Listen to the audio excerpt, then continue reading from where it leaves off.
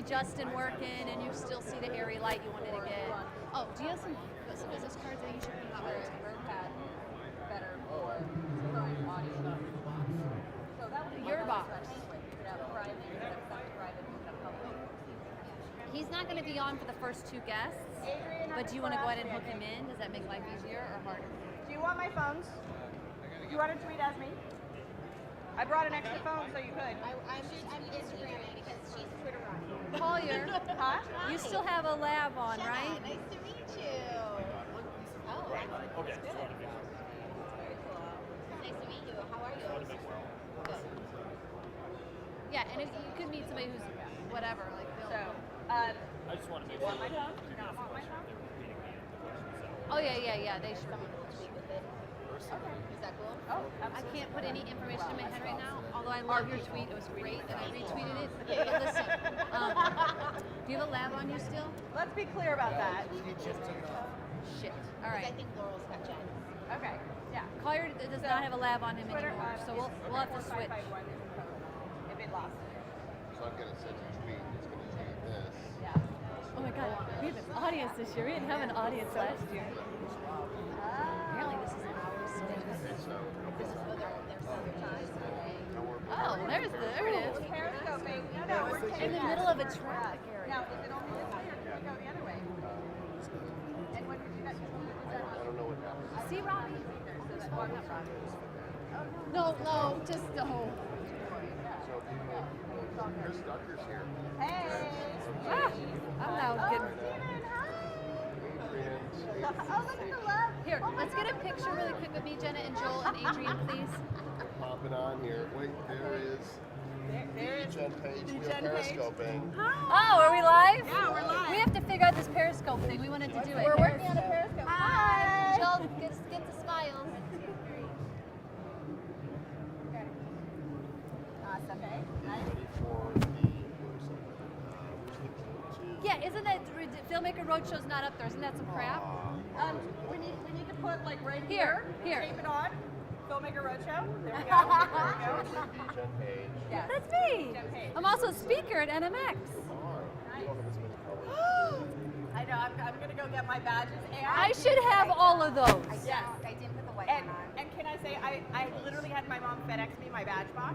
So we're gonna have, I'm a rock star. We're gonna have like full badges, like whatever you want. I have like 50 badges. So we're gonna go. Okay, I badges. gotta get us situated here. So, Jen has a lot of hair. So anyway, we are here on the set of the okay. soon. Adrian's up first. Yep. And I'm second.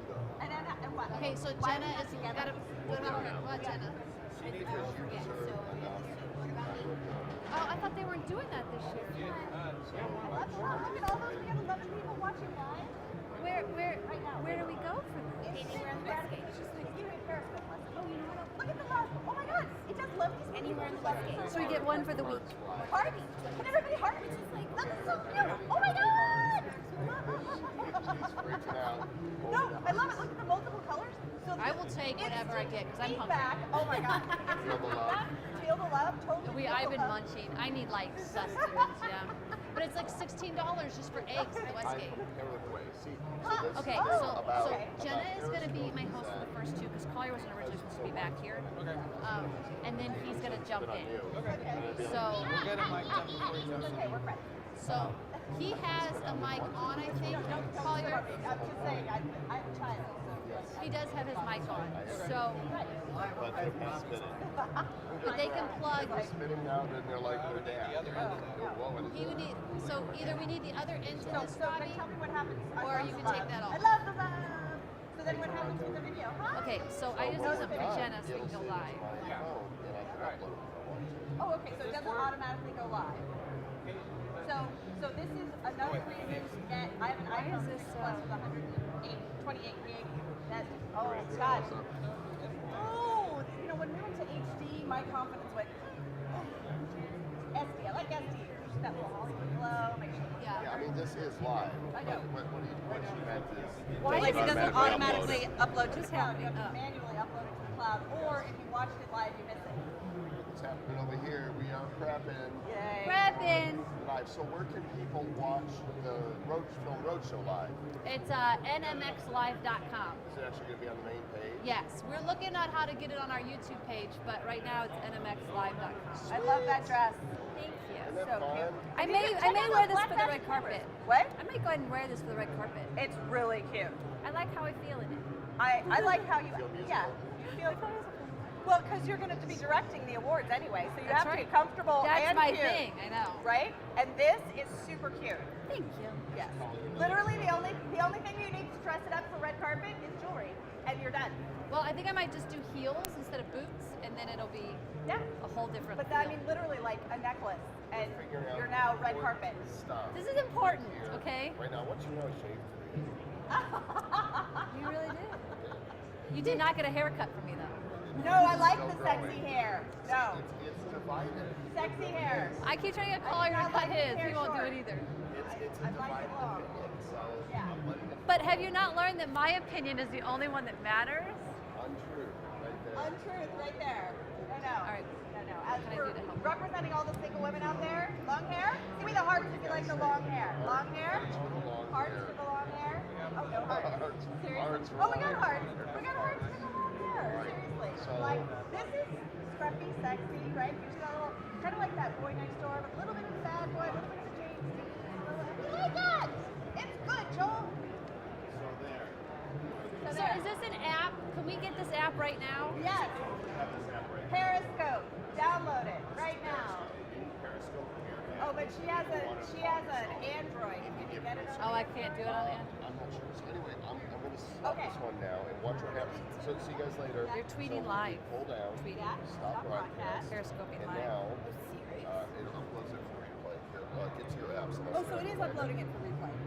And then it goes to your Oh. Twitter. That's what I was asking. Does it Oh, It's not me automatically either. upload it? Oh, you're on the DJ page. I thought you would know that right now. But I'm the And then it shows you like how many people watched it, how long total, how long yours was, how much was actually watched by the names of people that watched it, and it shows They you were. who the viewers were. It's already 10 and we're and still it shows you how not. much love you got, 107 likes. That's awesome. And then we can play. I need a lab on you. Thank you. It should be available because it's a Twitter app.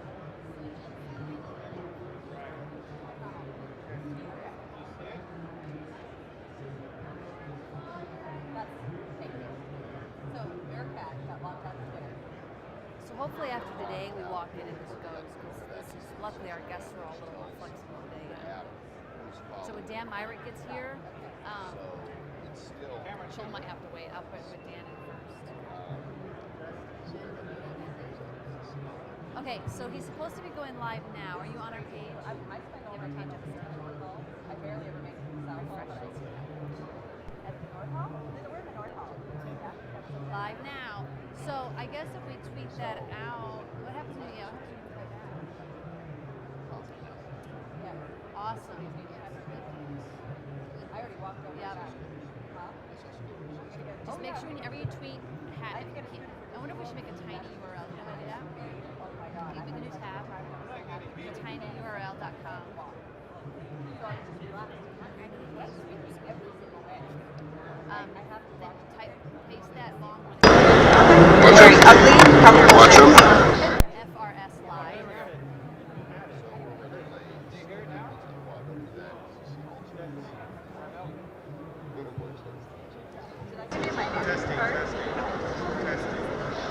You're getting camera. Look at you.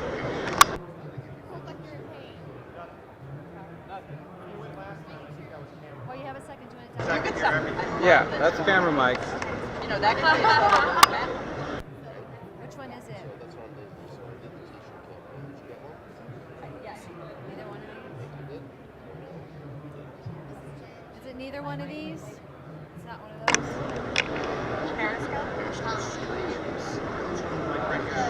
Yeah. I don't know if you shot Periscope. Watch. Go to Periscope. So that's the other one that you can only watch. So, yeah. iPhone. Look at that. Oh, look at that face. Oh, and you can't do Adobe Premiere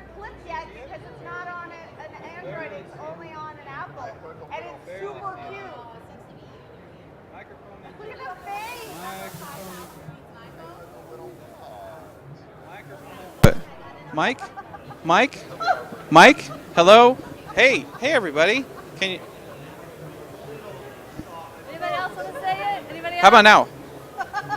How about now? I just turned it up to 99%. Adrian's enjoying this. He's enjoying this too much. I know. Okay, so It's not like I don't have an extra. How about that? How about now? How about now? Hey, everybody. Hey, yeah. Yeah? Little, that little red Yeah? phone right there. Yeah. That little red phone right there. Which you can use it. It's an iPhone 5. Grab that other mic. 5S. Great camera. Decent. Tinny? All right, try this mic. But I know I can't make phone calls. You can't do anything with it, but here's the thing. So, Hello? Test 1, 2. Test. Hey. Same thing. All right. Well, we can hear it. But we can hear it. Okay. Well, there. I guess that's as good as we get. I'm sorry. It's AT&T, I forgot. We're done talking. Mike, a little bit better. Okay. So, I'm gonna have you sit here. Yeah. They're gonna. And what did she say? It's ATT. Oh, so she used that one? So this chair gets this one. Middle chair. Why am I sitting in the ugly chair? It's just how it worked out. Tell Rick that you failed me on my 3 chairs. I need. I'm actually, I'm not on. Okay, so when Collier gets up here, he won't be. So we can't do. All Collier, she needs an iPhone. Hi.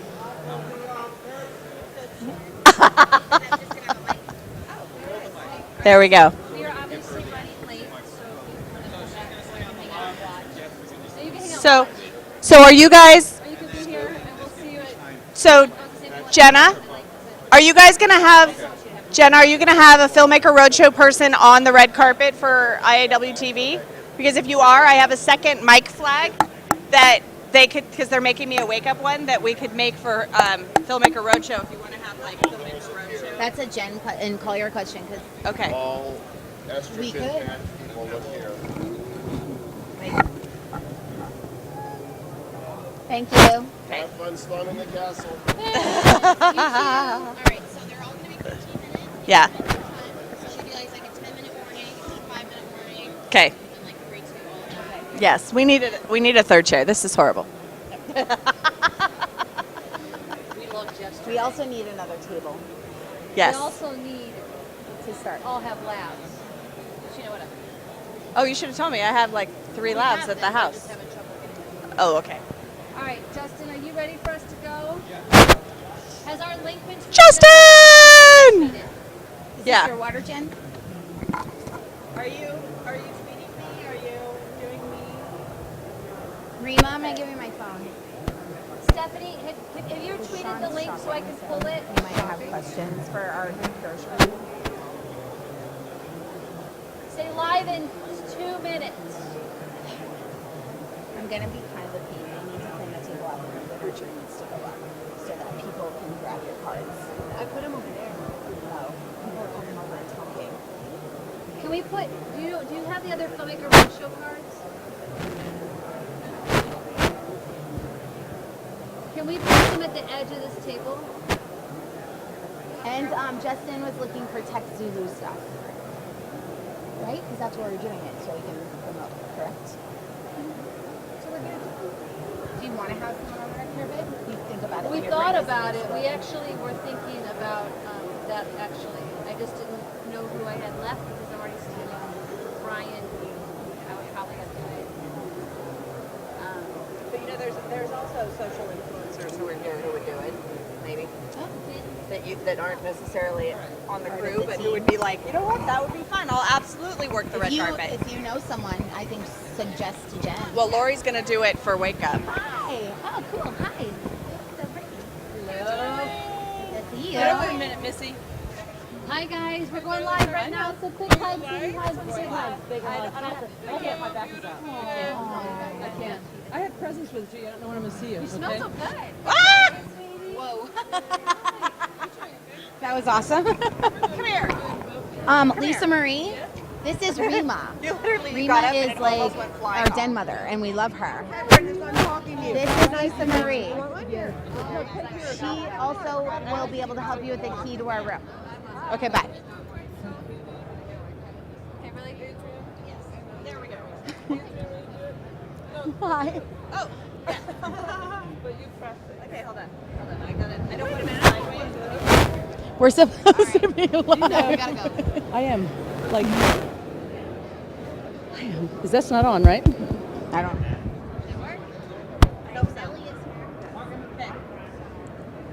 Hello, my name is Adrienne Ashley. How are you? Jen, talk. Over. I get it. Hi. I get it. Hi, your hair is on your get mic. Me? Here. Nope. But her unit, the red light is on the other line. Hello, Jen. How are you, Jen? Hello, Jen. Hi, Jen. The green light shouldn't be green. The on button shouldn't be green. It's red.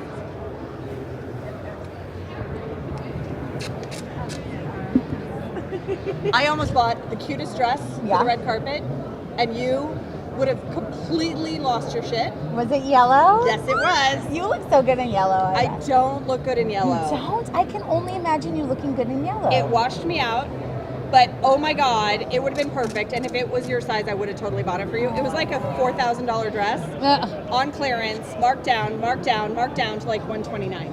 It was the most well-made, exquisite, fantastic thing I had found the entire time I was searching for a dress. Oh yeah, it was couture. It was.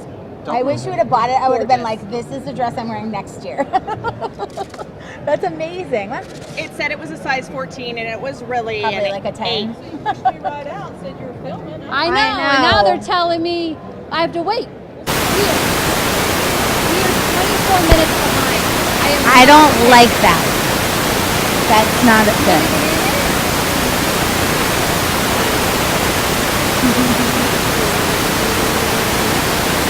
Get in here.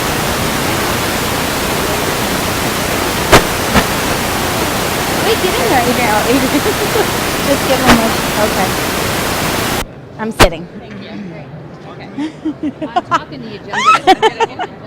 Thank you very much. We're taking pictures. Danny's on his way. Vegas, baby.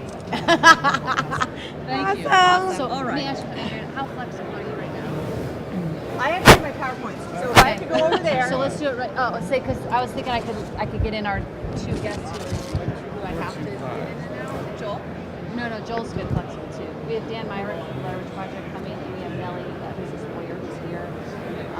I just have to do my How's everything PowerPoints going for for my you? 2 o'clock. Good? Yeah. So I'm probably not even Yeah. gonna. I like those Oh, we can glasses. just do 10 Thanks, they're minute. fake. Like we'll just do They it. look great on us. Yeah, Patty made me get them. Patty made you All right. get them. She wants Let's to make make this a Adrian 10 cry. minute. She We're said, so you're gonna behind. dress so good I every just, day. I just didn't want to And cut she you did. short. It was gonna be 15.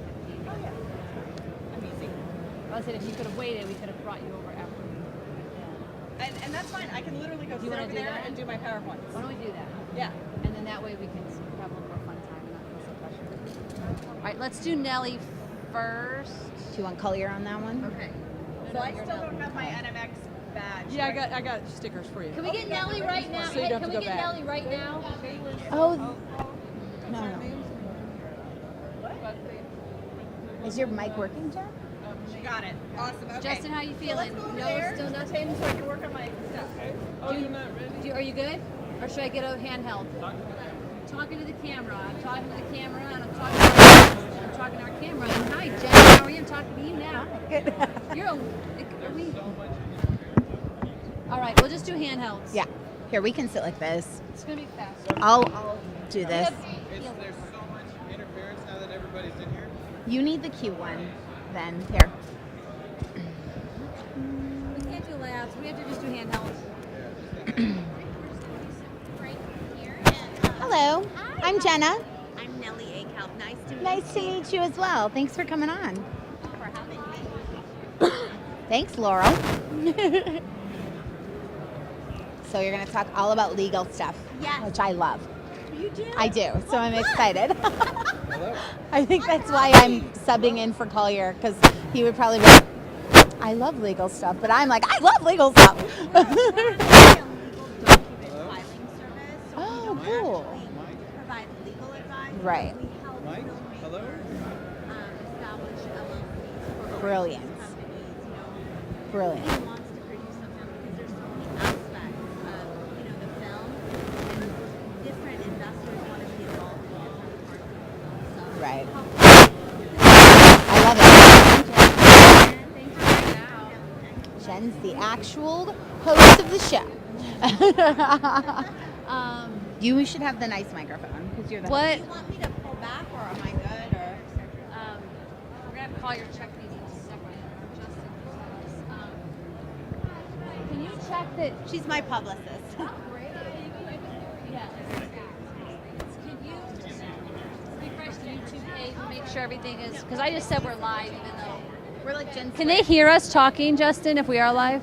Okay, so You should stop talking. we are, as always, having technical difficulties. So if you're watching live, give us 1 second. We're gonna be right with you. So when you start, can we start on just me and Jenna until I introduce Nellie and then go to her? I'll start. Great, thank you.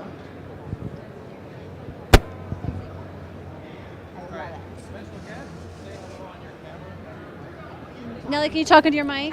Testing. 1, 2, 3. Go ahead and tweet us if you're watching live. Tweet us at Filmmaker RD Show, and we will answer your questions. I'm going to tell everybody on Facebook that we are live. We're live. And tell me, is it Al Cap? No, it's ACALP. A Calp. I had that backwards. Okay. I'm a small business expert and CEO and founder of SwerveNet.com. We're live. We have a booth out here right now. So, But we're not actually. We're having technical difficulties. I don't want to get the. It's KALP. It's Oh. Yes. A Calp. Okay. So Nellie A Calp. Yes. And Wait, let's see. it's net. No, it's corpnet.com. Oh my gosh, brain is fixing everything. It's okay. Corpnet.com. How fun is this? It's a little bit of a delay. but- We're going. Oh, there's like a there's this like a is the delay. live feed. Okay. So we might need to go on NMX.com because so there's a delay on YouTube. Is that normal? Okay, just good to know. We are almost ready, guys. I'm gonna get to the. All right, give me 1 sec.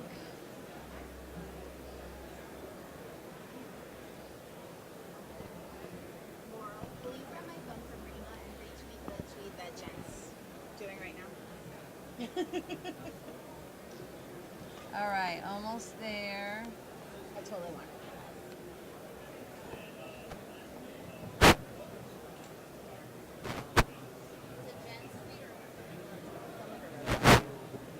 Okay. She just did. Now that I've officially done that, I think that we should get our countdown and pretend this is real. Those of you watching on YouTube, you're awesome. And Nellie, I don't know why I can't say it. You have to do it. I can't say her name. I can't do it. Nellie ACALP. ACAL? I don't know why Okay. my brain won't do Nelly it. ACAL. Got it. And I'm going to do the company backwards too. I hope not. Corpnet.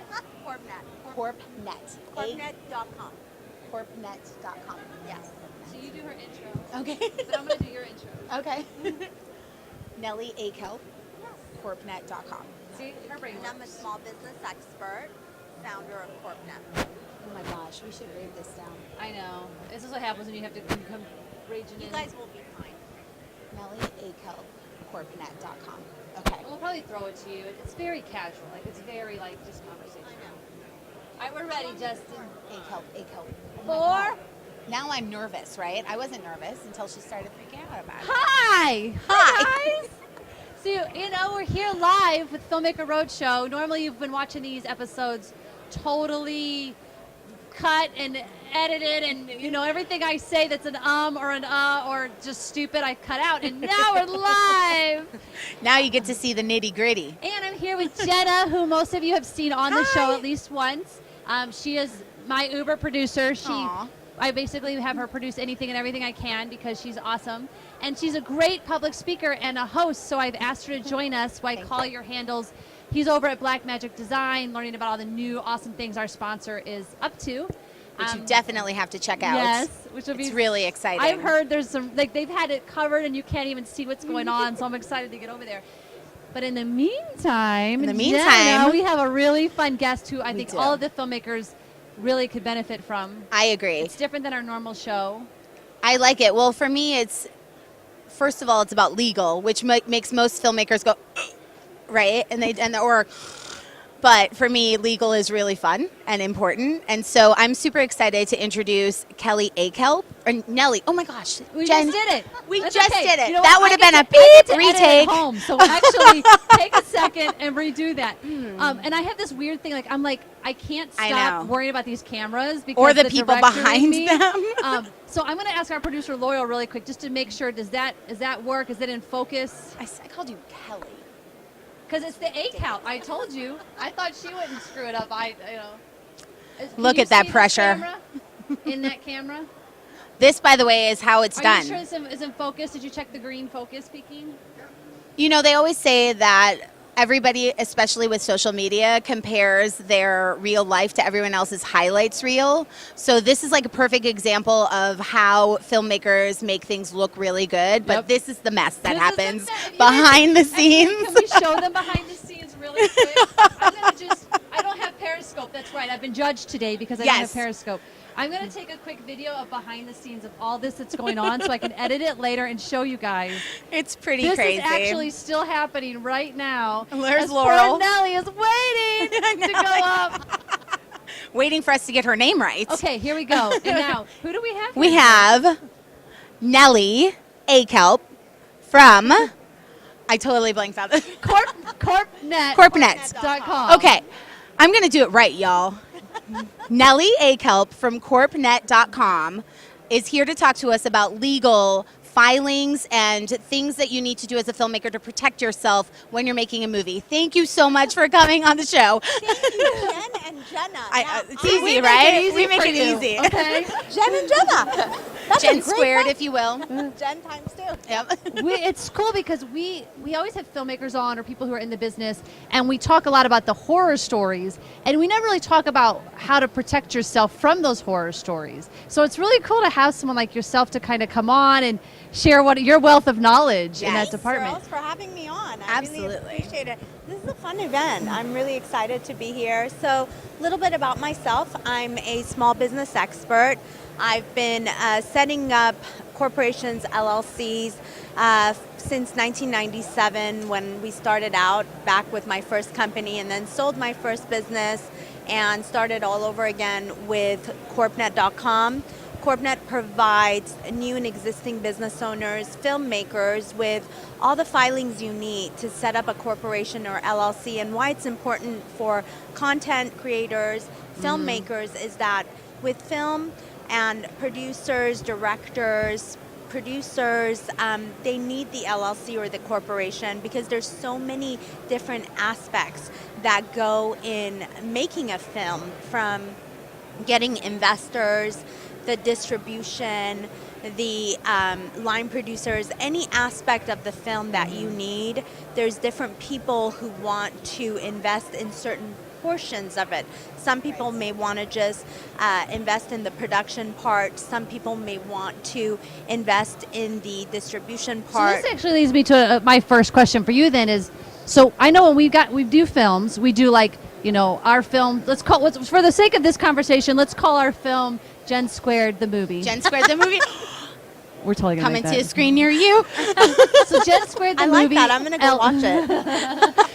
It's a mess. It's a little bit of a mess, but it's going to be a lot of fun. But once it's edited, it'll be great. I like to be on camera. Can I be part of the movie? Yes. So we said we have Jen Squared the Film LLC, and that's what we do. We don't ever think about the different little entities that might need to be underneath that. Correct. So do you feel like that filmmakers should be thinking about an LLC like branches off of that? That's a great question. So with the film itself, Jen Squared LLC, will need to be set up as an LLC. So once that LLC comes into life, then you can decide whether you want to just,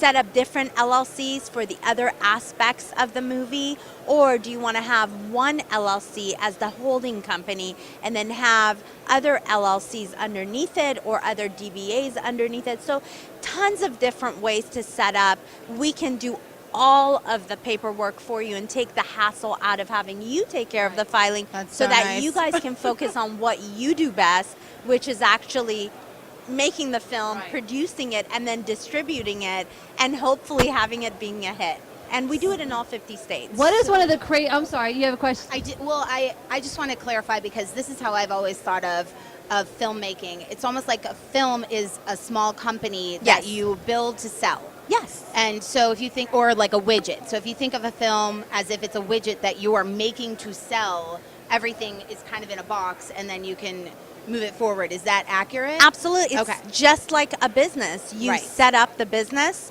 and then sell the business. Yes. In fact, that's what happened with my first company. We created our business from scratch, from ground up, out of our 2-bedroom apartment. Nice. And then we sold it in 2005. So it's just like a film. And the example is that you set up the film, you create the film by creating an LLC and putting that film as an LLC, so that not only it protects everyone involved in the creation of the film from liability protection and protection against their personal assets, but to also get that film credible and build it up so that you can ultimately sell that film. Fantastic. So Well, I was going to just ask, just from a, because you're talking about, all the branches and all the things that you've done over the last over 10 years now. What is a story that you can share with us that's like either a filmmaker came to you like, oh my God, this whole horrible thing has happened and now we need you, or just something that you saw because they did the LLC, it saved their butt big time? Absolutely. So I've been in the industry since 1997, and when I started CorpNet, my current company,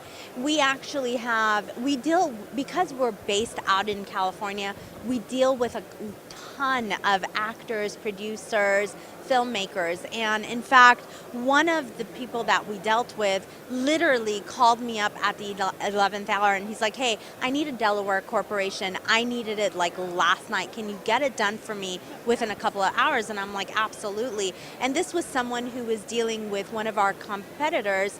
And frankly, once we actually said what we were going to do and delivered, they were truly happy with us, and now we have them as a long-term client, and we probably do about 400 units a month with them. wow. Yeah, just with one client. Wow. Well, that Yeah. says a lot about them. That Yeah, and people they're keep big. coming back They're to big you. time. I mean, these are people that are, producing films left and right. And unfortunately, I'm not, privy to share who it is, Sure. but it's a big time filmmaker. Well, then Yeah. you'd feel comfortable being a smaller time filmmaker, being in the care of someone who deals with 400 units a month. Absolutely. That's amazing. Well, to us, whether small or large, it doesn't matter, because we pride ourselves on just providing excellence in service. And we truly, our service is powered by, providing excellence in customer satisfaction and really hand-holding. We don't care how many units you have. We just want to make sure the filing is done properly so that you can go on and do what you need to do. That's So amazing. what are some things filmmakers should look out for? Like, if I don't do an LLC, like, what if a lot of filmmakers are like that? Like, I'm that way. I'm like, I ain't Let's gonna do an just make a LLC. movie. Who cares? What are some things that could happen if I don't have that to protect myself? I mean, that's exactly why I'm here today, is to educate filmmakers, content creators about the necessity of wanting to protect your personal assets, because frankly, if you don't set up yourself and have your proper foundation in place, then you're going to run into problems. Let's say, you create this film and you have a ton of people who want to invest. Well, investors typically want to make sure you're legit. And the way you become legit is by setting yourself up as a corporation or an LLC. So the things that you can run into as problems is, frankly, not potentially losing the investor who wanted to potentially invest, or you're getting ready to distribute the film and you're not properly set up legally, and you don't have the proper legal foundation in place. I have a story that, thank goodness, didn't happen to me, but I think it accentuates what you're saying, and tell me if I'm wrong. like you can get your mom to invest in a movie, and they're not You going to can care get so anyone much to invest. if you have an LLC. So let's say you get all of this money to do a film, and you go and you hire all of this crew, and all of a sudden they flip union on you. So you're an independent filmmaker, and you're doing a non-union job, and all of a sudden it goes union. You, if you don't have an LLC, are personally responsible for Absolutely. that extra budget that you weren't planning on, and it can bankrupt you. Well, not only right? that, so the I mean, LLC protects you from that. Absolutely. And the other thing is that there are definite tax benefits to having an LLC. And then remember, you're making a film. So it's not long term; it's short term, Right. and it's something it's going to have a beginning and an end. And with the LLC, that's the perfect setup because you get the best of both worlds. You get the liability protection, but with the minimal formalities and minimal headaches. And there's a definite beginning and an ending. And you get all the benefits of liability protection. Your investors are protected, and you get hopefully tax benefits as well in Right. becoming an LLC. Well, we're about to wrap up, so is there anything at all that you would want our audience to know about you or your company as sort of some final words? Absolutely. So if you guys are interested in getting more information about corpnet.com and information about how to incorporate your business, how to set up an LLC, we provide the services in all 50 states. Visit us at the CorpNet booth, and it's booth 89, and we'd love to help you and hopefully help get you set up in whatever state you'd like to get set up with. Thank you. Thank you so much for Thank coming. you. Thank you for having And me. okay, guys, so we are going to take a quick, short break, but stay live with us because we have Dan Myrick, and he's going to be in this seat in we'll say 3 minutes because I don't want to say 1 minute and lie to you. So just hang around, go take your pee break, and we'll be Get right a back. snack. Okay. And a notepad. Yes. With a pen. Okay. Right back.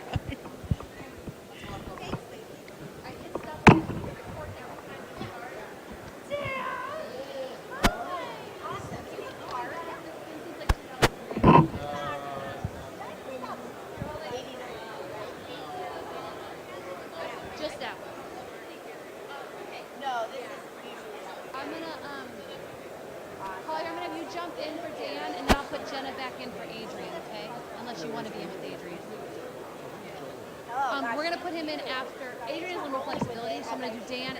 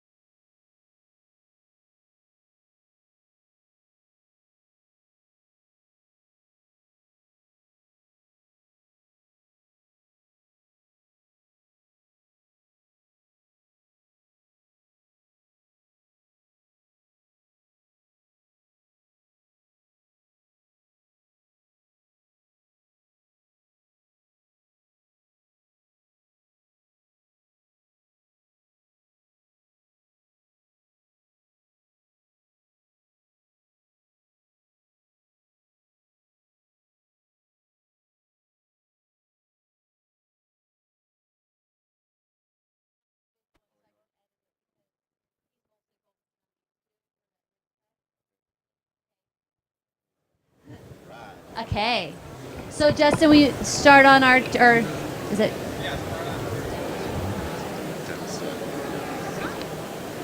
Okay. Ready? Here we are. Are you counting us down? We're kind of live, I guess. Anyway, so whatever. Live. Hi. So we are back here at NAB show at the NMX Lounge, and I'm actually really sad that I haven't got to go see all the NMX members and attendees yet because right? they're so fun. But I'm really excited that you're back from Black Magic, which we'll Back from talk Black about Magic. a little bit later on. Yep. And just in time for our very special guest. Yeah. Most of you and most of the world knows him from his giant fame of Blair Witch Project, but we get to find out what he's up to now. And hi, Dan Myrick. Hello, great to be here. Thanks. So it's so crazy that you were asked to talk at NAB show. So I snatched him up because we sort of worked together back. It was 2003 or 4 for Sundance. Yeah. And you had this. You were coming up with the Strand, which you had made for the web. Right. And we actually went on the street and did interviews and said, would you pay for content on the web? How much would you pay? And everybody was like, I would never pay for something on the web. I won't watch anything on the web. And look at those people now. Yeah. Right? Yeah. Funny how a little bit ahead of our time we were at that. Yeah. You know, and I remember having arguments with, people at networks and studios how nobody was going to download or watch long form stuff on the web, and I'm like, I don't see it not happening, right? And so here we are. I've got a Roku box and an Apple TV box, and everybody and their cousins got one. Have you done any web content since the Strand? A couple small things. And we did some promo stuff for one of the movies I did for Raw Feed, which was a lot of fun. And we have a project now that we're starting to develop that I want to do a web series, independent web series. And so, yeah, we've done a couple things, but I want to get serious about doing something completely in-house, independent for the I web. wish that you were able to stick around for the IWTV Awards. So a lot of you know, but those of you don't, I'm directing the International Academy of Web Television Awards. Collier's basically the production designer and everything else. Everything I can't do myself. And what the awards is doing is kind of helping raise that bar on web, web is not just a place to play around with your digital camera. Web is a place to make real content, your own gritty content, and that's what the awards is celebrating. Absolutely, yeah. I mean, you're seeing really good quality stuff, original content coming online now, and it isn't just the Amazons and the Netflixes of the world. Look, Vimeo came out. They've got original content with high maintenance. It's really good quality stuff. So it's more and more stuff is coming out that's independently produced, originating on the web, and that's going to rival, network and cable programming. Like Filmmaker Roadshow. Like Filmmaker Roadshow, exactly.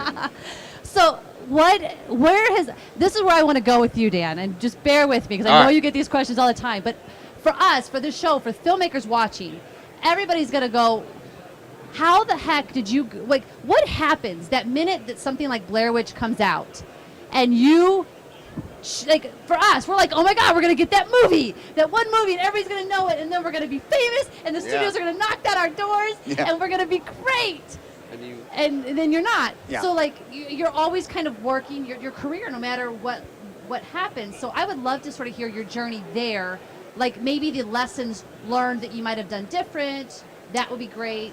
Well, I mean, the Blair Witch it was like winning the lottery, and suddenly, what kind of house do we buy? Well, we can now have a middle class life, and so a lot of things that really took us by surprise, both kind of internally with our own lives as well as professionally, and we were naive, we were young, and we're like, this isn't difficult. Just go to Sundance and go do a hit movie, and now on to the next one, right? So yeah, it was a rude awakening. I mean, and one of the good and bad with having a movie that's successful is that you tend to kind of get pigeonholed in that kind of film. So suddenly everybody wants you to do some found footage movie, capture lightning in a bottle again, and it's just you want to branch out, you want to do other stuff. Studios are even going, hey, that Blair Witch movie worked. Could you go do us a found footage movie to other filmmakers? Well, yeah, not only that, but do it for $30,000. Right. So it's and not really doing the metrics of what it took to get Blair Witch successful, because a lot of it is just timing. I mean, the internet was in a certain phase in its time, and reality programming, and so a lot of it's just timing. So when you or did you have a question? Well, you know, we were talking about earlier about how you shot it not only on high 8, but also Super 16, and you kind of fixed the medium. Yeah. And nowadays, everything is completely digital. Right. For the most part, for independent filmmakers. So, my microphone was not working. Earlier we were discussing about how you shot Blair Witch on high 8 and Super 16, and now everything is all digital.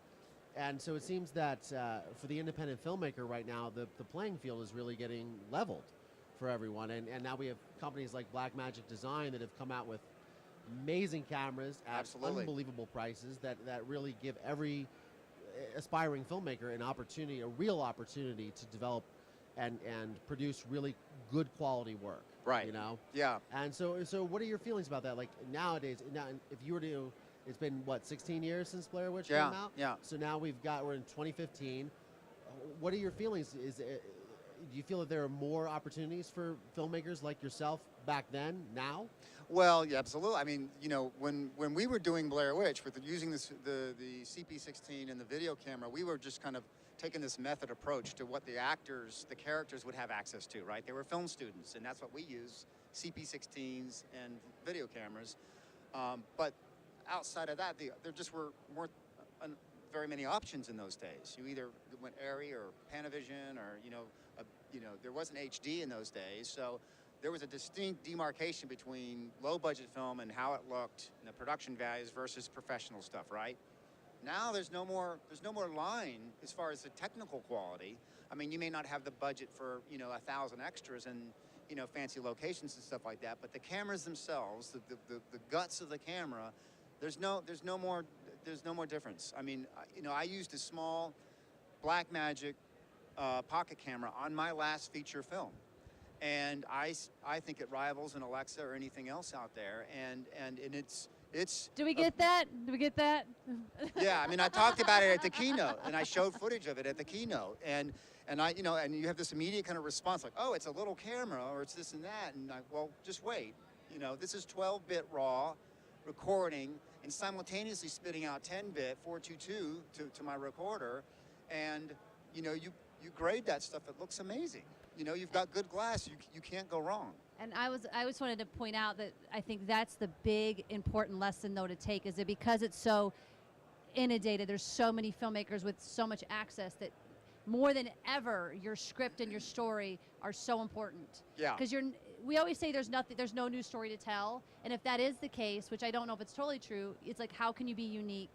How can you be authentic? And I find that's my challenge. Is like, I wrote a movie recently, my first feature, and I love it to death. And then I saw Begin Again, and half of me died inside because I'm like, this is kind of my movie, but not really. Yeah, but I tell people not to worry about that. I mean, I agree. There's no new story to tell. I mean, it's like music. If you really kind of break down music and look at the kind of, you see the same song. Oh, that's a Beatles, arrangement, or that's but it's execution. You can have a buddy cop movie 100 different ways, and there's only a handful that are done well, right? Or, I mean, look at all the different genres, or the kind of the handful of genres on network TV. Some are done well, some aren't. So everyone loves a good love story. Everybody loves a good horror movie. But if you do it well, then you're going to rise above the pack, and that's all I ever ask. I mean, find a new way to market, or find something new within the narrative. But I tell people not to get too freaked out if something is similar to yours or not, because there's really a small number that actually do it really well. What is your new movie? Is it back in the horror genre? It's psychological thriller. It's called Under the Bed, and it's loosely based on a true story about a guy who stole a woman's keys. He's a valet, and he stole a woman's keys when she went into a restaurant, and then moved into her house. Oh my God. And lived under her bed for 4 days. What? And recorded everything that she was doing. So my film sort of took that basic thing and it goes really dark, but yeah, that's the basic premise. So what is your so did you finish this movie already? Yeah, we've shot. We're in post right now, and we should be getting to picture lock here in the next couple weeks. So what was the one thing doing this movie that's been different for you, or is there something that you learned from all your lessons in the past, and for this one you're like, we are doing it this way this time, or we are not doing this time? I mean, a lot of this is what we've been talking about. I built the camera package around the pocket camera, and I'm saying we have X number of dollars for camera rental, and I can say I can get 2 packages completely outfitted and kitted up for that number versus 1, and I can add a couple days to my schedule because of the cost and not sacrifice anything in picture quality. Yeah. So that's a big thing that I took into this and learned from it. Brian, can you get us can you hand us the pocket cam? I just want the audience to see just how tiny this baby is. This is only big because it has a giant lens on it. Yeah, and look at the lens. It's a vintage Nikon Prime from the 60s. Yeah, I had MFT lenses. I also have a Nikon adapter where I use a speed booster as well. So I doubled my lens capacity and my light. I mean, it's a 0.75. Yeah, these are all using speed boosters. Yeah, I have a 0.75 Voigtlander Prime that speed booster, amps up, and I'm like, this is like the same f-stop Kubrick was using when he shot Barry Lyndon. Yeah, right. So we were literally you using need candles. That's it. Literally, we had to use an ND in some of the interior shots. When do you ever do that? And Yeah. it's like, but it gave me that real short depth of field. Even with a Super 16 sensor, it gave me that real short depth of field, and it made it look very cinematic. Do your actors, because you have like name actors in your movie, do they come in and go, what the hell did I sign up for? Like, they really don't care. I mean, I've sort of come in with a reputation of doing things a little bit out of the box and sort of like down and dirty indie film kind of style, and honestly, with the camera on a full rods and rig and the monitors, it doesn't look that much different, from a profile standpoint than a larger camera.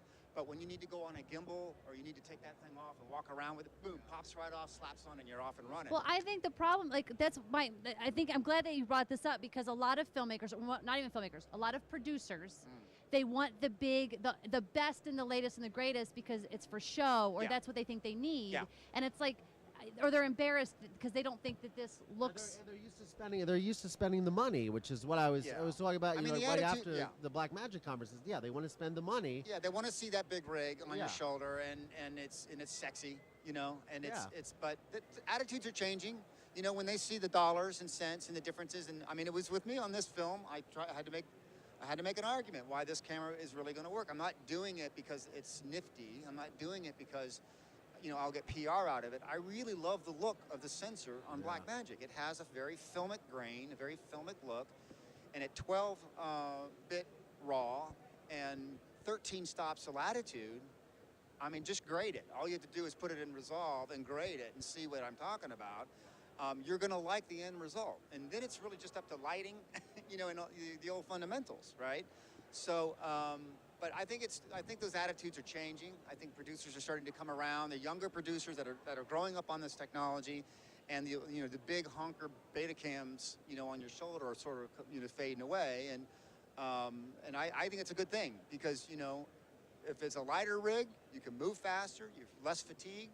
You can use lighter camera support. You don't need a big steady cam operator and all that kind of. You can use a little gimbal, like small jib arms inside the house. Yeah. You can set up on a window. Our car mount was a suction cup.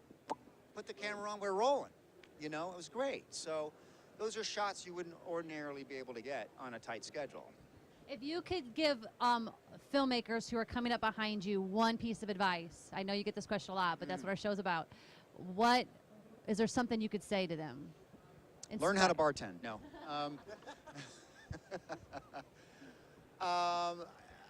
mean, it's kind of a cliche, but I really do mean it.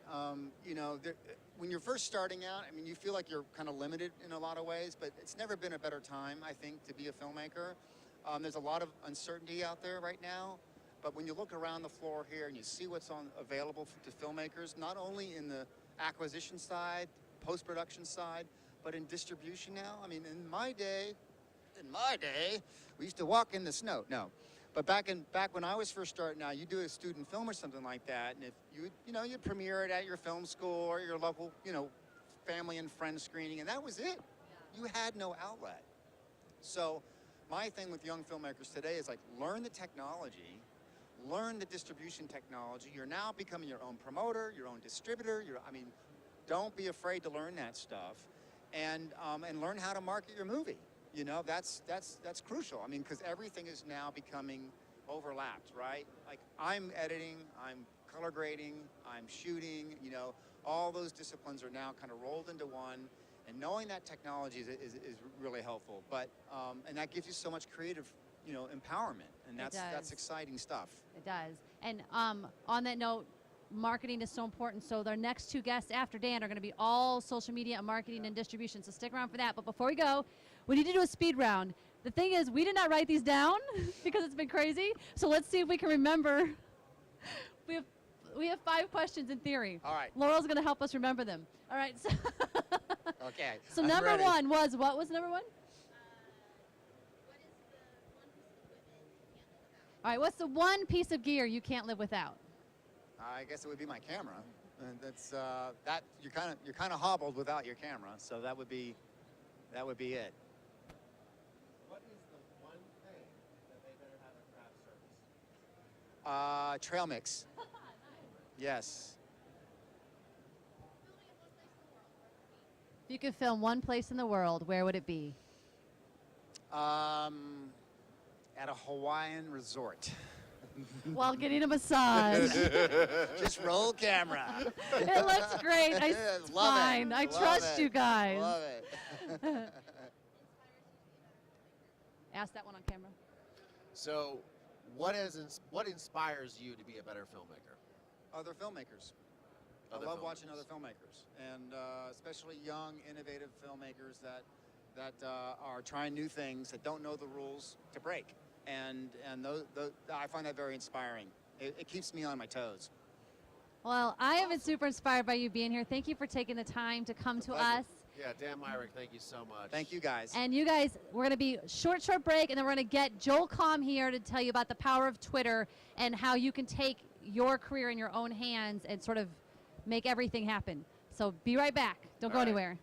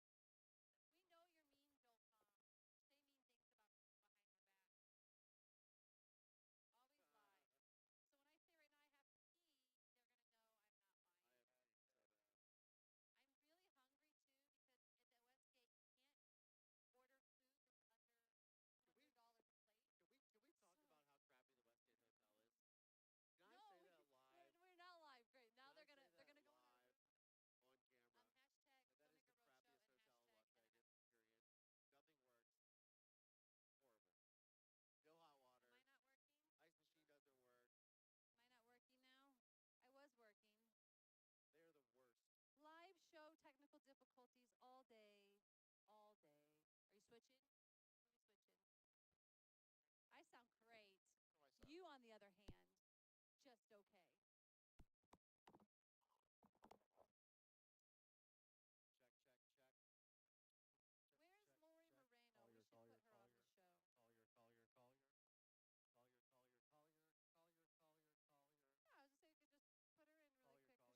I am talking regular. All right, I guess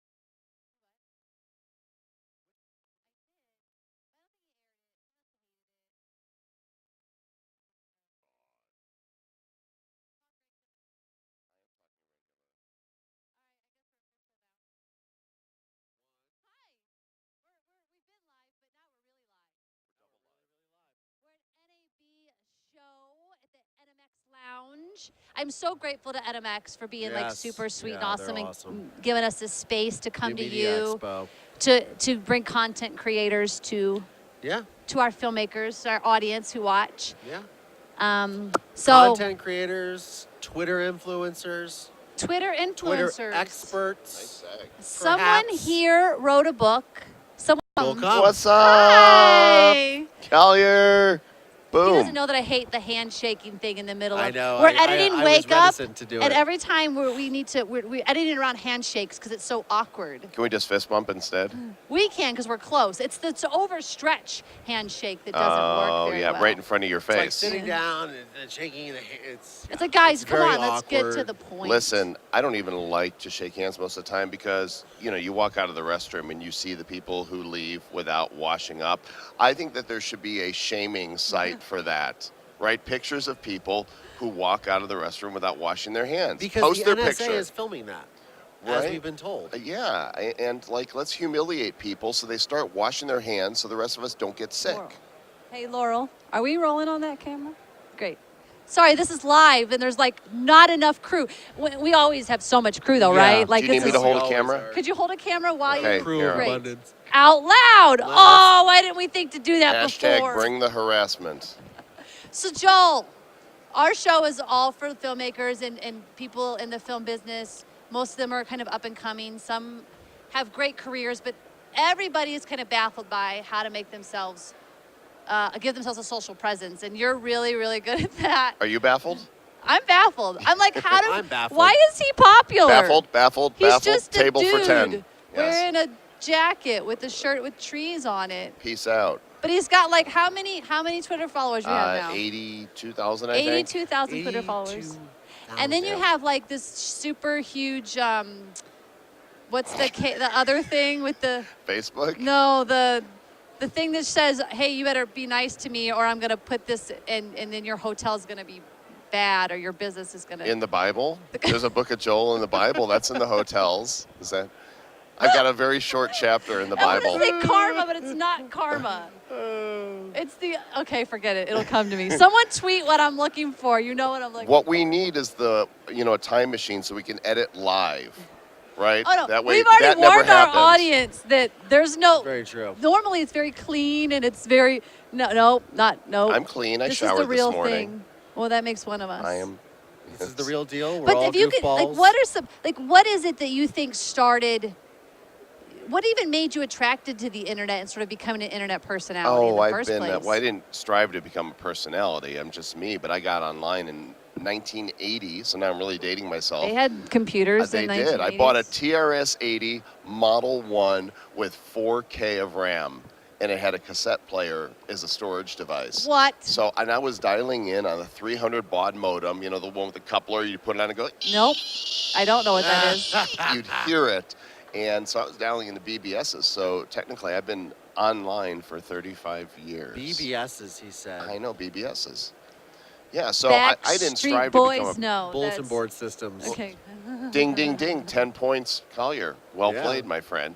Yeah, and so I had AOL and Prodigy and Delphi and CompuServe and Genie, which was GE's online Yeah, service, and that's Sierra right. Online. Been there, Jeez. done that. So, I didn't wake up one morning and go, I'm going to be an online personality. I just did business online and became successful, just like getting into social media. I didn't decide, I'm going to try this social media thing, and one day I'm going to write a book. Yeah. That's not what happened. I started using social media, got a Twitter account in 2007, have a frog in my throat right now. Do you need some water? I do. Where's We the have water bottle? because I went to Costco. Oh, awesome. Pardon me while I Live take a on sip air. of Jen's cooties. Cooties going down the hatch. That almost came back up It again. would come out of his nose. Live. So Live you TV. actually had a legitimate question about Twitter. Look, it's all social media is all about engagement and authenticity.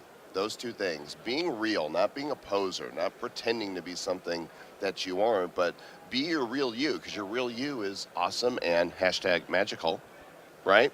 And engage with people. #magical. Don't be selling stuff all the time. That should be such a small part of what it is that you do. Yeah. You want to be just engaging in conversation. I always say, like, it's a community. It's not a billboard. Facebook and Twitter, people use it like a billboard, and it's really obnoxious. This is a billboard. We have a tweet. We have a tweet? What do they Tweet. say? Is it a be mean question?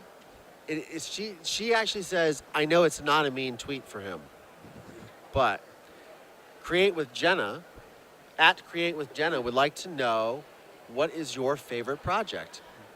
Oh gosh. Well, right now my favorite project is being here at NMX and NAB because I get to deliver the keynote tomorrow. I'm so excited. What time is your keynote? It's at 4. I better check my schedule. I think it's 4:45, and it's all about using video to educate, to inspire, and to entertain. So there's going to be all kinds Oh, of... that's a good one. It's going to be the easiest keynote ever because half my presentation is videos. So that's that's in the big keynote room for NMX. Yep. Look it up because I think we should go there because Yeah. Well, right? hello. our audience is there. You'd better. Only for our audience, not because I care whatsoever. If you don't come to my keynote, I'm not coming to the IAW TV. Oh. Uh-oh. There's a battle happening. You're also doing good stuff. I try to do good stuff. So I sign my emails, do good stuff. You know, a lot of people, they're like, to your success. So overused. And I figure if you just do good stuff in life, good stuff comes back, right? Right. So Yeah. good seeds and you reap a good harvest. And I was looking at the Life is Good brand, which is what I'm wearing right here. And I thought, you know, wouldn't it be cool to have my own T-shirt? And so I had this logo designed, slapped it on a T-shirt, and last week we sold 150 of them. So I had Jeez. these stickers printed up, and people are putting them on their laptops, and they're reminded to do good stuff. Aw, that's very nice. You, Jen But Page, so Where do is good my stuff. sticker? Wait, I have stickers for all. So you Stickers for you everybody. basically put a T-shirt up online and sold just like in a day or two. Like No, it was a 10-day campaign. You know, you have to tell people about it, and they spread the word, and using social media, they share, because sharing is caring. And social media it's a sharing economy. It's about people saying, this is cool what this person is doing. I want my friends to know about it. Right. Yeah. And yeah. So but back to like we were talking about the community and like that's sort of the big thing I think that you're teaching though is that it's all about sharing. It's about what everybody else is doing. It's not about me. Right. It's about supporting your community. It's about bringing value to the conversation, answering questions if you have expertise, asking questions. People love to be the smart person to answer. If you want to get some people responding to you on Twitter, ask a question, right? It's about posting news stories that you think your followers will find interesting. It's about just being you and not overthinking it and not selling all the time. I'd say 5-10% of your posts should be about your product or service. Tops. Okay. Makes sense. Which with filmmakers I think is hard because all you're trying to do is get yourself out there, either whether it's to be hired or to get your product out there, to get your movie out there, to get your Kickstarter out there. I see one more Kickstarter campaign. Right.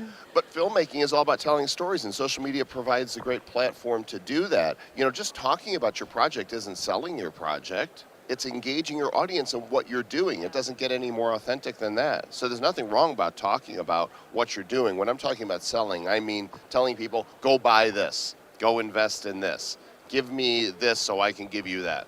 Which I think when it goes back to the Kickstarters, that's actually the same thing though. Like if you engage me in your world, you're sharing my things, you're communicating on my projects, and then suddenly we are Facebook friends. When you have that Kickstarter, I'm more willing to buy. Absolutely. Like me, know me, trust me, pay me. In that order. We like somebody, we begin following them. As we see their tweets and their Facebook posts, we discover what value they bring. We get to know them. So we get to know somebody, we make an evaluation, say, is this person for real or not so much? If they are, we trust that person. If you have like, know, and trust, it is a very short step to buying something from that person. And if you do that right, you don't have to sell hard. Yeah. Am I right? Am I right? I don't know. Am I right? Are you That selling was me a right good- now? That was a good pearl of wisdom right there. I like that. I know. Did we no. tweet that? Pearl of wisdom, hashtag. Like me, so let's do it again. Like me, know me, trust me, Pay me. Pay me. In that order. Because, like, ever I think had that somebody could knock be on the- your door to sell you something? They come to the door, they got the vacuum cleaner, whatever, and they're like, right at pay me. Other side. And it doesn't work because they have not had like, know, and trust built. So you're likely to slam the door in their face and say, go away. I neither like, know, nor trust you. But I think, you know, when you think about it, though, that really goes even in just getting hired.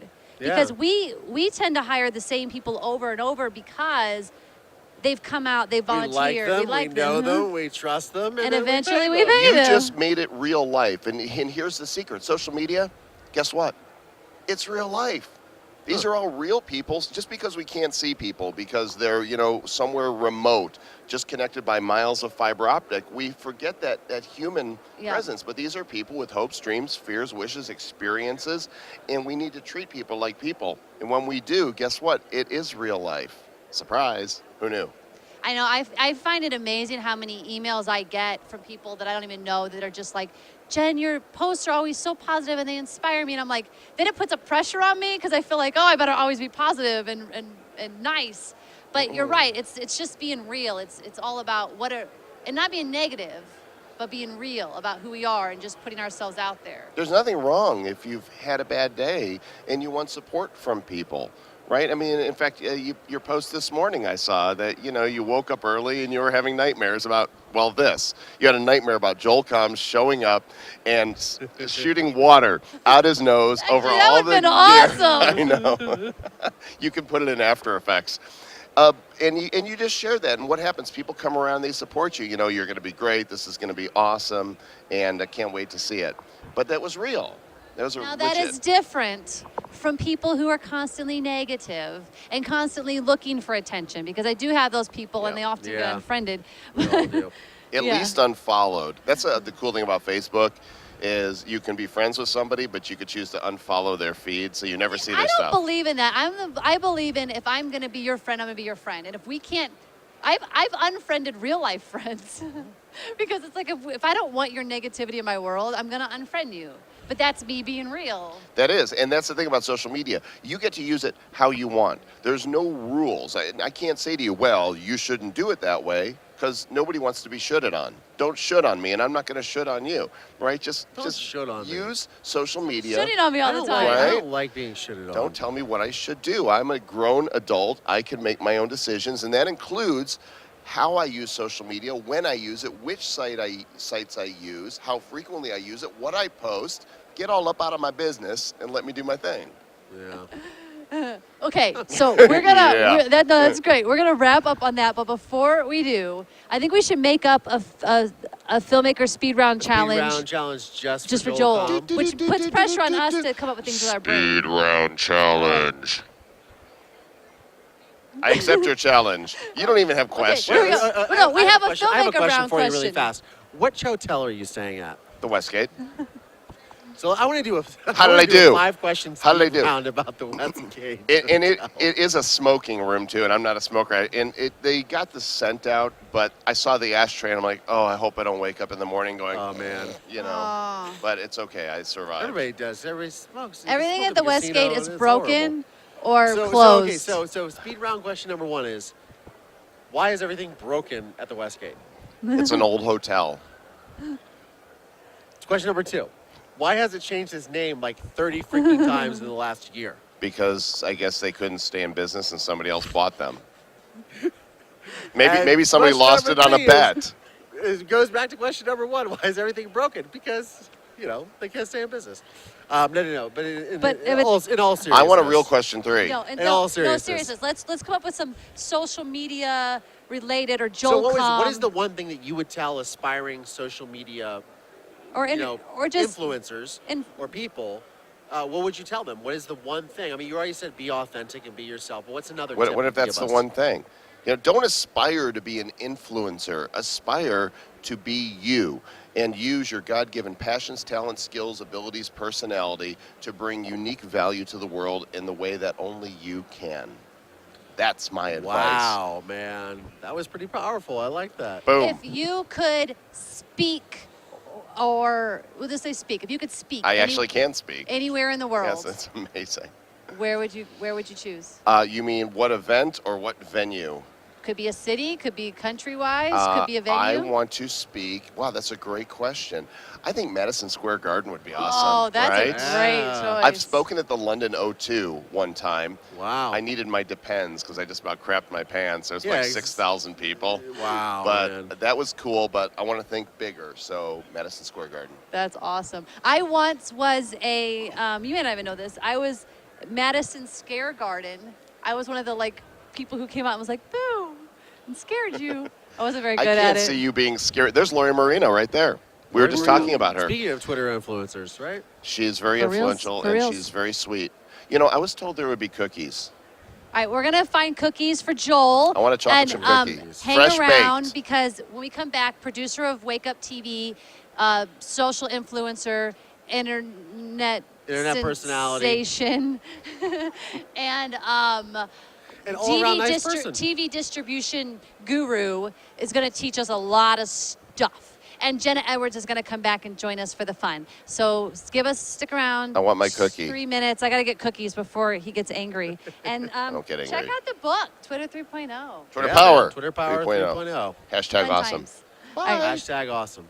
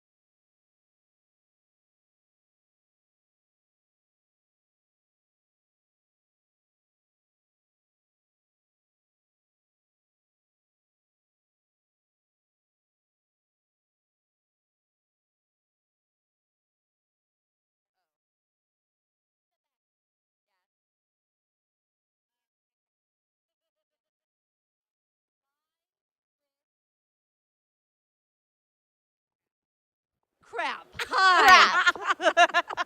So I hope we're on this camera. I don't have a monitor, so I'm just guessing We just go with it. that Dennis is like awesome back there.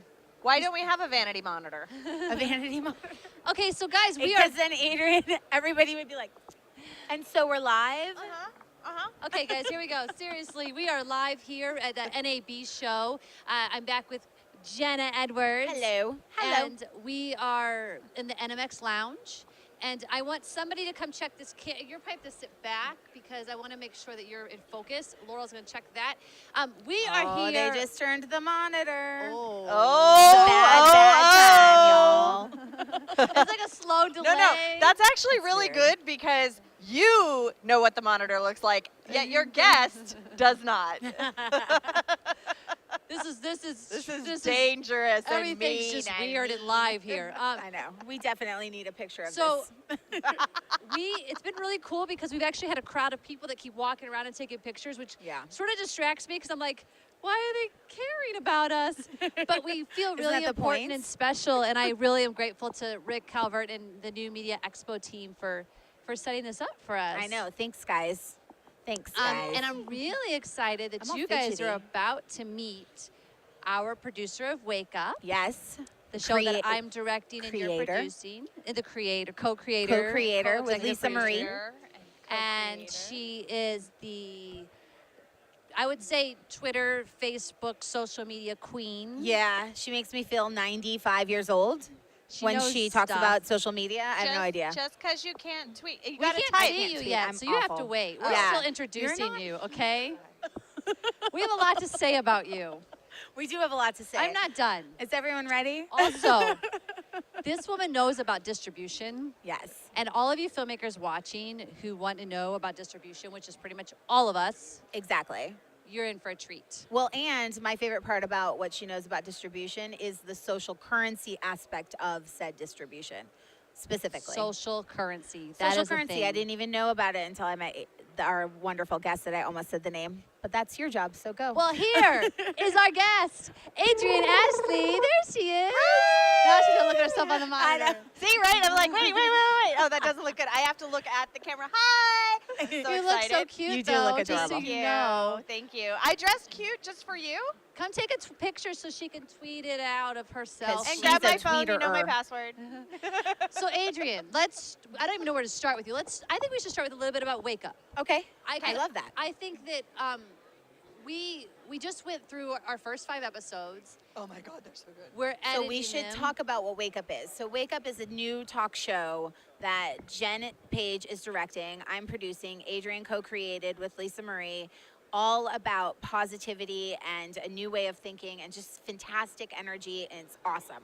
Yes. It's our antidote to Honey Boo Boo. So It's great. no shame in that. There are real people like that, but that does not mean that the average American viewer should be consuming as much of that type of content as they do. And right now, that's like feeding everybody fast food. And we need more nutritious, soul-filling, positive content if we want to turn our society around. So Wake Up is really about Waking up. bringing people over to the bridge. I just got chills on the back of my head. It was very interesting. Like, this whole thing has been amazing. From idea to implementation to it's going live on the air May 9th was less than 120 days.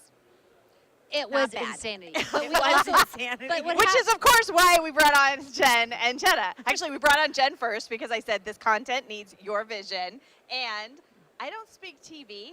I'm an award-winning film producer, and I tried to do a TV show a couple years ago, and it failed miserably because they were saying one thing, and I'm hearing film language, and they're speaking TV language, and they mean completely different things. And I said, no, film director with and vision. that's really, to our film audience, our filmmakers, sometimes you think, you know, I'm doing all these short films or I'm doing all these indie features for no money or whatever it is. But honestly, my 4 features and all of the content, the hundreds and hundreds of pieces of content I made, led me to the point where I could do a live TV show with 0 live TV show experience. Absolutely. Because I had it ingrained in me. How can we make, it's all about how can we make it happen? Yes. Here's what we have, how do we make it happen? Absolutely. Right. And it was amazing.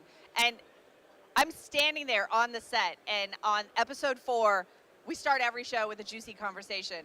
And I don't even know what the live switch looks like. I just know that the conversation itself gave me chills. And I was like, that's it. We're getting an Emmy. Like that, I mean, cross your fingers, Everyone knock on wood, watching, whatever. Like, Pay seriously? attention to what she just said because So it's going to good. happen. It's going to happen. It's going to Put happen. it out in the world. Well, because I'm never wrong. So it's actually a really good thing. I have a lot of certainty. I have so much certainty that sometimes the team borrows it because they need it, but then look at what we did in 120 days, right? It's amazing. But amazing stuff. And when we looked at the live switch that Jen did, perfect, beautiful. I'm like, snip me that. I need to give it to sponsors. And that's what they're buying. It's that feeling and that emotion. And it's a completely different And it, show. everybody there was indie film. Indie film. Yes. Our gaffer, Dave Hoffman, indie Yes. film, made it beautiful. Our production designer Linda Lopez. made it beautiful. Oh my Absolutely. God. Can I just wait? Linda Shout out to Lopez. Okay, so we had a previous designer who I thought I had a mind meld with, I thought understood, and then did such the wrong design. I cried. We were 5 weeks late. I'm freaking out. And then they bring me Linda, and she goes, I've pulled a few things. Let me know what you think. Out of 5,000 couches, she and I picked the same couch. Like, her things were my things. Like, she completely got what I was thinking, and that really was a mind meld. And when I looked at the finished set, it was exquisite. It was perfect. It was exactly in my brain what I wanted. I think that's a testament to independent filmmaking because we're very quick and we have to be, and we have that mentality of get it done, but get it done right and understand what the creative force is saying to us so that we can implement it. There's a lot more time in television, I think. And so doing Wake Up with an independent film crew was really a treat. Well, even down to Collier, which you guys know my normal co-host, Collier Landry. He was cinematographer on the show, and even the way the gear packages he was able to pull together alone. Oh my God. And the way he was able to, like, he literally got so happy just sitting there switching the show himself because we don't need, I mean, we would love to have a full entire crew, Sure. but our brains, we've been ingrained to be able to do it ourselves. And that is me. Okay, my first feature film, we shot it in 8 days.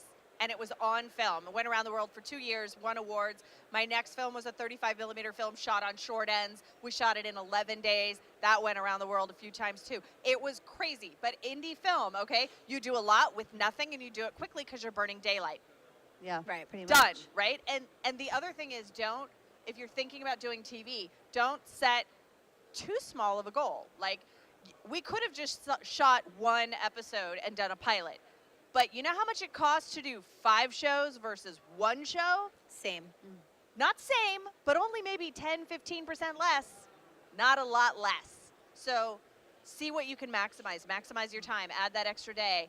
You know, and it was a big learning process for us. You know, we shot 3 episodes in 1 day. Not doing that again. We pulled it off, but, you know, that was like, and we have such a relaxed, amazing set. Even Jack Canfield said it was the best set ever. And hundreds of sets he's been on. He said it was the best set he has ever been on in his life. It's amazing. And that our show will be as big as Oprah's was. Oh, from his And we have that on mouth. camera. That's from his mouth. Well, it goes, there was something you said, though, that I wanted to touch on about, go back, what did you say? You're talking about the I think what I think both of you and I too are trying to say is to filmmakers, if they want to do something outside of independent film, do it. You have the tools, you have the ability, you have the know. It's a faster path to cash. Can we talk about the money? Because here's the thing.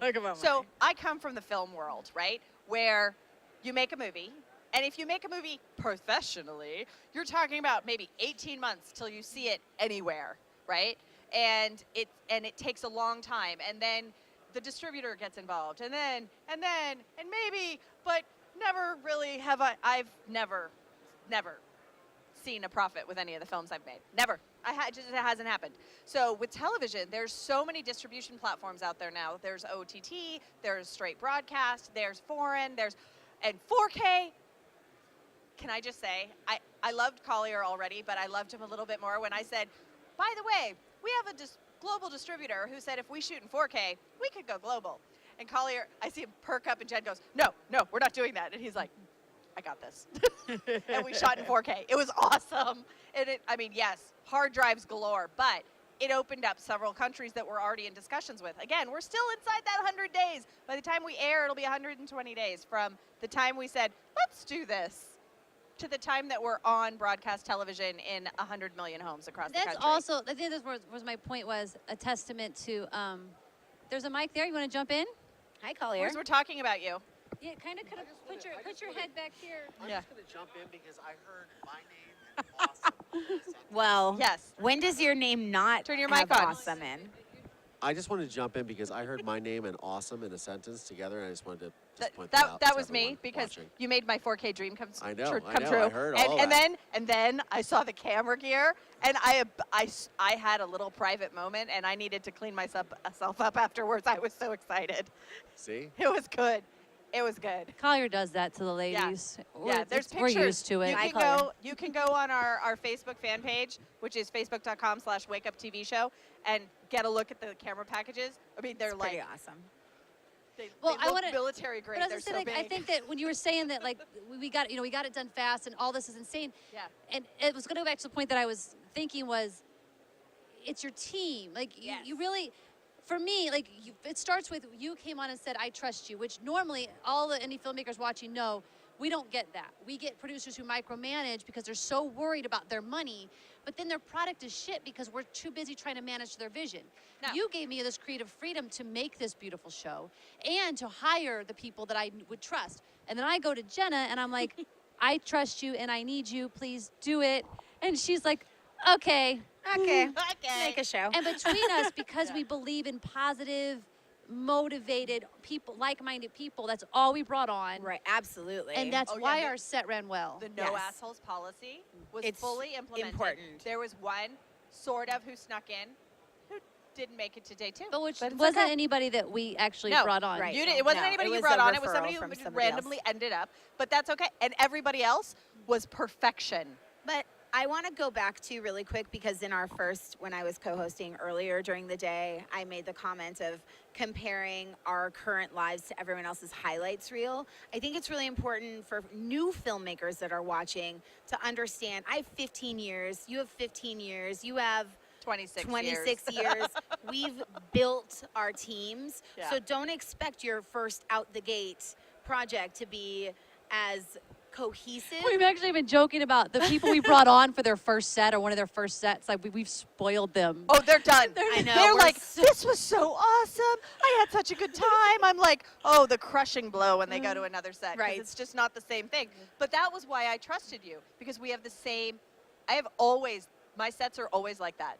Always. So are yours. And then you add the Lisa Marie bubble on top of all of that, and there is no other choice but for it to be And awesome then our and topic positive. alone, just it's a Absolutely. positive grow, like everybody should grow as human beings topic. Like, Well, you and can't. I think we also had a conversation in the beginning that if we were going to put out content about positivity, our behind the scenes culture needed to match what we were feeding the world. Like Right. that was a really important integrity piece to it.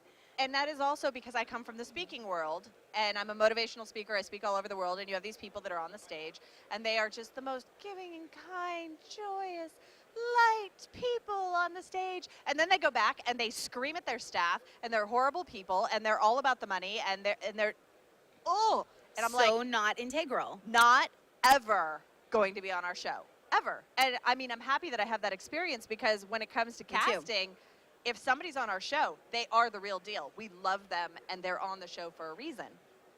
Yeah. So I would love to, because I know we're getting close to the end of our time. Yes. Can we talk a little bit about distribution and this whole social currency thing, and just kind of impart that? Because you're thinking of it in a whole new way. Oh, There's we no flipped the model. traditional about it. No, there's no traditional. Okay, so what happened was I spent a year working on a reality show called The Real Deal, which is where I met Jen. And Jen was going to be a director on The Real Deal. But then we couldn't raise the money because they said it's never been done before, and that sounds too social. And what are you going to do with that? And tell me about the broadcast. And can't we just shoot a pilot? No, the whole thing shoots in a week.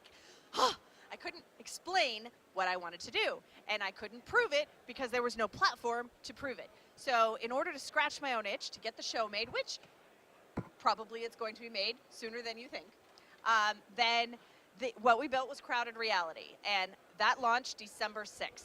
I literally installed WordPress December 6th. And December 16th, we launched the All I Want for Christmas Is My Own TV show. We got one of the shows funded for their pilot, and we launched Wake Up in January, funded it, paid for 5 episodes, editing 5 episodes, airing May 9th. And how we did that was very different. We have a social currency. Now, what happens with advertisers and distribution is they say, well, you don't have an audience, you're not a proven model. But social, you can prove it. With the Facebook authorization, we can go in, we can see who they are they married, what do they buy, what do they like, where do they go, all the stuff that Facebook has about all these people, and we can put together a demographic profile of who the likely audience is for this show. That gives the advertisers that certainty that they were missing before to say yes.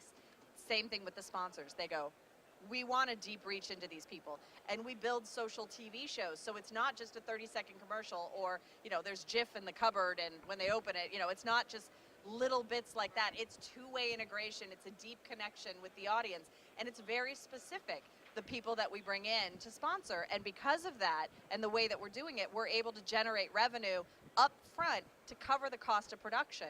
And then when we do the distribution, with Wake Up, I had gone out and I had found 582 independent and affiliate television stations that were willing to air our content on barter.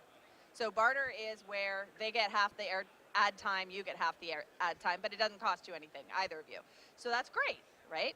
Well, now that's up to 980 something. Plus, we have a whole bunch of cable channels that are willing to do it.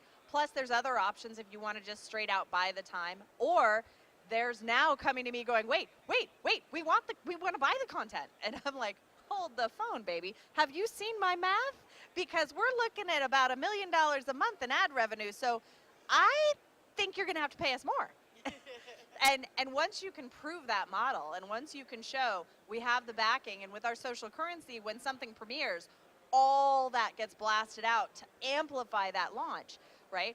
You have proof, you have the social backing, you have the income stream coming in, to the point where when people are offering us money now, we're like, no. Oh, you want that? Great. The price just tripled. Because guess what I just saw? Our ad revenue just went up. So now you can give us X amount of dollars if you want to buy in. So it helps, and you can it's not like you can't do this. Crowdedreality.com. It's like Indiegogo, but on steroids. So you can crowdfund your pilot, you can get sponsors, and we handle distribution too. That's awesome. So there you go. I scratched my own itch for your benefit. Thanks for nutshelling that. we have a question. Yeah. Oh, Ooh, a our producer's tweet. handing us a phone. This is so fancy. Nice. At Filmmaker Roadshow at Adrian at Crete with Jenna. What's your favorite way to wake up? Ooh. That's so clever. That's a That's so great clever, question. Twitter. I don't know if I'm allowed to say it. Adrian, of course. Eyebrow up. I'm single though, so just saying. My favorite way to wake up is one, without an alarm clock. Yes. And without nightmares. Nice. There we go. I love when I have a nice night's sleep and you kind of just wake up and it's like that rare bird chirping, sunshiny, like, oh, I feel so good. We get those very, very infrequent as filmmakers. I will tell you what happened yesterday morning. It was a little earlier than I would like. However, I woke up to espresso and bacon. Wow. I literally woke up because the sun was filtering through my window and the sizzling and the smell of bacon and coffee. And I went, well, how am I supposed to go back to sleep now? That's right? amazing. And that was really good. So having, that's also another wonderful way do you to have wake something up. that's... I do. I like to wake up when it's really early. I know, it's stupid. Like 5 a.m. You're always up is so my early. perfect time to wake up because no one's awake yet. And I get my little cup of coffee and I get my little computer and I start writing something creative just for myself. Aw. And then it's perfect. Actually, and then all comes of us 7 should be o'clock doing and that. everyone's friggin' texting me. Oh my God. That's actually really smart. And I think what we all should be waking up and writing something creative and Or doing something for creative. ourselves. Because we do. We the first thing we do, we get up, we Check go to the our phone. Oh crap, there's an email. Now I'm pissed off. Oh, I hate this. Now my day sucks. Like, why don't we get Yeah, I up don't and do take that. our It's time? other And, don't do people's that to-do anymore. lists. yeah. Ooh, I like that. That really, it's true. It is other people's It's other to-do people's lists. to-do lists for you. And so, Adrian yeah. usually has a very long one for us. I agree. But you're lucky that I try not to get 8 o'clock, man. She's already 3 hours under her belt, Yeah. If I get to wake up at I 5. wake up at between 7:30 and 8 when I can. My And least lately favorite it's way been to like wake up? 6, and I'm like, wow, you people. Like, Mama needs her sleep. All right, I'm going to do a quick filmmaker speed round on you, okay? Okay, And then ready. we're going to wrap it up. Okay. We can kind of make up questions for Adrian if you think of something quick, okay? Okay. Oh, First gosh. one is, if you could speak anywhere in the world or at any event in the world, where would you go? Ted. Wow, she knew that one. Anywhere physically on the planet, country-wise? Oh, country-wise. We're working on me speaking at the House of Lords in England. Nice. Cool. So that's probably going to happen this year. Favorite topic to talk about? Sex. I majored in sex ed. Duh. I do stand-up sex ed comedy tour. Hello. Sex. Next. If there's one thing, what's the one thing that better be at craft services? Red vines. I want red What's the vines one now. thing you actually like to eat at craft services? I live on bananas, California rolls, and Pringles. So and red bottled vines water. is just because it makes it official. It's sacrilegious not to have red Absolutely. vines on set. Everything was organic, non-GMO, wholesome, good for you, dense nutrition, like really, really good for you, and then red vines. Red They're vines. looking at me, they're like, Because it's one of officially these a things set is then. not like the other. I'm like, it's tradition, right? It's like, I feel like it's bad luck if you don't have It red is vines bad on the luck craft if you service do not All table. have right, red and vines. final question. What inspires you to be a better filmmaker, producer? you know, it's hard. It's not so much as an inspiration as it is a calling. Like, I say Wake Up was not my design. It was divine design. It was one day, Lisa said something, and I went, oh, and like turning, and you look at the stars, and all of a sudden they make a picture, and everything just went, bum, bum, bum, bum, bum, bum, bum, bum, and I'm like, whoa, I got an idea. And we executed exactly on plan, and it has happened exactly as it was foretold. So you kind of, your inspiration to create is intuition Yeah. and feeling. And I'm assuming, I know, as much as I know of you, to be better is the people around you. You want everybody to be great. You want everybody else to have their dreams come true. I do. And my job, I say, you know, as a producer, because I'm a terrible director. I don't do poetic cinematic moments, which is why you're like, you gave me full creative control. I'm like, yeah, I have nothing to say about that. I'm literally like, I have veto power. Occasionally I use it. But really, that's it. Like, you do the vision, but you do the visuals. I don't do that. I carry around a basket of fairy dust. I sprinkle it liberally, and I make creative people's dreams come true. That's really what I'm good at. So as long as I'm in that space and I'm able to do that with people, then I am super happy. And I think that that's my gift, and that's what I'm here to do. And I know that there are a lot of people, we're meeting a ton of people who have the most amazing shows that are never going to get on TV the traditional way. They're just not. And they really should be airing and really should be shared, because they're going to change lives and they're going to transform people. And I think we're at this point in the world where mainstream is ready for that transformation. It's not so woo, and they know there's something. They feel it, because you can feel it. Like, I'm not a woo-woo, really, but I feel it. There is something happening, moving, changing. The direction, we're pivoting, we're doing something. And I think all of that questing is out there and answering it rather than just slathering on more honey boo boo. I'm going to have to send them an apology card because I use them as an adjective.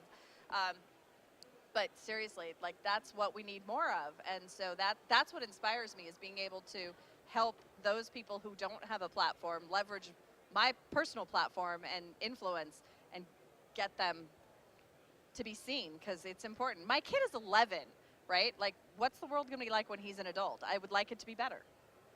I love it. And That's we'll beautiful. end on that because it's so nice. And I want to thank you so much, Adrian, Thank you. for Yes, being on the thank show. you. And thank you, Jenna, for course, co-hosting for NAB, NMX Live, the whole kit and caboodle. So fun. We will be back every day of the show at 10 a.m. And Collier and I have some really, really cool guests. So They I really hope you do. will join us and tweet to us. And if you see us on the floor, please say hi. And until then, we'll see you later. Bye. Bye.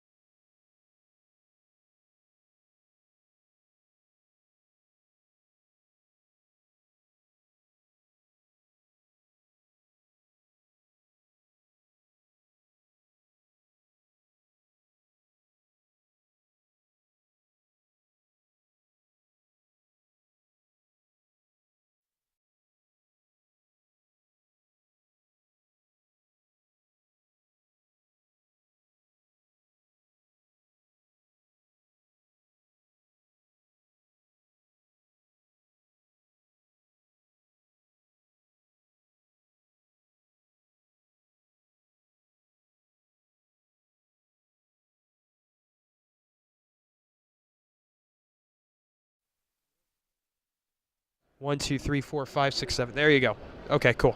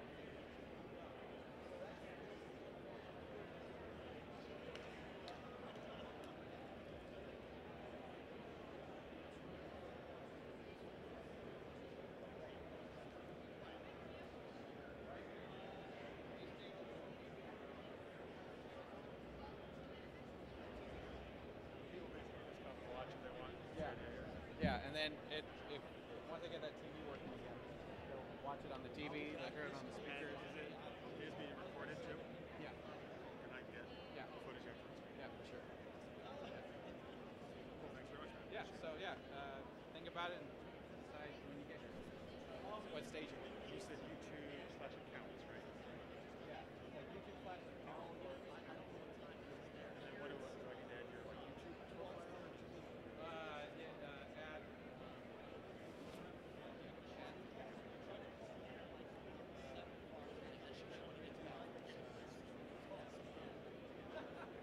If you can't get it, please call me when I get back on the phone.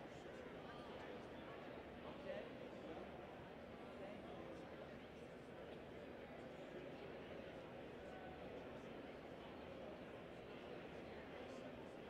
How you doing? Oh, okay. Yeah, I'm just a solo act.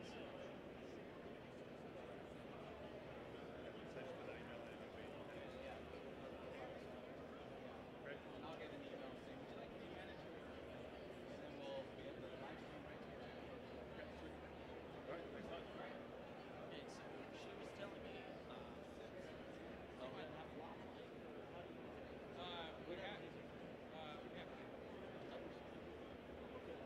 We have lava, just too much. I figured as much. So that's I got a little monitor over here, and you don't want the table. you know, like I said, I don't want to do anything for you guys. I can stand behind it and run the monitor on the table. It does. No matter to me. We can put the table. Let's put the monitor right in front of the table so it points back at me so I can just kind of glance at it if that works. Yeah, or we can put the table on the ground. Yeah, that's fine too. So if you want to do, I just want to make sure it's viewable. yeah. Well, let's put. Are you going to be the one switching to PowerPoint? Yeah, you put the power. Yeah. And That's why I needed to see a monitor at some point. But I mean, like, if you have it tilted that way, I can kind of glance over at it and just kind of. I don't need to read it. You know what I mean? I'm not going to read the PowerPoint. Yeah, It's just. Right. You're just talking to it. But I like to walk. That's why I thought the table would kind of be like. Do you have really a? weird. I have a laptop. And you're running the PowerPoint off a laptop? How are you? I gave them a thumb drive. They said that you guys were going to run it off of there. Okay. I probably have it. Yeah, it's a Telestream thumb drive. That'll have Yes. it. Okay, I do have that. All right, so I'll send. Just send the program out to that. Yeah. You know, the actual slides, not the before and after. Yeah. And then I'll just kind of glance over at it if that's fine. And then kind of do it as a reference. You know, just kind of say, you can see here it has this or X, Y, Z. You know, Okay. that type of thing. Any particular mic you want me to use? Any of yeah. Nothing particular. Okay. I just didn't know if you had one that you No, prefer with they're all the quality same. or whatever. They're all the same. Okay. Hey, Dennis. Sure. Can you grab that? Yeah.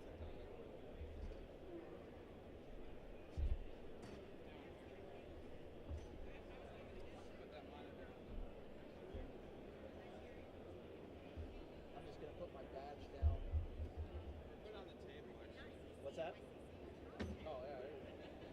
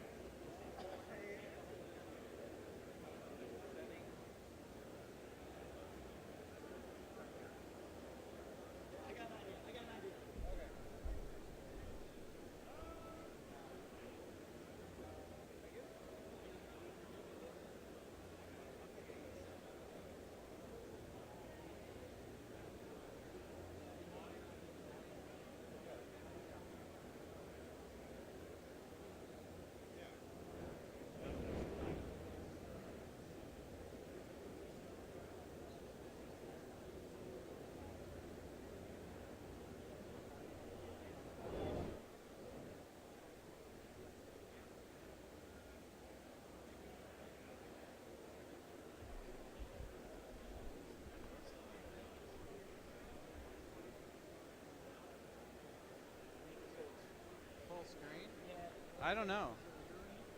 Can you hear me? Is this thing on out there? Okay.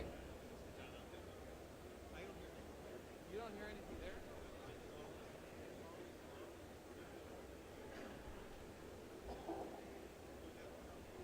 Test.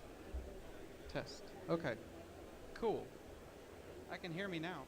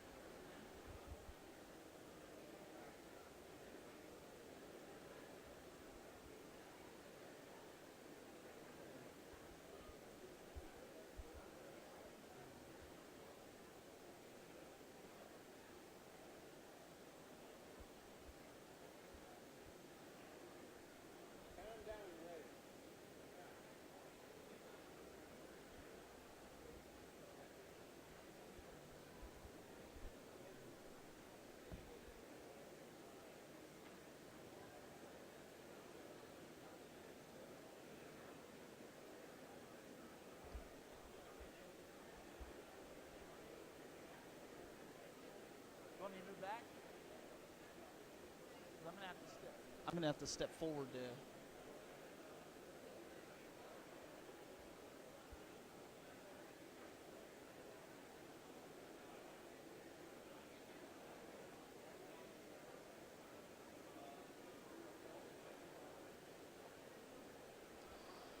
Good afternoon, everybody. My name is Stephen Haywood. I am the lead Wirecast application specialist at Telestream. And today I want to talk to you a little bit about 3 easy steps for live streaming. And I know when you hear the word live streaming, it seems really daunting because there's a lot of things that go into live broadcasting. And sometimes you just don't know where to start. And so sometimes you just say, well, I'm not going to go and do that. I'm going to stick to maybe just audio if you're a podcaster. I want to hopefully show you 3 simple steps and questions to ask if you want to go that direction, how you can do that. I've been doing live broadcasting for about 10 years. I have my own broadcasting network. And so it's a really interesting field to get down to, but you also start to find that there's so many different variables. And so we want to kind of show you that today. So I'm going to go to slide 1 here when these guys are going to bring it up. What we're going to cover today, step 1, getting the cameras that you need and how to find out what those cameras are and plugging into your sources, knowing what kind of sources you need, whether you need capture cards, whether you want to just use USB webcams. We're also going to, ask the question to produce your show. What are you going to do? How are you going to produce your show? What kind of content are you going to do? The step number 3 is the type of connectivity that you're going to use. Sometimes you go to places like this and connectivity can be next to nothing. And so what are your options? How can you do it? And also destinations. There's multiple destinations out there and the question comes up, well, who's the best? Who's the best destination out there? That's not the question that should be asked. The question should be asked for the type of content that you're delivering, who should you choose based on that content, okay? So multiple people may have different opinions about it. You might talk to a guy that's doing this 30 years. But if your content doesn't match up with that destination, you're not going to get the type of traffic to follow your content that you're looking to do. And that's what we want to show this. And I'm also going to show some different tips and techniques that I've used over the years that's helped do what I do to make a little bit successful. So live streaming workflow. We've got a workflow. Simplest thing, plug in your camera. Sounds really simple. But there's different options. Capture your content using capture cards, the type of computer that you're using. Produce and encode your show on the type of computer, whether it's Mac, whether it's PC, whether it's a hardware encoder, and then also stream it live to different destinations. You can see we have example destinations, and we're going to get into that a little bit here. Plug in your cameras. The first thing you should ask yourself, if we can bring that PowerPoint back up, the first thing we want to ask yourself, if you're just getting into live broadcasting, don't go out and have $1 million budget because you don't know if you're going to continue doing this. If you've been doing it a while, most of you are probably using webcams or built-in webcams for your broadcasting. They're cheap, they're inexpensive. Anywhere you can get a USB webcam, they range from $60 to $100. They do high definition.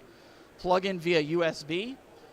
Maybe you're past that point and you're looking into getting into the consumer/professional grade where you have HDMI cameras. You got more control. You can actually use physical people to control those cameras for zooming, for controlling the white balance, the hue, the saturation, all the way up to professional grade with SDI, PTZ for IP technology, and be able to bring that in. So deciding the type of cameras that you want to use is something before you even get into broadcasting, you want to find out what you want to use. But let's not also forget about audio. Audio is a key point. You could have all the special whistles and bells in your camera. You could spend thousands and thousands of dollars in your camera setup, your video transcriber, and everything, your computer. But if your audio is garbage, nobody's going to listen to you. You could have the prettiest picture, and somebody comes in, well, he has a $5,000 camera. That's fantastic, but I can't hear a word he's saying. Content is still key, okay?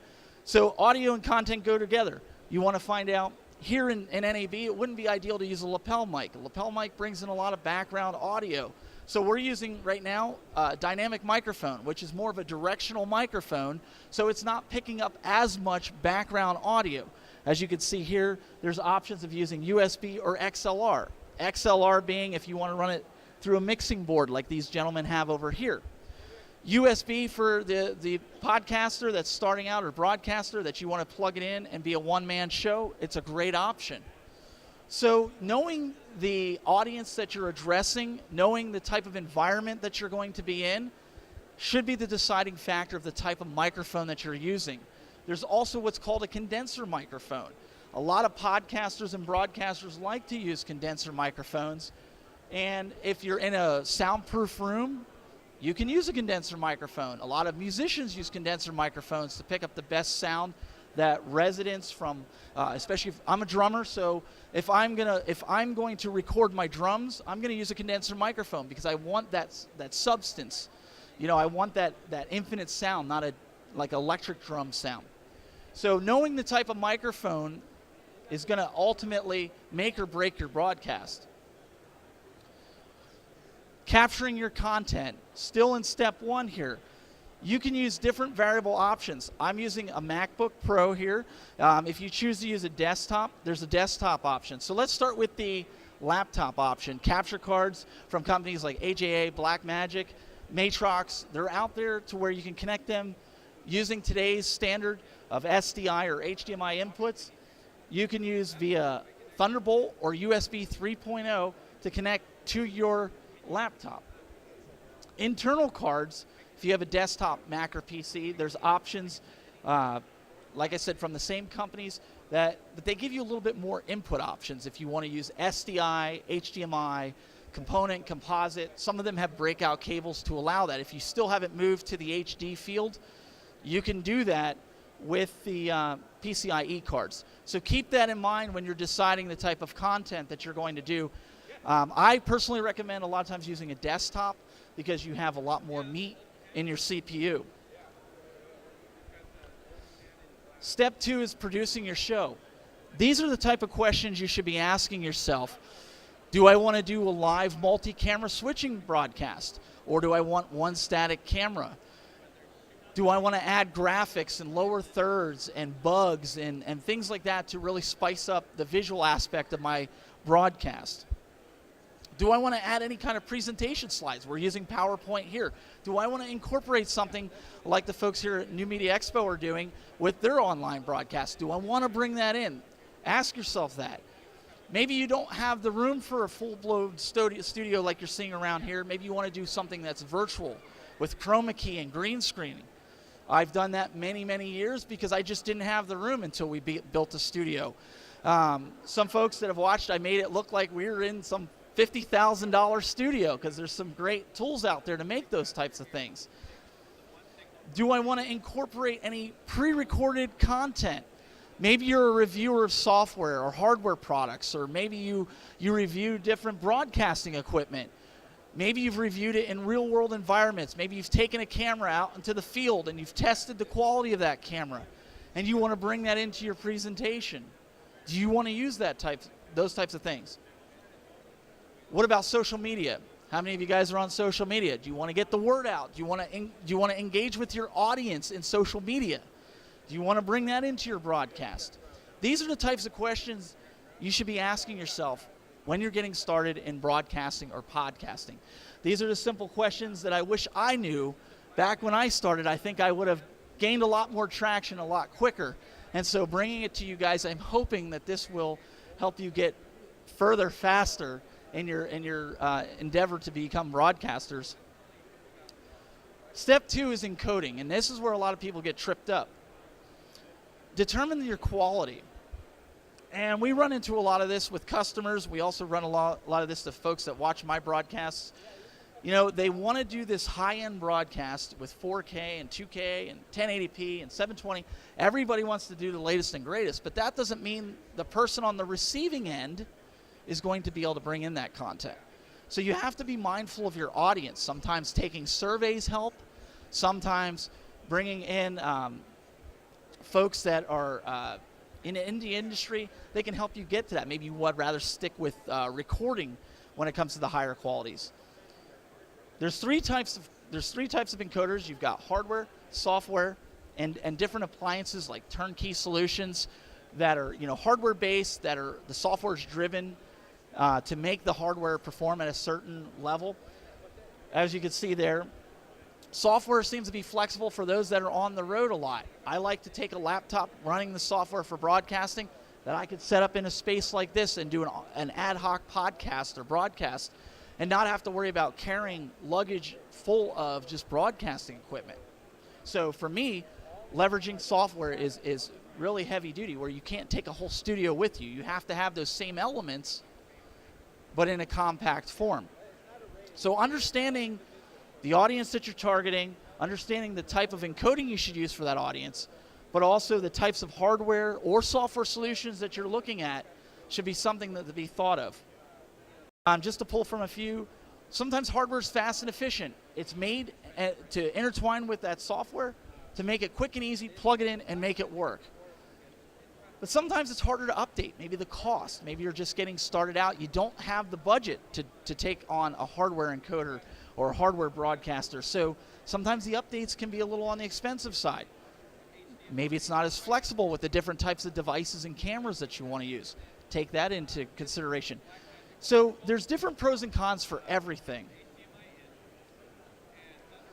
Here's also some pros and cons for software. Software, like anything, you can run as long as it's multi-platform. You can run it on Macs, PCs. It has different flexibility. It's portable, as I noted earlier. And price point. For a lot of broadcasters, I mentioned earlier about getting started, you may not want to sink a lot of money into your broadcast until you get to know if this is what you want to do and this is the direction you want to go. So price point probably for a lot of folks, including me when I started 10 years ago, played a big role in what I was going to choose to use.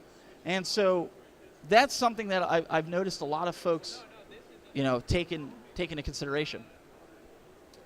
Let's see here. There's also turnkey solutions for both software and proprietary units. That, as you can see there, there's a unit. There's different companies you're probably going to find here at NAB and New Media Expo. You're going to find different companies that make turnkey solutions. And maybe you're going to find that that's something that you just rather purchase that so you don't have to deal with building and creating and doing all these extra things, buying cards and adding software. So there's a lot of different companies out there that make turnkey solutions to make your job easier to produce content. And a lot of it's rugged. If you travel a lot, if you're doing sports, or if you're doing covering different events like concerts, you want something that's rugged and portable that you could take, that you're not going to land somewhere and find out this doesn't work. Different encoding considerations to think about. Now, these are some presets that I set up that I've kind of stood by over the years. Some people have different opinions. SD stream, I recommend anywhere from 750 kilobits to 1 megabit upload bandwidth. If you're doing 720p or 1080, 1.5 meg to 2 megs upload of constant bandwidth for that, and 1080p, anywhere from 4 to 8 megs upload. Now, available bandwidth will fluctuate, and so my rule of thumb always is half of whatever your maximum upload is from your ISP should be the maximum encoder set. So for instance, if you have Time Warner Cable and you have 4 megs upload, the maximum you should be using for your encoder to minimize delay, to minimize buffering, is 2 megabits. So that may dictate what type of quality that you're going to stream. You may want to do 1080p, but your internet provider tells you that's not going to happen because of your speed. So take that into consideration. If you're in an area where you can upgrade your speed and you want to do 720p or 1080, me personally, I do 720p and I record at 1080, so that way I can give the option for those that watch later to download and have the adaptive bit rate, which we'll talk about in a little bit, at the connection speed that they have available to them. I also recommend a lot of the software out there today in different encodings, you have the ability to use the X264 encoder. Why I choose that is it lowers your CPU and it also gives you more options to make the quality better and gives you more flexibility for when you're streaming.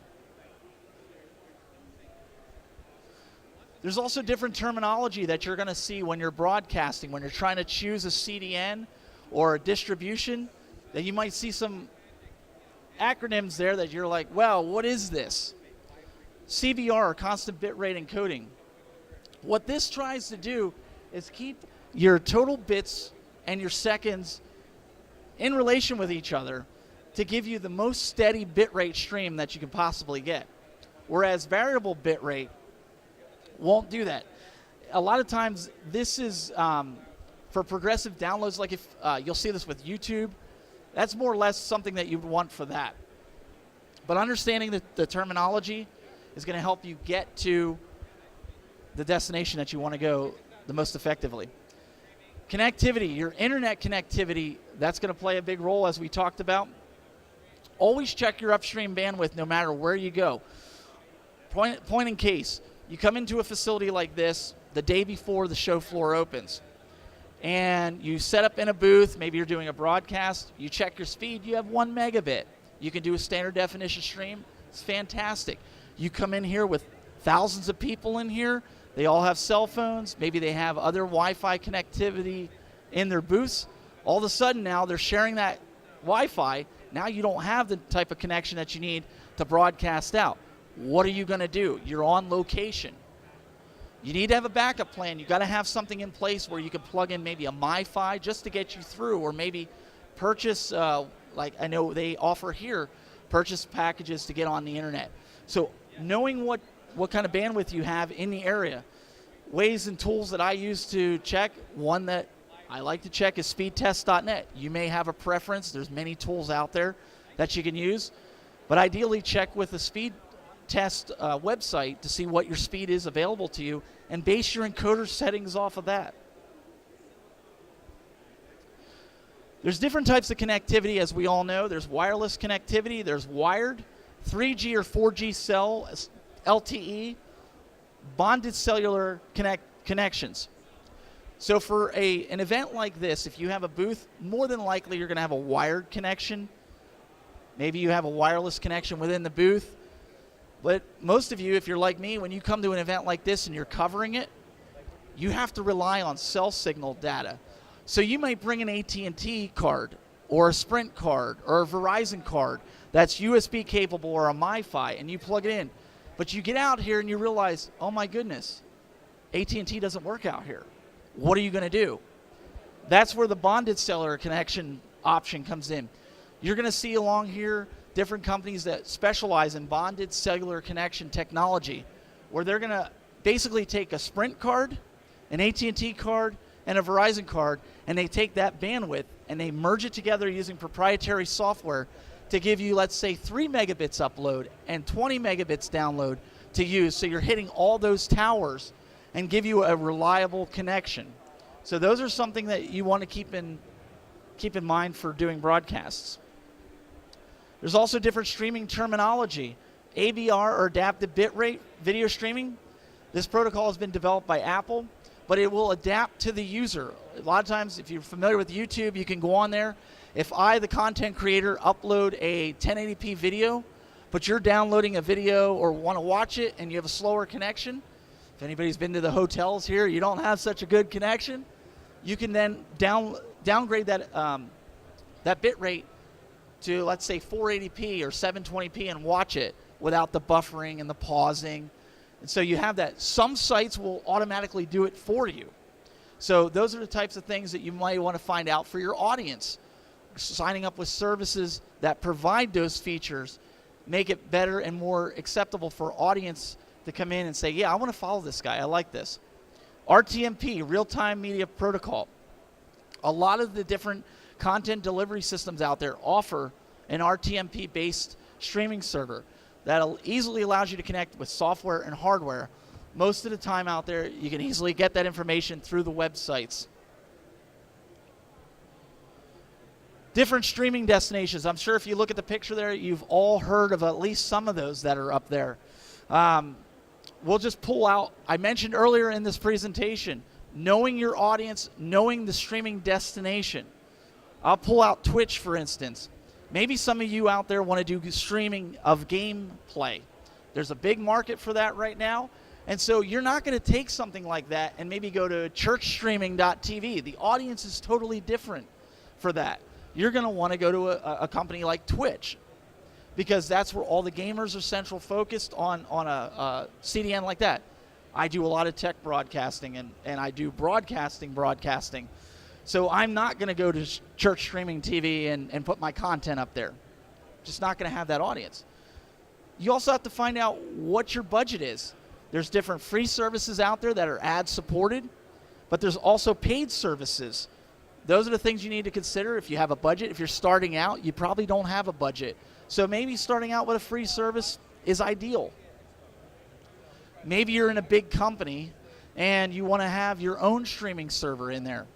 That's an option as well. Creating a streaming server within the company to send meetings to remote employees where they can VPN in and watch the company meeting, always an option. Also in step 3, how to choose the right delivery method. Internal streaming versus external streaming. Free versus paid. A lot of times when you're doing maybe business, you don't want to have all those ads all over your video. When you're doing something with your own content, you want to be paid for your content. You don't want to be paying for the ads that are being placed all over for the company, but they have to make their money too. So to try out some of those, having a free trial, also finding out if the ease of setup. If you're not a technical person, you want to find a CDN that's the easiest to understand and the easiest to set up. Maybe you have a worldwide audience. I have an audience that's overseas. They might, in some places, not be able to pull in my 720 feed. I have to make sure that I have an option for them. And that's where adaptive bitrate comes in. If I'm using a destination that has adaptive bitrate, that allows more users to be engaged. And also, maybe they offer archiving for on-demand. Those are the things that you want to think about. Maybe they have a package. You can get archiving, so you're not just going to some of those free destinations. So I have some streaming techniques and tips here to offer you guys. Some things that maybe doesn't come up on everyday talking. Lighting. Lighting's a big key. As you can see here, we've got different lights set up. You could have good audio. You could have the most expensive camera, but if it's dark, it's not really appealing to watch. So lighting, you should have the scene lit as well as possible, especially if you're using chroma key or green screen. You want to make sure that you light your subject, light your green screen the best as possible. Cameras, you can see we've got cameras here. We've got a shot facing the audience, and we've got a camera facing myself. Having cameras in strategic positions not only give you the ability to have a good setup of the presenter and the audience, but it makes it a little bit visually more appealing having multiple camera shots so you're not just on a static person the whole time. Microphones, using lavalier microphones or handheld microphones, those are always an option. And having a second microphone. I've done events where speaking like this, we had a wireless microphone that I designated a person that sat in the front row. And I'd say at the end of the presentation, does anybody have any questions? Well, here if I did that, you guys could say something loud enough that I'd be able to hear it. But what about the online audience? You got to take that into consideration when you're doing a broadcast. So having a wireless microphone that you can walk around with, or set up a microphone stand with a static microphone so folks can walk up and ask questions. You can't forget your online viewing audience. It's always important. Again, reiterating this, bandwidth considerations. Always remember, don't just think about what you can send out. Think about what your audience can receive. That could make or break somebody staying and being a fan of your content or leaving. I always say hope for the best, but plan for the worst. You know, anything that can go wrong usually does. No matter how much you practice, how much you tested your equipment, you got to plan. You got to have a backup plan. I always recommend, especially when I'm doing a studio broadcast, I might have my laptop set up with my broadcasting software ready to go in a moment's notice, because I could have, just like anything, the hardware could die, hard drive can crash. You got to be ready to go. The show must go on. You got to have a backup plan. I also recommend, if your budget, now again, this is down the road, but if your budget allows, having a backup rig side by side ready to go, so you have that minimal time of downtime, so the audience isn't waiting around. You want to be ready to go in a moment's notice. Don't just produce content. Make something that you'd want to watch. Chat. I like to use a live chat room. When I do a show, I interact with my chat room that's live. I use an IRC, which is an internet relay chat. It's been around for years. I use it on my website. And anytime I do a live broadcast, folks come into the chat room. They can give me feedback, maybe on my microphone level. Maybe they give me my camera's out of focus or it's not white balanced. They can give me instant feedback before I start the show and before I start the broadcast in a pre-show format, to where I can ultimately get the best quality when I start that show, and I'm not wasting time, and I'm not wasting my audience's time. Switching between lower third graphics, switching cameras, always adds to visual appeal when doing a broadcast. Also, engaging your audience with surveys, with polls, giveaways, things like that. That always keeps your audience coming back. Maybe you want to incorporate video clips where you can do more of a solid production and do editing, Final Cut or Adobe Premiere, whatever editor you use out there. Having those things with your broadcast can really heighten your broadcast for production value. Now, you've seen some screenshots here of an application that we have here, and we're located right over there. And we'll get to this. Wirecast. Wirecast is a software solution for video streaming that offers multi-camera solution of USB webcams. It uses also any kind of industry professional cameras using capture cards, bringing them into a multi-platform Mac or PC atmosphere. Wirecast is also award-winning, 4 years running with Streaming Media Reader's Choice Award, and it's easy to use. And I'd be more than happy in a little bit to give you a demo over there if you want to come over, ask questions. It's flexible. It gives you the ability to customize the workflow to what works for you. It's not something where you're locked to the interface. You can customize it, your shots how you want them, your graphics how you want them, and bring them in and stream and record to multiple destinations in multiple formats. We're also doing a really cool giveaway, and you can come over and see what we have. It's called the iOgrapher. We've partnered with a company, and if you've been by our booth, it's a holder for your iPad, and it has a wide-angle lens on it. And it basically, with our software, we have what's called the Wirecast camera, and it allows you to bring that camera in over local Wi-Fi into Wirecast to use maybe for if you're doing sporting events from the field, or maybe if you're doing a concert and you want to have somebody roaming. It's a great way, especially most of us have an iPhone or an iPad. Even if you're an Android user, you probably still have an iPad. At some point, you have an iOS device. These are the things that you have to do to qualify. You could go over to our booth right over here, N8010, just 2 rows over there. Take a selfie at our booth. Upload to Twitter or Facebook using the hashtag NMX Wirecast or NMX ScreenFlow. And the winner will be picked Wednesday. What do you win? An iPad mini and the whole iOgrapher suite that has the case, the wide-angle lens, and a light on it. We have it over there that you can check it out. And I thank you guys for spending the time with me here today. I hope you enjoyed it and hope you learned anything. If you have any questions, I will be over at that booth. Feel free to stop by, and I'll be happy to answer any questions that you may have. Thank you.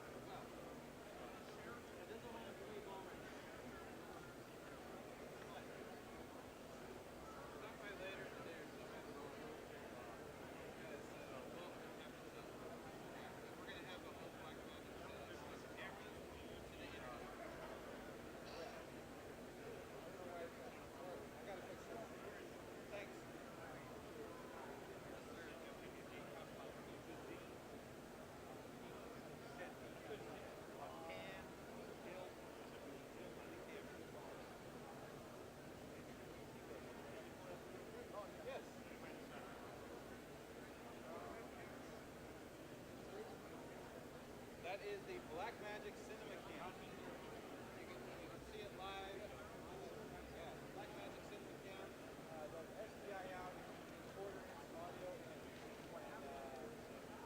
yeah, we got 3 of them right there. I think that one starts.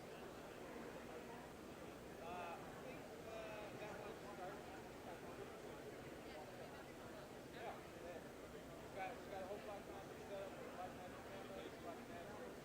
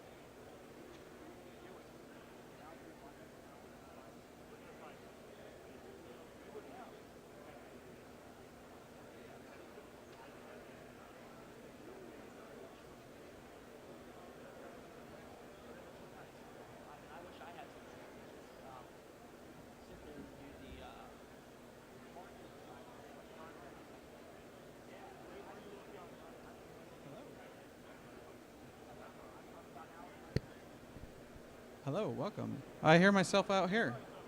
Okay, great. All right, coming up next, we got Super Geeked Up. So stay tuned for some Super Geeked Up live on YouTube.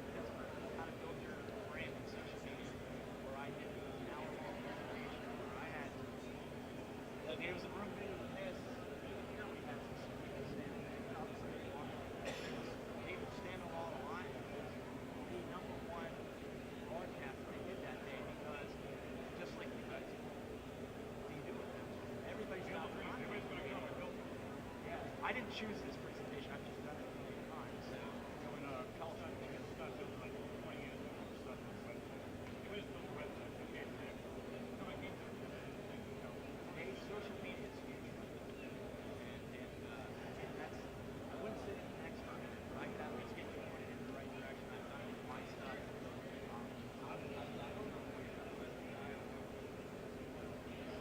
Right, right. How come this I thought it was going to be step by step, like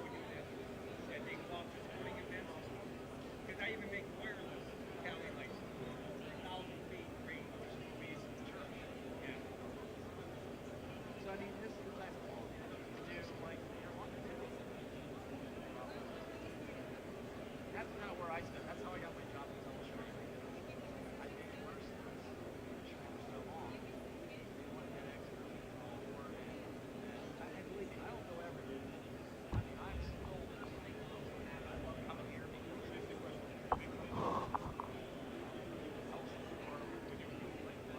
I think if I was a single guy, I'd make enough that I could live. But I have a wife and 2 kids, so let's put it this way: I made $30,000 last year just from doing advertising. So that's one advertiser. So that's any kind of, and all it does is I get on the screen. This episode brought to you by Yoda. Thank them. Use promo code TTV295. Get $2.95.com. You use my code. Now I just made money off it.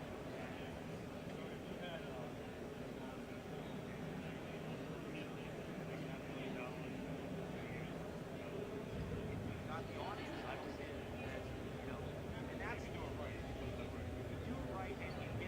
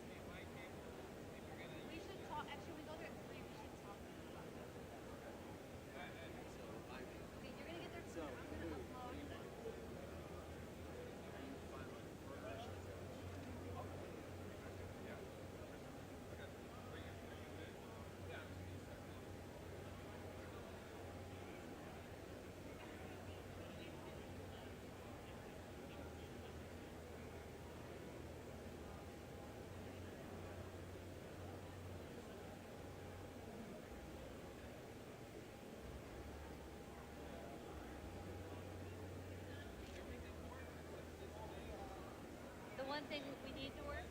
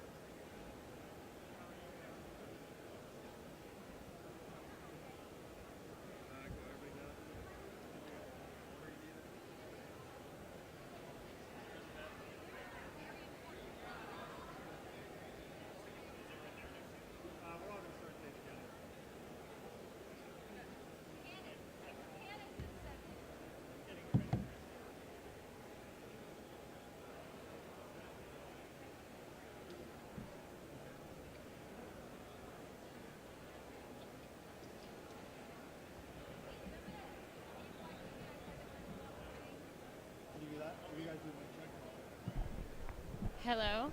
Hello. My name is Lindsay Middleton. I'm doing your mic check for you. Hello, I am Silver Microphone. I'm other microphone with a gushy top, which is maybe called a buffer. I don't know what it's called. Oh, this one's working. BVM 22. Hello, hello, this hello. This is BVM 22. Please come in. All right, Ed may be joining us shortly. Ed may be joining us shortly because he drives like fastness. So how does that sound? Very good? Okay, sure. So this one is this one. It's probably good. Hold it, right? Okay, that's Good. 3. Hello, And hello. then here's another one. Hello, hello. Mayday, mayday, mayday. This is deep. This is number 1. Number 1. Thank you. Understood. It's number 1. Checking this microphone now. This is number 2. My favorite number. Number three. Number 3. Second, yes, absolutely. 4. I don't think we're going. We're not really going in order at that point, so I'll be number 4. Which one is 4? Oh no, because it's just 4 of us. Right, okay. Well, and Ed may join, but we can pass. Yeah. Between. Yeah. Okay. He will join. I'm sure he'll be here. Stand in order. Where should we stand? Okay. Super. Thanks. Life lesson. I was taught that very young. Wait. Can we? Do you honestly? Sure. Does this work, Justin? You want the actors in the middle. You wanted her more forward, so that. Well, yeah, but that's okay. Hello. Oh, now I got it. In time. Oh, by the way, they loved my tags. Yeah. They're like kind of hate me a little bit, so thanks. I'm coming for you. I'm gonna make one up. Oh, you just went to her. Yeah. Oh, see, I went all the way in there. I went there, and then they said go there.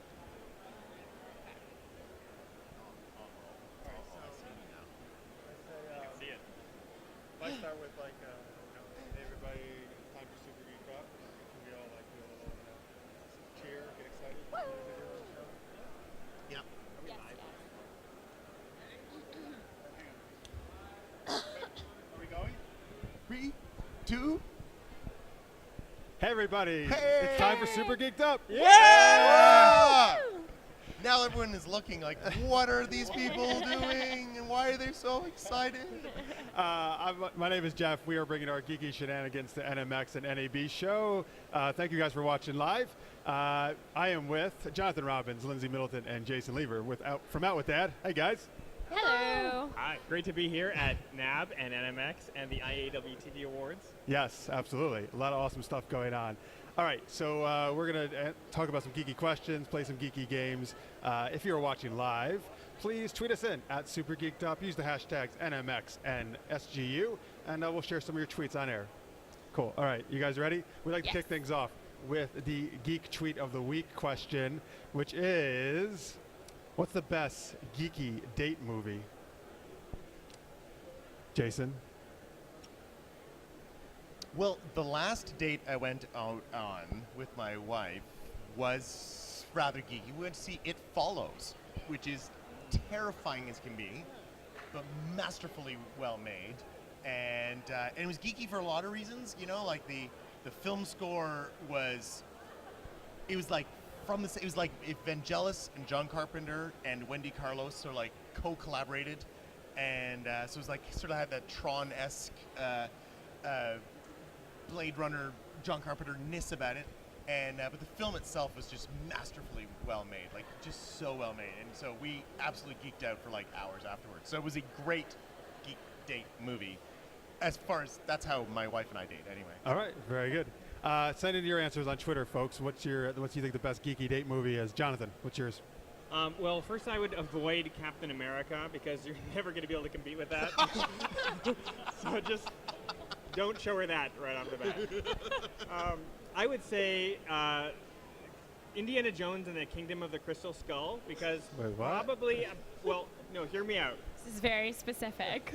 Probably about 7 minutes into the film, you're going to be making out because she won't want to watch the movie. Okay, that makes sense. Very good. Lindsay? Okay, so I don't know how geeky this movie is, but it centers around a geek. But I'm a rom-com sucker and Never Been Kissed with Josie Grossi. One of the biggest geeks of them all, I think. Gets me real good. So if you want to go on a date, let's go see Never Been Kissed on VHS. My mom's basement. We still have a VCR. We might still have that VHS as well. Oh, we have it.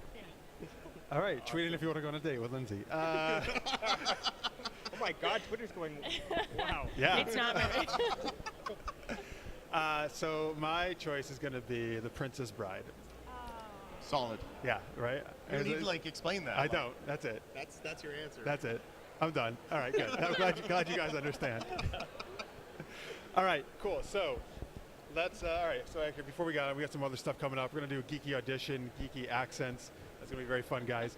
But first, let's talk about Out with Dad, which is the series all these guys are involved with. So Jason is the creator and director of it. You want to tell people just briefly, if they haven't seen it, what it's about? Out with Dad is about a teenage girl and her single dad at a time when she's coming of age and coming out of the closet. And it's now in its third season. And while we were making it, we did a spin-off series with Vanessa. Lindsay plays Vanessa. And why don't you tell us about Vanessa's story, All right. Lindsay, since you're the co-producer and star. Oh. And nominee at the IWTV Awards for her role in this. Thanks, Jason. Yeah, we got some applause off Thank you. camera. Awesome. He pitched it. I like it. So Vanessa's story is the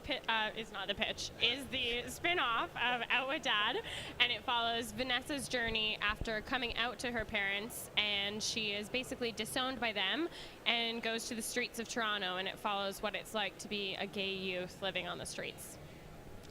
And Jonathan? I play Nathan, who is the dad in It with Dad.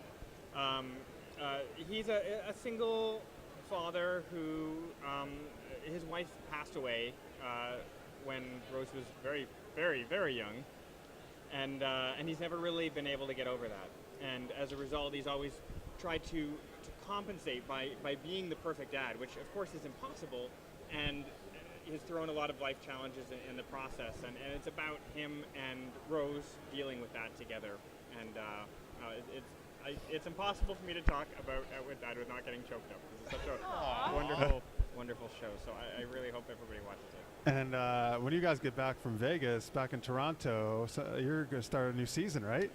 Yeah, so this might be an exclusive announcement, actually. I don't think I've told the world this. Oh, good. I mean, so I just created an exclusive announcement. No, you have.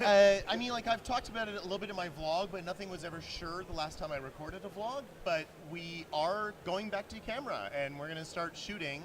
We're going to shoot on a week. Today's Monday, right? So a week tomorrow, a week today, we're shooting an episode, and we're going to do season 4 quite differently because we want to go. We basically want to shoot simple episodes once a month and then release them once a month. And with that monthly thing, that means we'll be able to fit into the whole Patreon model.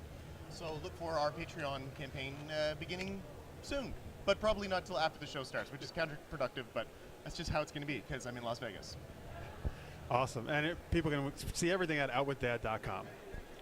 And I have to tell a real quick story. When I was flying here in Los Angeles, at the Los Angeles airport, LAX, I met someone who's a fan of It with Dad, and she saw my passport and recognized me from the show, and said that when she started watching It with Dad, she had not come out, and that through the course of watching the show, she did, and so kind of hearing how this was a first-hand experience for her and how it positively affected someone's life, and combined with the feeling of being recognized by someone in Los Angeles, it just shows how what we're doing really does kind of reach everyone everywhere, and she was so excited to hear that we are doing season 4. Oh, that's great. That's great. Oh, I'm so glad. He actually, I was at Pearson International Airport going through security checkout when he phoned me. He's like, I just got to tell you the story. It probably cost you a small fortune to call me too. Yeah, it was worth it. All right, awesome. That is a great story. He shared that with me yesterday. So on Twitter, Jeff Sinisak tweets in the best geeky date movie would be Dangerous Liaisons. Oh, he is dangerous. All right, so let's go to our. So please keep tweeting it, folks, at Super Geeked Up, hashtag SGU and NMX. Let's go to a segment we like to do on Super Geeked Up, which is Geeky Audition. Okay, so I'm going to give you a scene. Actually, Jason and Lindsay are going to participate in this. All right, so we have a scene between Darth Vader. Darth Vader? Darth Vader. It's the female Darth Vader. Darth Vader. From well, you know what? I'm getting ready for the geeky accents we're going to do later. Oh, okay, that's later. what I was going to do. All right. So Darth Vader and Yoda, all right, are going to be in the scene together. And Jason, you're going to play Yoda, right? And Lindsay will play Darth Vader. I will play. Cool. Yes. So, Hello. all right. So Jonathan and I will give you the stage. So we're going to start off with this. You're going to talk about. You guys are talking about why Yoda loves living in a swamp. Okay. Like, why is he hanging out in a swamp? Cool. That's why his. All right. And then I'm going to give you a redirection partway through the scene. Okay. Okay. All right. Here. Let's go on to center stage. And whenever you're ready, take it away. Yoda, what's up with the swamp? Swamp my home for 900 years. But it smells. You getting used to it, you do. Don't you want to go somewhere else? Summer home on Corsica, I have. How do you pick up chicks in a swamp? I need a redirection. Is in Sin City, yes? That's where my inspiration came from.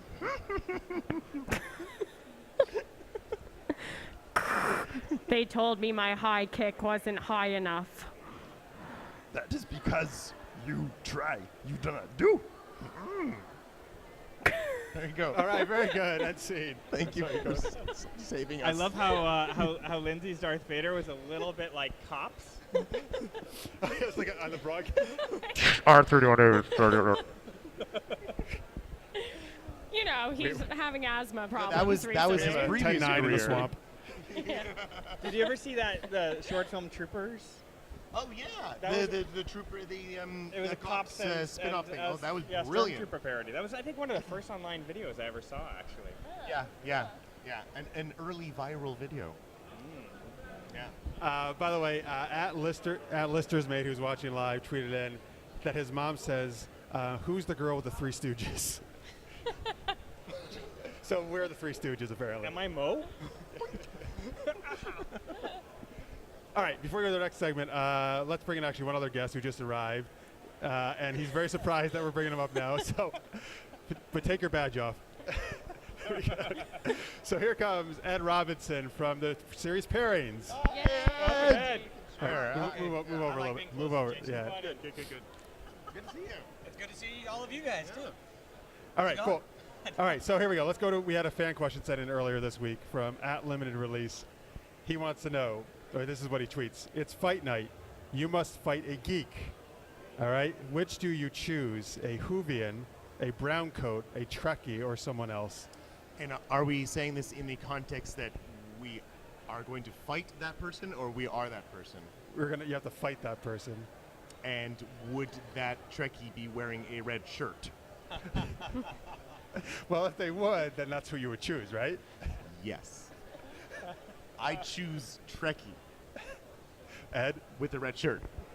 I choose brown coat. They've only got one season to draw from. Everybody else has got like seasons upon seasons of experience to draw upon. You know why I wouldn't? Oh, too soon? A decade later? Here's why I wouldn't choose a brown coat. Because the fans of Firefly are years later so enraged still that all that They've got rage the is going to be pent-up anger. directed at you. Yeah.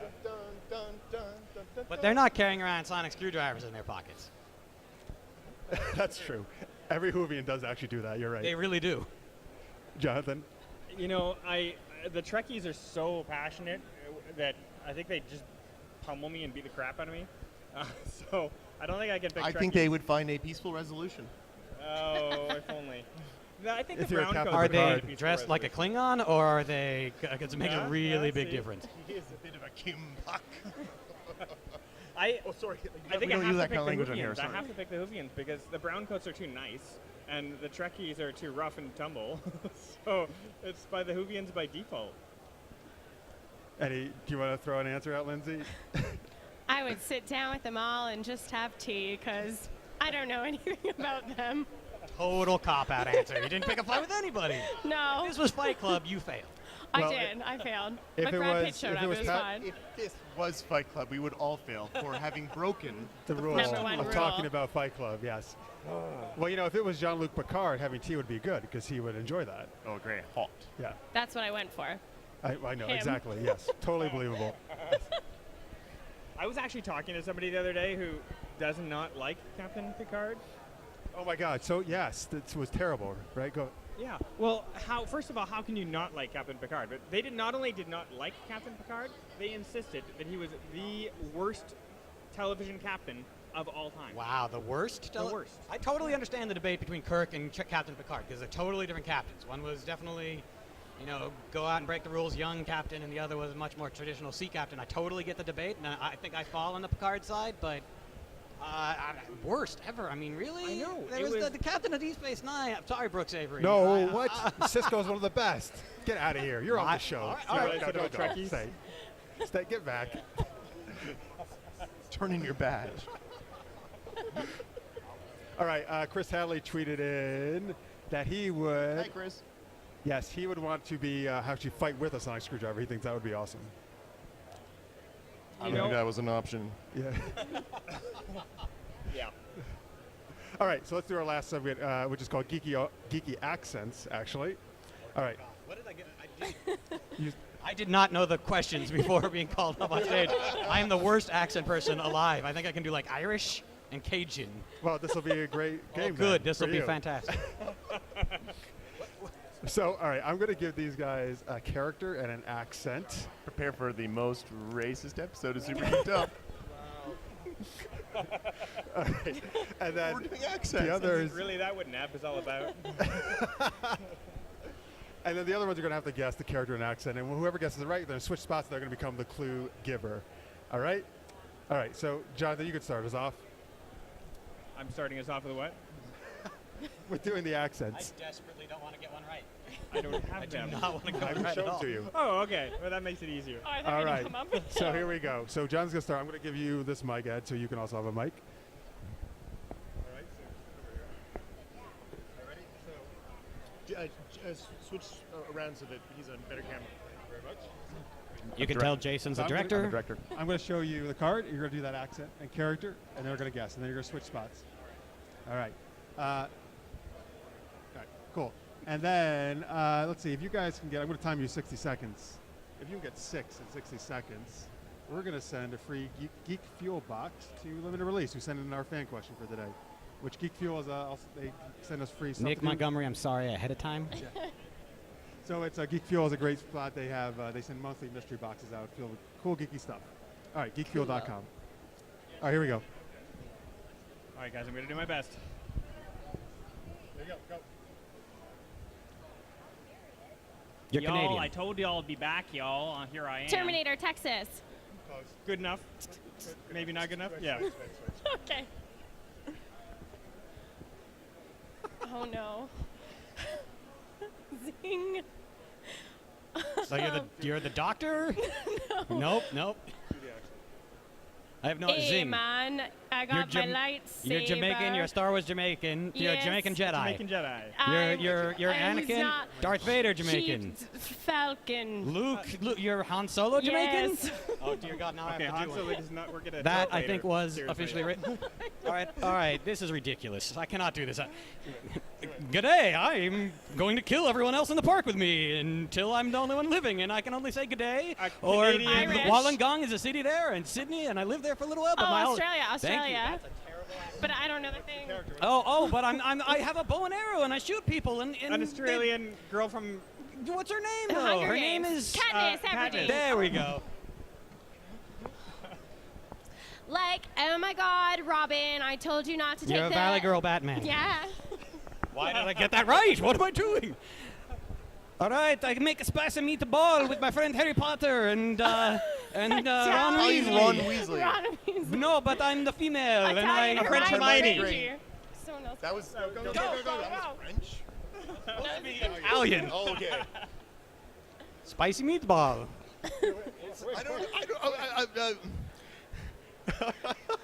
You're a Canadian. Yes. You're a Canadian. Yes. Oh. Do the character.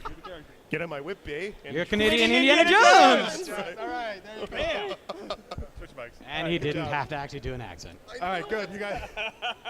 See, I was offended. You are Canadian. How can you not do it? I know, but Well, he already You didn't was take doing the oats to your Canadian whip. accent. Here's the thing, right? Is like there's the way that Canadians sound, and there's the ways the Americans think Canadians sound. Yeah. Those are two different All you have to things. do is throw out an oot, and you're fine. Yeah, yeah. You see, did a we whole don't do show that. called Oot with Dad. No, So no, we did not. I'm in so much trouble right now. All right, so it actually did take longer than 60 seconds, but I'm going to give, we're going to send Nick the thick prize anyway. Most of it was just stage transition time, really. Yeah. Right, Yeah, that was the problem. He's And- an editor. Nick can cut Yeah, that out. right. And most of it was Jason refusing to do a Canadian accent. He already was doing a Canadian accent when he first opened his mouth. True, that's a good point, actually. All right, very good job, guys. Good accents. Was it really? No, we all failed. We all failed first Han, year Han acting. Solo does not use a lightsaber, though, I'm just so you know. so embarrassed. I don't. too. And it smelled bad on the outside. He does, you're right, at All one right, point. technically he does at one point. Usually. Also, they don't go. I don't believe. What was it? The sound you made? Like Zing. you did like Wolverine for a lightsaber. It's like he's taking a knife and like stabbing someone. Seriously, you like shanked us with like a lightsaber. It was Well, in crazy. Lindsay's That's- defense, that's she what has you're seen The Force Awakens, and they've made a few changes, so... Oh, That's and when I've I also grew upset up every when that Canadian. one came out. So sorry, Ed. Oh, she got the early preview of it. Nice, Yeah. good job. I don't know what's happening right now. All right, cool. So excellent job, guys. Before we go, once again, they can watch Out With Dad at outwithdad.com. That's the easiest way to do it. 3 seasons online right now, and a 4th coming soon. Yeah, Soonish. Probably, I'll do a proper announcement in about a week or so, but it'll be like mid-May, late May-ish, something like that. Yeah. Awesome. All right, and since you joined us late, tell people quickly about your show Pairings and where they can watch it. Sure, my show is called Pairings. It's about a guy who cooks, and he has better luck with women that way. Cooking makes a man sexy. You can watch it at pairingstheseries.com, and I apologize to every Canadian out there for the bad Canadian accent. And Especially you. everybody on Wednesday night at 8 p.m. PST, 11 p.m. EST, 11 p.m. Eastern Standard Time, 8 p.m. Pacific Standard Time, the IAW TV Awards will be live broadcasting here from the Paradise Center. It is going to be spectacular. Every single one of the people, I know this is really hard to believe after that performance, but every single one of the people here are in fact nominees. And, we will Not be, anymore. Can they revote? Revoke nominations? They for- probably All right. should now. It's going to be a really, really amazing show with some great performers. Roger Bart, the Tony-winning and SAG-winning Roger Bart is hosting. We've got Beth Riesgraf from Leverage and Brea Grant from Heroes. Josh Robert Thompson. Josh Robert Thompson from the Craig Ferguson Show. An amazing, amazing lineup of presenters. It's going to be a great show, and you can watch us all lose Yes, at iawtv.org. at iawtv.org. Thank you. Cool. Jeff. All right, and we're actually going to be here doing Super Geeked Up all week long at NMX and NAB show. Tomorrow, Tuesday, 5:15 Eastern, 2:15 Pacific. We'll be back here again doing some geeky shenanigans. Thank you guys very much if you're watching online. Really appreciate it. Keep tweeting at Super Geeked Up. Thank you to the Out With Dad and Pairings crew. And stay geeky, everybody. We'll see you tomorrow. Bye. Super Geek Up. I remember. Yeah. Did not actually call me up. Not prepared for that. John said, call it up. The only question I had for Kat was the geek one. You guys have already done it. Everything else is like, I'm not repeating it for this one. That was good if I got it.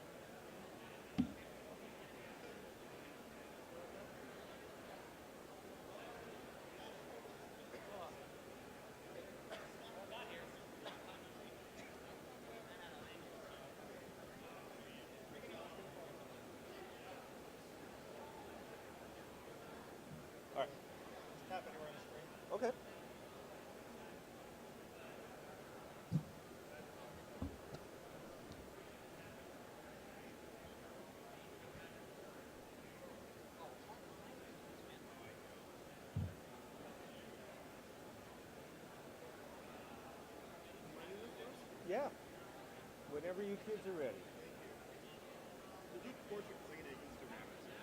Okay.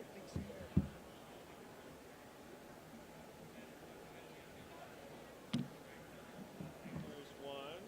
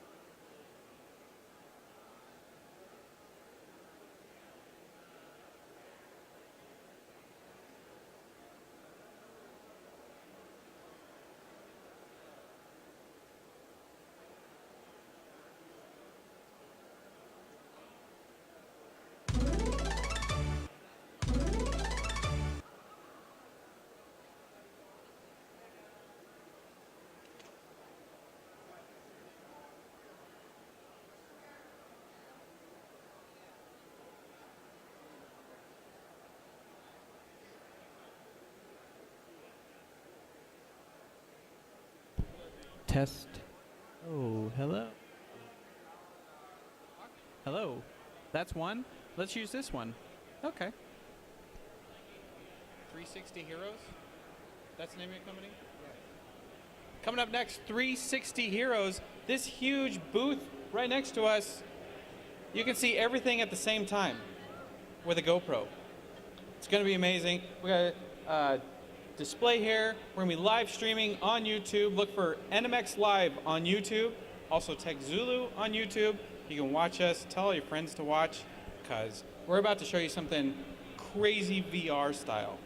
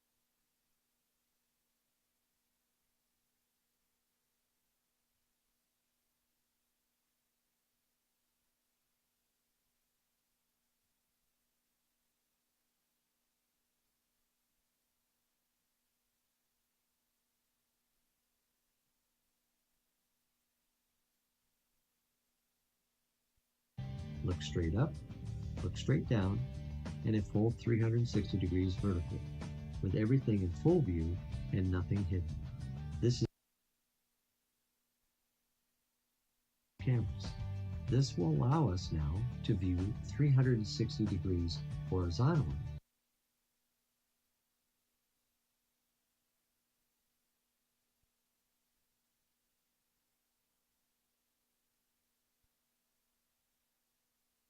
So let's review how the patent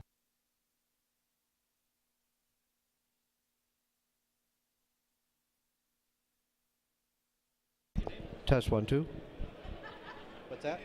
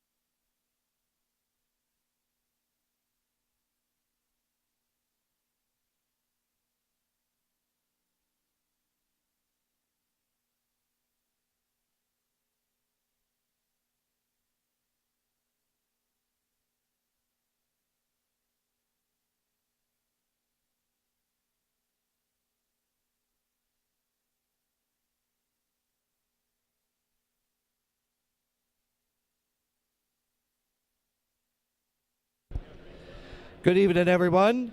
Have you come on over here to the 360 Heroes booth, and we're going to give you a little demo on open source approach to VR. And right after the presentation, we're going to come over and register to win a free GoPro. We're going to do a drawing at 4 o'clock. So, but you have to watch my presentation.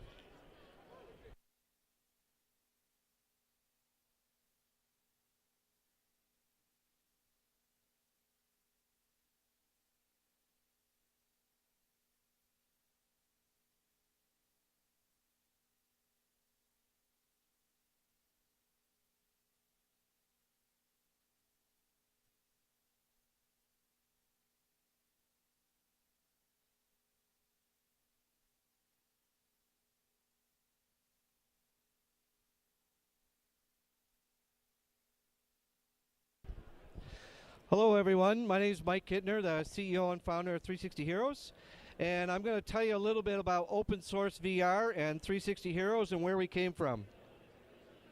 To start off, I just want to tell you a little bit about a history with 360 Heroes campground background, and we actually started in late 2010, and we spent most of our time doing aerial photography through low flying helium blimps. And we need to be able to come up with a solution that was really lightweight to create 360 content. So what I'm going to do is I'm going to give you a quick little demo on what 360 video is and how it actually works. So these are two 1-minute little shows. So let's review how the patent pending 360 Heroes 360 video gear works. First, we start with one camera. It has a viewing angle of 170 degrees. Now let's bring in the 360 Heroes rig and add 6 of these cameras. This will allow us now to view 360 degrees horizontally. And today, most 360 video cameras can only see 120 degrees vertically. With our 360 Heroes patent pending rig, we can see a full 180 degrees vertically, presenting a full spherical view. So when we view this in the real world, we're able to see a full 360 degrees horizontally, look straight up, look straight down, and a full 360 degrees vertically, with everything in full view and nothing hidden. This is the 360 Heroes video gear and photo gear that's all around you.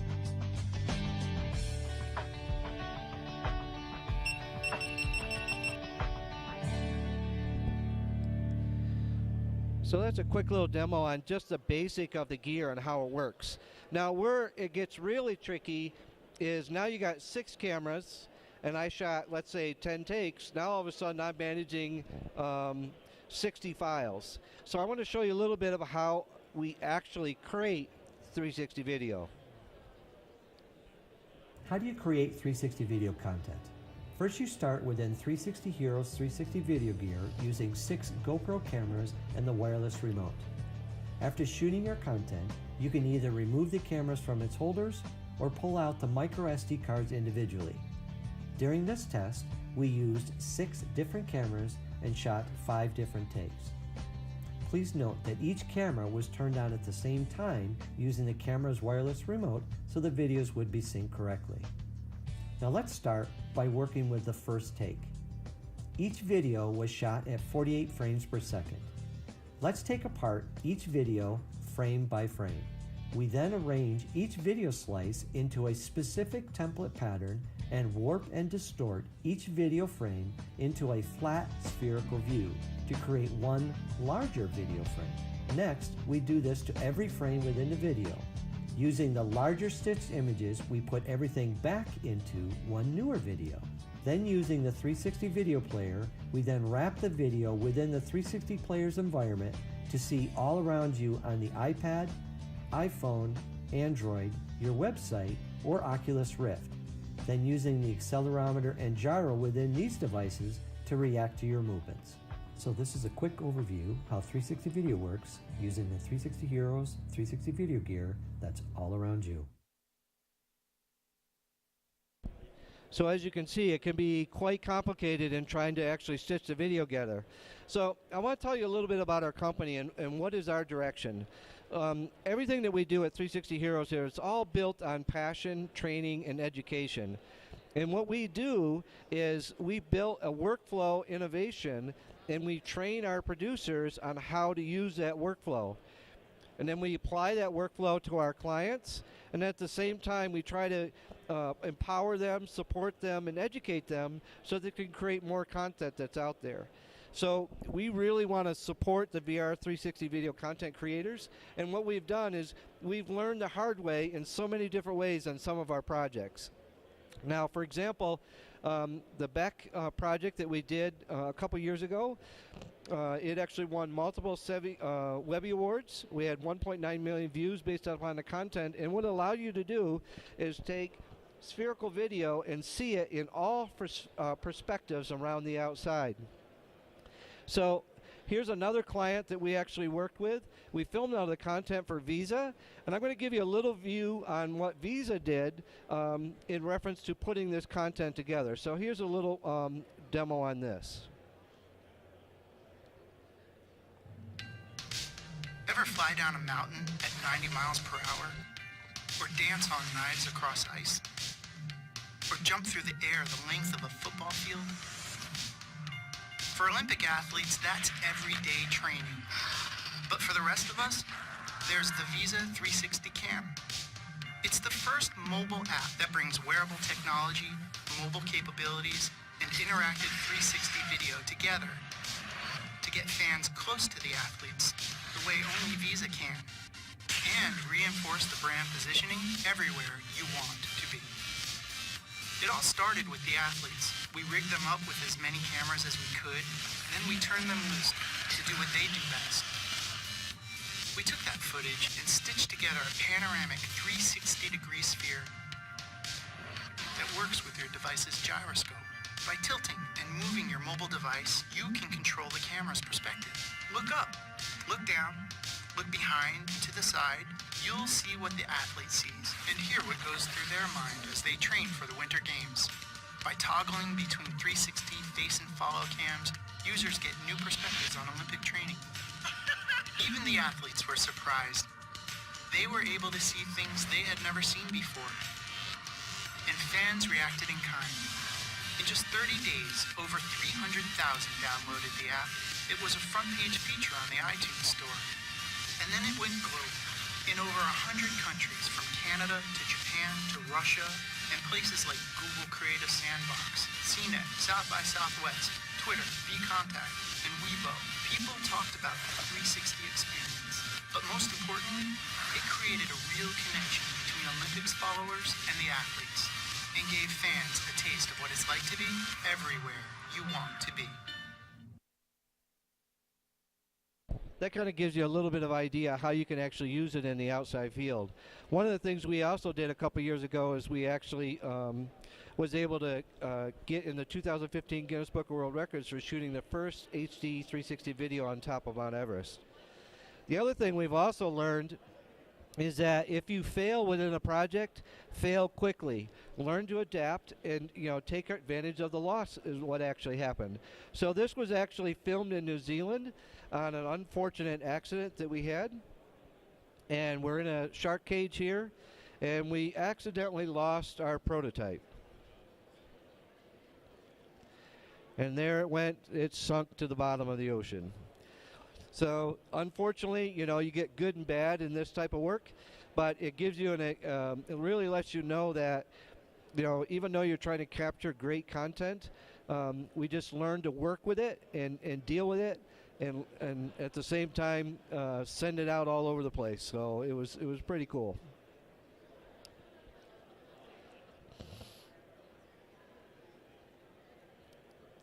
So how that was actually filmed, through using our 360 video gear, our scuba gear, and we have different types. Over here on the right-hand side, you can actually see 2 of the scuba models, and the gear over on the right-hand side here, this particular gear will actually go to 1,000 meters, or 3,200 feet, and it's actually designed so it can be negative in the water or positive in the water, or neutrally buoyant. So you have a lot of control in how you actually use that. Now with this content, you're able to create content that looks like this. So here's a Time magazine project that we actually did, and this is how you can actually use it out there in the real world. So let me bring up this particular view. For this interactive video, turn up your sound. Use your mouse to pan and zoom in the 360-degree view.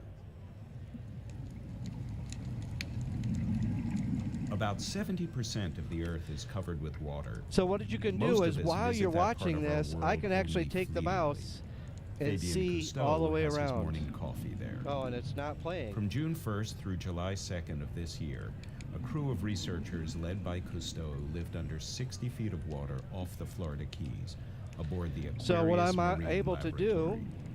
Their mission was simple: to learn more about our watery planet and become better stewards. And I'm not quite sure why it's not working. Pan toward 0 degrees. Divers and aquanauts enter Aquarius through the So wet here we go. porch. Pressurized air We can inside kind of look Aquarius around keeps the and see seawater everything out. that they're seeing in that environment automatically. As you can see, he's into the dry tank. He's about 60 feet underwater. He Otto was actually Rutten living is there a for science several manager months. for Mission 31, one of more than 36 people who kept the operation running smoothly. Now what you can do is, this is actually what we are filming right here. Water pressure at Aquarius's depth is about 2.5 times That's surface the actual pressure, view. which means the And then interior what of we the can do lab is we can must take be that equally view pressurized. and actually For the distort it aquanauts, into that takes a getting little used to. planet view, so you can kind of see how we actually put it together. Pan toward 270 degrees. So In the he event wants of me an to look at emergency, 270 the degrees. gazebo provides a life-sustaining refuge containing masks and air enough for all I can personnel zoom in and to out and kind of survive until experience rescue. everything all around you in one pass.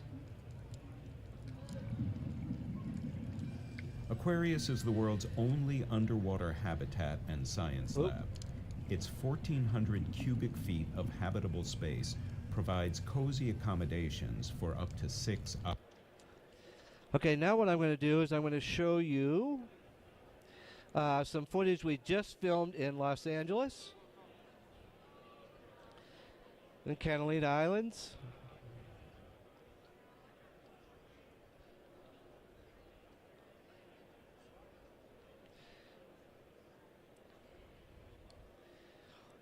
So with this particular footage here, we can actually see the kelp beds in California, and we kind of swim around and you can see the diver that's actually holding the gear.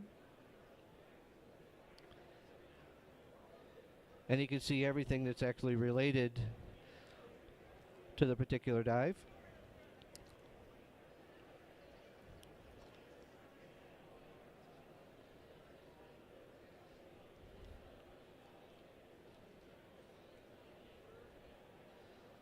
Okay, let's see if I can close this window.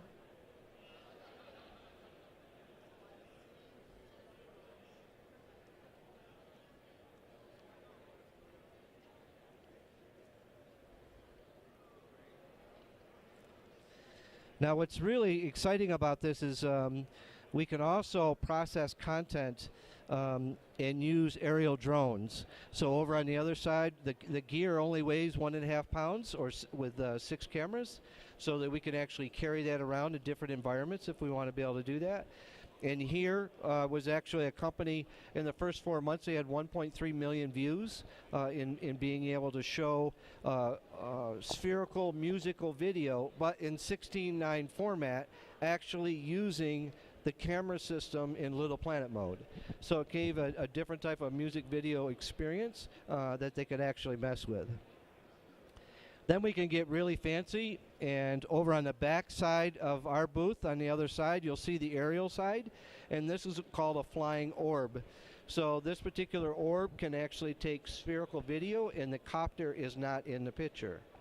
So it allows you to be able to look all around and truly be a flying Superman as you're kind of flying through the woods or that type of flight pattern.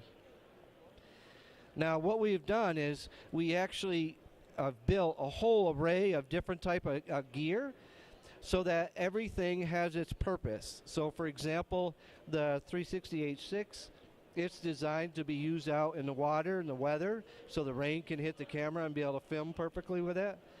Then you got the 360 Pro 6 and the Pro 7, and what that'll allow you to do is some of the videos that we just seen below the copter, we can interface it all with that way. We got them so that they can fit on top of your head and be able to mount and work with them like that as well. And then we can get in a high definition gear or get into 3D models. So now you can use the Oculus Rift and the Gear VR over here on the right hand side and actually have a very nice experience with 360 video and be truly immersed in what they're doing. So the two different types of gear that we have, depending upon how you want to do it, it's got 2D top and bottom, or 3D in the spherical sense, or full 3D all the way around it. So now, as you can imagine, when we've got 14 cameras or 15 cameras trying to ingest all that data, gets really, really data intense. So for example, if we did 10 takes with the Pro 14 rig, we've got 140 data files. One is left eye, one is right eye. We've got multiple takes. How do you be able to manage all that?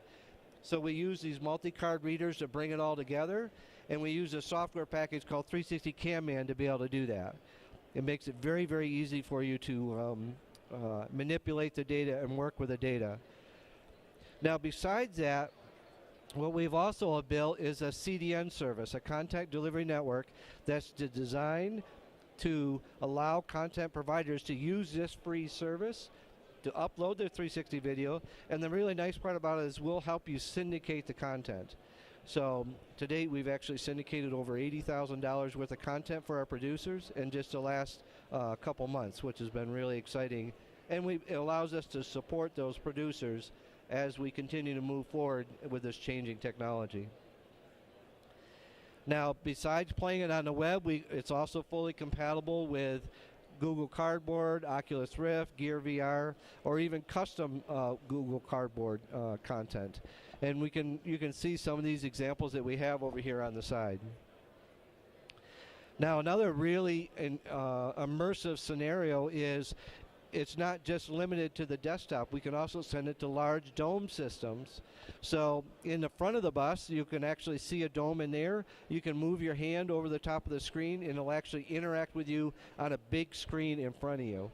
So it gives you a lot of capability to interact within your environments. And then we've all seen the bus here next door. That'll actually kind of show you what we're doing throughout the U.S. And we're actually traveling the country, actually training and teaching people all over the U.S. about 360 video and how to use it in this environment. And this has been really challenging because we've traveled a little over 15,000 miles in the last 5 months. And every now and then we get lucky and they let me pull it into the convention center here, which is really exciting. So this is going to be pretty much to conclude my presentation. What I'd like to have you do is you can go over and sign up to win the free GoPro. The drawing is going to be at 4 o'clock. And it's going to be Monday, Tuesday, and Wednesday at 4 o'clock. You have to be present to win. And then also, everybody here will also win or get a free 360 Heroes t-shirt. So they're going to have the t-shirts all lined up over here. They'll be handing them out here in just a couple minutes. So thank you very much, everyone, for coming, and we'll see you over next door.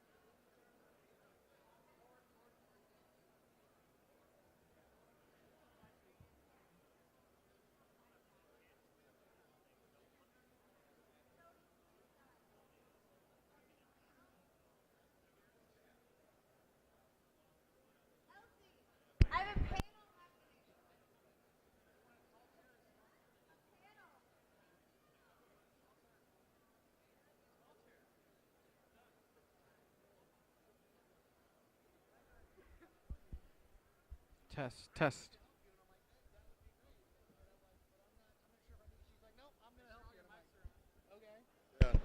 Testing. So we set up a weekly call. No Every way. Friday, I'm like, This- I'm like, well, when you did this at South by Southwest, like, what did you do? I would do this, and so. I think We're Brian. at the LA Podcasters meetup. Oh yeah. How are you? Brian does the voiceover stuff. Hi, Brian! So we're LA. Want to be on the show tomorrow? Yeah, she's been. If nothing else, just listen to me whine. I don't know if it's How's it going? Oh, I can't get a hold of anybody. I don't know what's going on. All right, well, you'll be all right. Yeah, she's awesome. Where is this being broadcast? TechZulu.com. Tech Zulu? Yeah, Is this everybody live? tweet it. Yes. And Justin, TechZulu.com. and a few porn sites. That's what Tech Zulu is. You'll hear some bizarre music starting shortly. Not on the website. Just like, TechZulu.com, and it's just live. like home. And is it being recorded? Okay. Yeah. That's your camera? That's their camera. You have cameras too. I should have like bathed. That's what I look like in the photo, Harry. Look.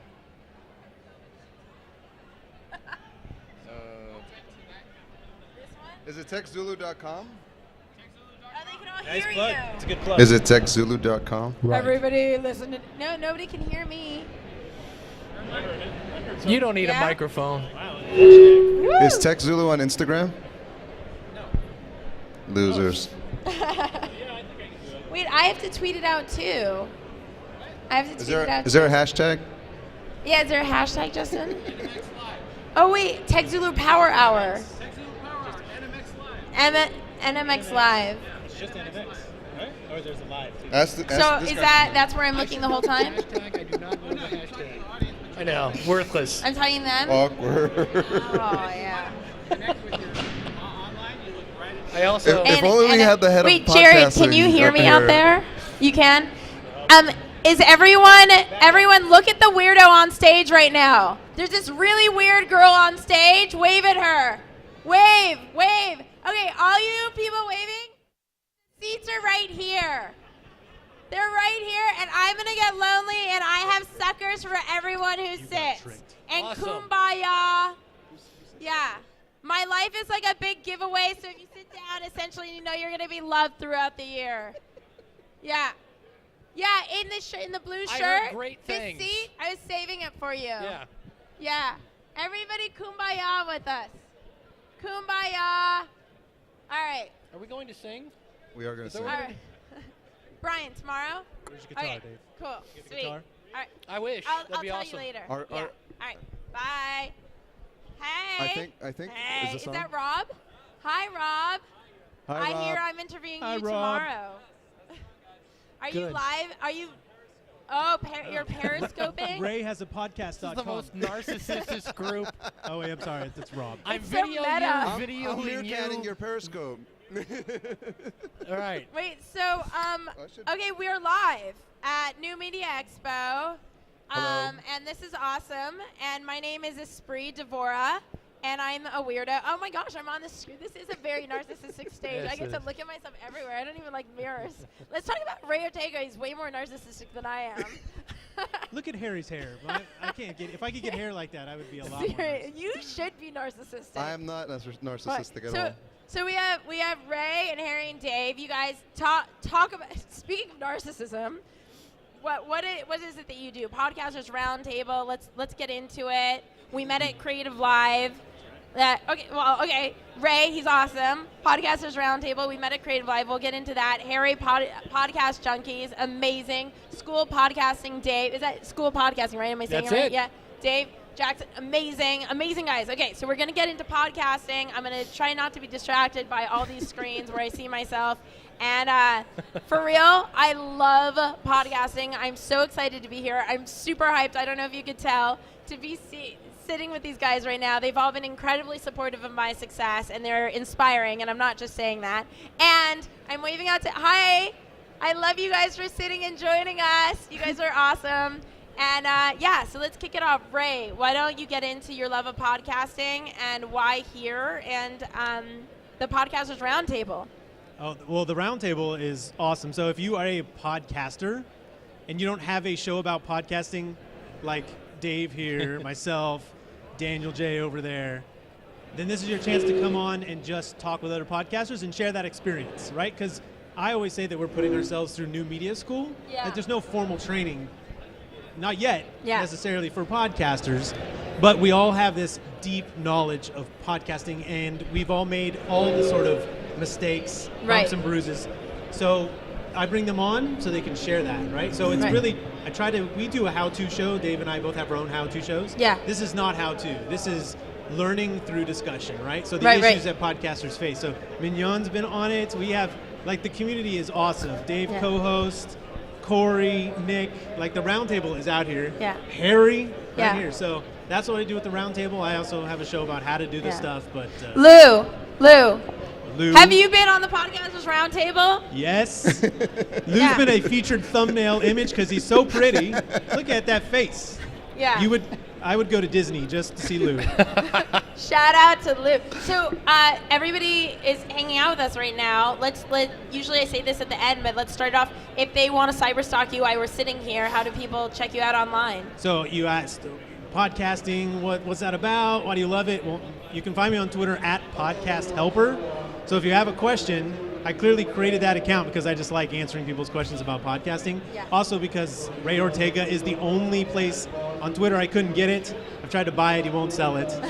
So at Podcast Helper on Twitter. Cool. And let's make sure to do that real quick since we do have so many people out here just so they could cyberstalk you while we're up here chatting. So Harry, Podcast Junkies.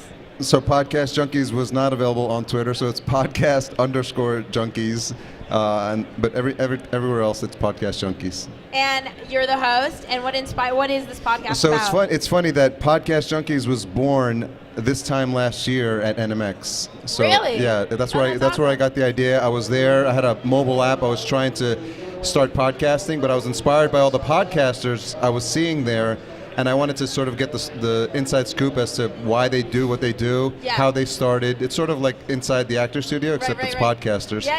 And I've been fortunate enough to have these two men on my left and on my right, actually both on my show, and I've had a blast speaking to them. Wait a second. It almost Lou, sounds like you planned Lou, this. have you been on Podcast Junkies? Wait, Lou? why not? Let's make this happen. Are you We'll make Lou's it hap- agents? There's a lot of Lou Esprit action going on. I got your back. If you don't know Esprit's tag handle, she's known as the girl who gets things done. And by the end of this conversation, you'll have known why. That's right. There was supposed to be one of us up here, so she's getting things done, like all her things done At right one now. time. At Yeah, one time. batching, guys, batching. Dave. Yeah, you can find me at schoolofpodcasting.com, and on Twitter, I am at Learn to Podcast. Perfect. And what inspired you to create School Podcasting? Three things. I'm a musician, so I'm kind of creative. I've been teaching people technology for over 20 years, so I got to get my geek on, and then I got to help people. So when I heard about it, and I actually uploaded a file and saw it come down, and the light bulb went off, and I went, this is going to be huge. At the time, I was going back to school, and I thought, well, I keep hearing that membership sites are the next big thing, so I created a membership site to show people how to podcast, and that was 10 years ago. That's so, awesome. Yeah. And as you guys know, we're live streaming right now on TechZulu.com. I'm a really proud teammate of TechZulu. We're based in Los Angeles, and I'm also the host of the We Are LA Tech podcast and the Women in Tech podcast. And yeah, podcasting, I consider myself a full-time podcaster, and I love it. And that's how I got to know all these awesome guys. So podcasting, do you guys think it could be a full-time thing of business, or like where are we at in the state of podcasting? It is for that guy. Yeah, but differently than it is for that guy. I mean, that's kind of it, right? I mean, if you're talking about monetization, which everyone wants to talk about, obviously it's the first thing you don't want to talk about, right? Because it's about community building. I mean, right now, it's the best sort of billboard for your business, if that's what you're looking for, right? I mean, to create a community and to interact with them, that's what it's for, right? I mean, imagine what it would cost to place an ad to reach that many targeted people on, what, TV, radio, exponentially more, and the connection's not even half as strong. Yeah. So I heard, aren't we? And by the way, Dave, did you say that what your Twitter handle was? At Learn to Podcast. At Learn to Podcast. And mine, I think I forgot to say, is at Esprit Devora. Is it that that podcasting has the highest return on investment for an advertiser because of our connection with our audience? Yeah, there's a recent, I can't remember what the article was, but they said in terms of like return on investment, they compared it to the Super Bowl. And even though we don't have, we have this much of that audience, the return per person is better. Right. Because the Super Bowl ad goes to 8 million people, of which 6 million don't really need to see it. Right. So, or they don't take action. Right. Yeah. Because they're eating nachos. With podcasting, you can eat nachos with the podcast. Right. So, like if Ray recommended a piece of equipment, I know, like, and trust Ray, and I would take his word on it. When somebody comes on a commercial that I've never heard of, but he's cute and pretty, but Ray, I understand. So. There's a level of intimacy when you have that person telling you something or recommending something. But I think part of the other draw, and it's probably we're preaching to the choir here, is just the fact that we're all on stage together and we all know each other through different channels, which is kind of crazy. And part of it speaks to you as a connector. But I mean, I met Ray through trying to get him on the show. I think I ran into Dave at a conference. We met at a meetup, and then you met him because you're helping him with the conference, and you two met because you're at a Creative Live. But I think it speaks to the nature of the podcasting communities. Like, we're all trying to help each other, so we're all trying to figure out ways, and we can not only.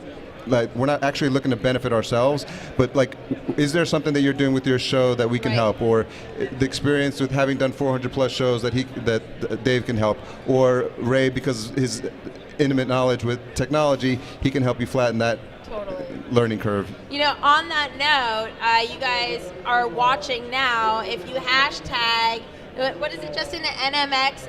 NMX 15. Tech Zulu Power Hour, so hashtag Tech Zulu Power Hour, and you shout out your podcast. We're happy to answer your questions if you want to have your questions answered. So if you weren't able to make it here, just hashtag Tech Zulu Power Hour, NMX 15, and we're happy to help. So what were one of the biggest challenges you had, Ray, when you first started podcasting? That's a good question. I think one of the biggest challenges you have is you have a message, and how do you find those people, right? So you create great content, but Dave will tell you, you don't have an audience in the beginning. Now, that's not the same for everyone. Some people are bringing an audience, and some people hold themselves up to that kind of standard, right? So they're like, why am I not Adam Carolla? Why am I not saying that kind of? Well, realize he brought. Why are you not Adam Carolla? I mean, why? I just don't have enough money to be that cool. There's probably 2 degrees of separation between you and Adam Carolla, right? Probably. Is it you? You make the intro, because I like to have him on the show. It's probably free. He wants to be on the round table. Yeah. Bring him on. Yeah. But, I mean, thanks, Harry. What was I even talking about? So you're starting podcasting. Yeah, right. No, I mean, finding that audience is a big challenge in the beginning, and I think some people worry a little too much about it. I mean, in the beginning is that sort of time where you have to figure out your craft. You can practice all you want, but I say it doesn't, until it matters, until you hit record and you publish, then you start to improve incrementally over time, right? So ignore the challenges you're having, because that will hold people back from actually starting the podcast. Start the podcast. No one's listening. Or even if there is, start the podcast, because people aren't necessarily expecting NPR level quality you're seeing now. Yeah. I mean, it's us. The joke is 2 guys in this. You expect it. No, you could start a podcast and on your own, and even share the link privately using SoundCloud. And then I don't even know where to look, you guys. I'm looking at all of you, but using SoundCloud, and then you can share it out and see how people like it, how your friends like it. I did that with my network in the beginning and shared it with like 100 people to see what the response was before I ever even put it on iTunes. Yeah, and I mean, this is coming from the guy who's, if you listen to my show, The Podcaster Studio, it's all about how to produce a better podcast. A lot of it is surrounding audio quality. Like, I care about that. I think it's important. But I think as long as you are trying to improve each time, your audience is along for the ride. In fact, they love to see you grow, right? So the key is to actually start, because that is a barrier to a lot of podcasters. They don't start. We have a question from the audience. Okay, whoever wrote this, I already love you. Just know that. Yeah. Yeah, this is And wait, who's the question from? Who's Who's it from? Who's the at handle? Justin's big idea. Is it? So say it again. Is it? Oh, go for it. Say it again. Well, Dave, do you want to talk about the recent Yeah, news repeat coming the out question. of Basically, the the question is, there was, for lack of a better phrase, a patent troll. Somebody who had nothing to do with podcasting had a bunch of patents that shouldn't have been issued in the first place. They went after Adam Carolla. They went after CBS. They went after Apple. They won millions of dollars. But in the end, it was because these companies said it's cheaper to give you millions than to fight you in court. And so the Electronic Foundation, help me with that, Electronic Frontier Foundation. Thank you. EFF. Went through to just invalidate the patents in the first place. And the cool thing is, last week, a couple days ago, they basically won. It's not over completely. I mean, that troll will still keep raising issues, but the main issue that patent was invalidated.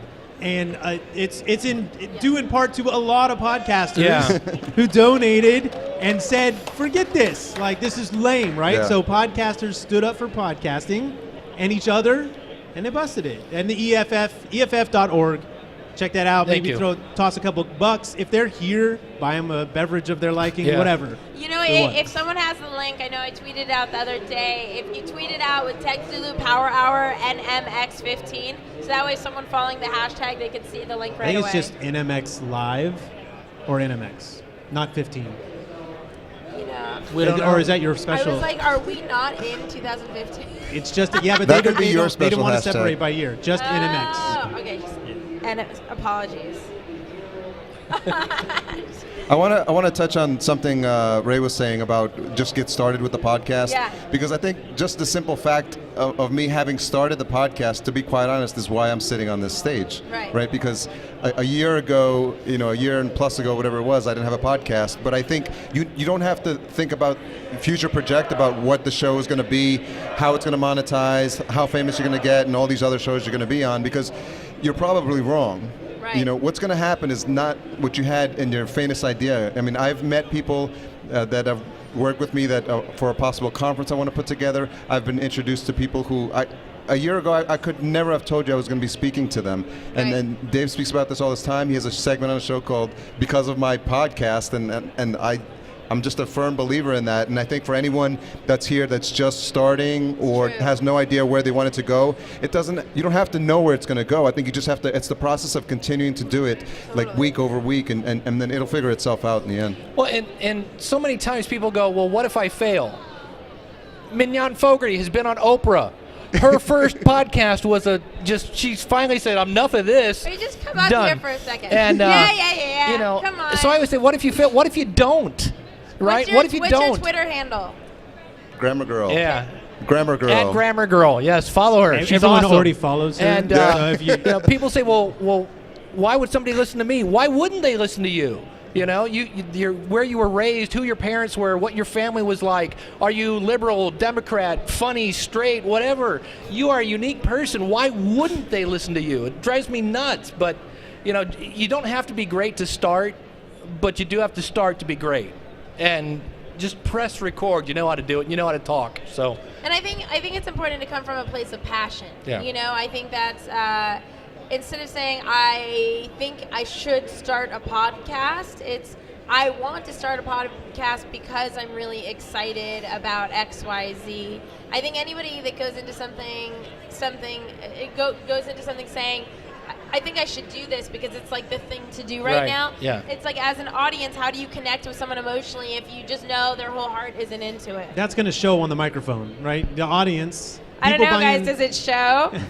Not for you. Like if you don't care about it, if you're in it for the other reasons, it's going to come I think through. the heart shows too. People might be introduced to your content through the topic, through the content. They'll probably stay for you. Yeah. A lot agree. of times. Grammar Girl's great either way. Yeah. Like I just learned stuff, but I do like her too. So. Yeah. I'm really Don't conscious of my grammar right now, Everybody actually. make a cute face. Rick's We taking a make so many photo. Rick's taking a photo.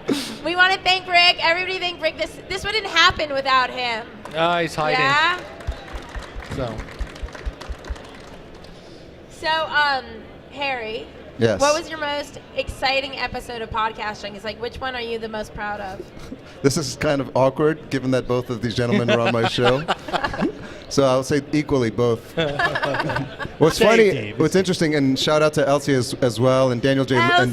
And Daniel J. Lewis, I think, is Elsie roaming has the a floor. podcast called She Podcast. She podcast. It's amazing. So actually, those conversations were some of the most interesting for me because it provides the historical context of podcasting, and truly the people who started for passion. There was no like, here's my affiliate link, here's my ebook. When Dave and when Ray were starting, they're like, I really like the concept of podcasting, the concept of like sharing my voice on a topic that I'm entirely passionate about, and I'm not trying to make a business out of it. And so that came through when I interviewed all four of them, and it's just really contagious when you speak to someone like that to understand that they have that perspective, and it's interesting to get their perspective on what's happening now with everyone trying to be a dashpreneur, dash on fire, version, reinventing themselves. I mean, it's not going to happen. Everyone's got to invent their own path and make their own path, and I just love the historical context I got from speaking to these folks.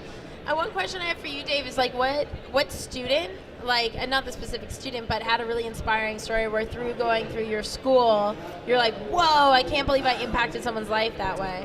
Marcy Rosenbaum, I'll throw her out there, came to me, said, look, I am in her opinion, she felt she wasn't young anymore. I hate technology. I know I have a great experience, and I want to start a podcast. Can you help me? And she called me up crying when she was in iTunes. She said, you told me I could do it. I kept telling you I couldn't, and you kept saying, yes, you can. And we baby stepped it through the whole way. And she said, and I just got the notification I'm in iTunes. And I said, yeah, you're in iTunes. And she goes, no, you don't understand. I told you I couldn't do this, and you said I could, and I did. That's awesome. And so, yeah, I always remember Marcy. She's a sweetie. It's always having that network to believe in you, which is why these events are important. I was talking to Elsie about this earlier. When you go to an event, you form these relationships, and then those are the people, like, you guys have my back, and we met at, like, well, Harry and I cyber-stalked one another, but, like, other than that, you guys have my back, and what I want to talk about is what's interesting about Esprit is the fact that your podcast is relatively new, but it's interesting to see someone go at the podcasting with such passion as you have, and I'm sure you guys can relate to the fact that you've seen people just get started, they lose interest, and they're not as into it.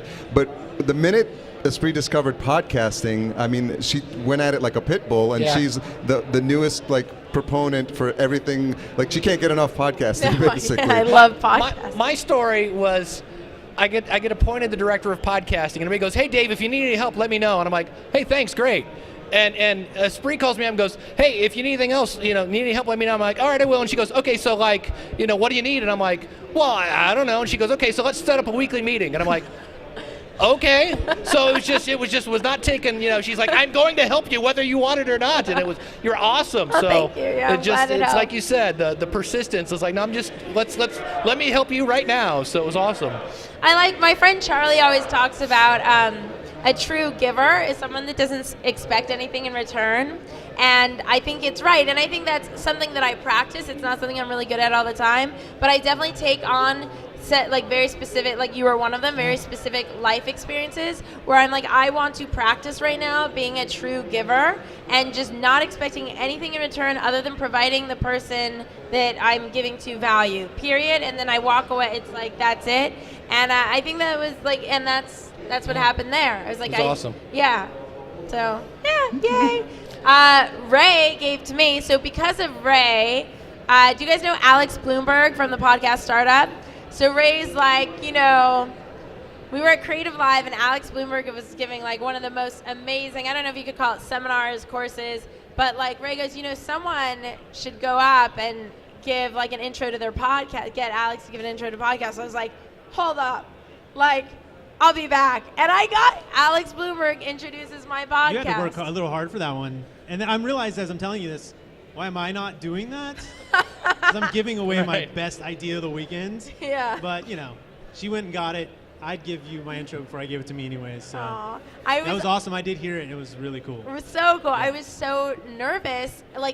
for me, like at that point, so in order to even meet Alex Bloomberg, like I knew I wanted to meet him for a long time. The second I heard the start of podcast, I heard it when it was really new and before it exploded like it did, and I just knew it would explode. I was like, I have to meet this guy. So I emailed him, and before it got popular, and I didn't hear back, and I followed up a ton of times, didn't hear back, tweeted, didn't hear back, months went by. I'm at LA Podfest, and this ad goes that Alex Bloomberg's going to be at Creative Live. If you go to like creativelive.com/LA Podfest, I'm like, what? And I knew that they had a live audience at at Creative Live of something like 15 people. And Creative Live is this like learning platform online with really high quality education, and they have super high production value. It's amazing, but it's really virtual learning, so you learn over your computer. But they do have a live audience, and I'm like, I'm going to be in that live audience, period. So I email Creative Live, don't hear back. I tweet Creative Live, don't hear back. I'm like, no, this is happening. I'm gonna fly to San Francisco on the day of this event and just show up hoping that like someone else just decided not to go so they could let me in. But it ended up, I connected with a lot of people and asked people if they knew someone, and I finally was able, and what I ended up doing is I went on LinkedIn to look at who was in charge of the whole thing, and then I emailed that person. I ended up getting to go to Creative Live and meet Alex Bloomberg, and then thanks to Ray, like have Alex Bloomberg on my podcast, and quite frankly now have him in my network too, which I'm really on. He's one of the coolest, nicest, full of integrity guys. I resonate with him so much, and yeah, so thank you. And you. That's a tip. Yeah. That's a tip for everybody that's here right now. They were incredible. Leo Laporte, I just went by. We shared pictures. A lot of you guys probably have recorders on you, so go for it. Get that intro. Just say, hey, this is Leo Laporte, and you're listening to thepodcasterstudio.com. Why am I not doing this? Yeah, I'll take my own advice. Yeah, I mean, pretty much like whatever you want, you just have to go after. Like with you, I'm sure it wasn't easy to get on Oprah, right? You had to like really like a lot went into that. It wasn't just like overnight. You put a lot of hard work, persistence, like. And they came to her. They came knocking. It was the content. It was her content. Make good that, content. Like when they started talking grammar, somebody said, "Oh, got to get Grammar Girl." Boom. But I mean, you had to create Grammar Girl Right, and work exactly. at it often and put a lot of love and production. It didn't just happen. Like, yeah. You guys are making it sound like anyone can be on Oprah. No. No. She's the only one that I know of at this point. We're a testament to that fact. Hi. Soon we'll be having our next interview. How are we doing on time? Okay, so I'm getting the wrap it up. That's right. So are you guys enjoying this? Yay! Thanks for coming out, guys. You know what I'd love to do before we wrap it up? Because this is really about you The guys. wave. So I'd love to take a couple questions before we go. So who has a question for any of us? Raise your hands. Who wants to start a podcast and hasn't done it? Or Who's who- here to start a podcast? Timothy. It doesn't matter if We it have a started 2 question. years ago. In the who has a corner. question? In Yeah. the Who's here to corner. start a podcast? You want to start a podcast? Oh, I thought there was a question. The podcasting industry wants you. They're like, where are the female podcasters? Do you know Elsie from She Podcasts? Elsie. Now you do. Elsie. This is how she Elsie. wraps it up. See, that's Elsie over there. She Podcasts. Elsie, female podcaster. She needs to connect with you. Right. Yeah. And that's why she's the girl that gets it done. It's like a romantic Right. comedy. They see Right. each other from across. Slow motion running. 4 female podcasters. Amazing. It's a Facebook group. It's a closed group, so you could search it. It's called She Podcast. It's females, and it's super empowering. I'm on there all the time. It's amazing. Elsie runs it. You could go meet her there. She's That's right. great. Final takeaways before we go. How can people stay in touch with each of you? I know we talked about it at the beginning. Are you guys going to be here right after in case people Yeah, have we'll questions? Okay, be cool. signing autographs, right? Yeah. How can people stay in touch? Just go to schoolofpodcasting.com. And any final thoughts? I somehow wanted to achieve a flesh tone later because I think if I took off my shirt, I would blend into the background. That's a good final thought. Yeah. Harry? Podcastjunkies.com, and thank you for putting us all together. It's a lot of fun. Any final tip? Podcasting tip? Just do it. Just do it. Just do it. Nike it. Yeah? Right? You stole my tip, Harry. Is this on? Yes. Yeah. Make sure your mic is on. That's my tip. Thepodcasterstudio.com or rayortega.com is where you find me. And Follow me at Podcast Helper on Twitter and ask me those questions that are preventing you from starting your podcast or making you better. I think Yeah. my microphone's going. And I really, really, really do value these guys on stage, like a lot. Like, I'm not kidding. So for sure, reach out. They're fantastic human beings, and I'm grateful they took the time to hang out with Tech Zulu. I'm Esprit Devora. We'll be starting the next interview with Tagboard. So excited on how that could help improve your podcasting lives, and we'll be back in a little bit. Yay. Thanks, everybody. You guys are awesome. I don't know if you can still hear me in this thing, but you're awesome.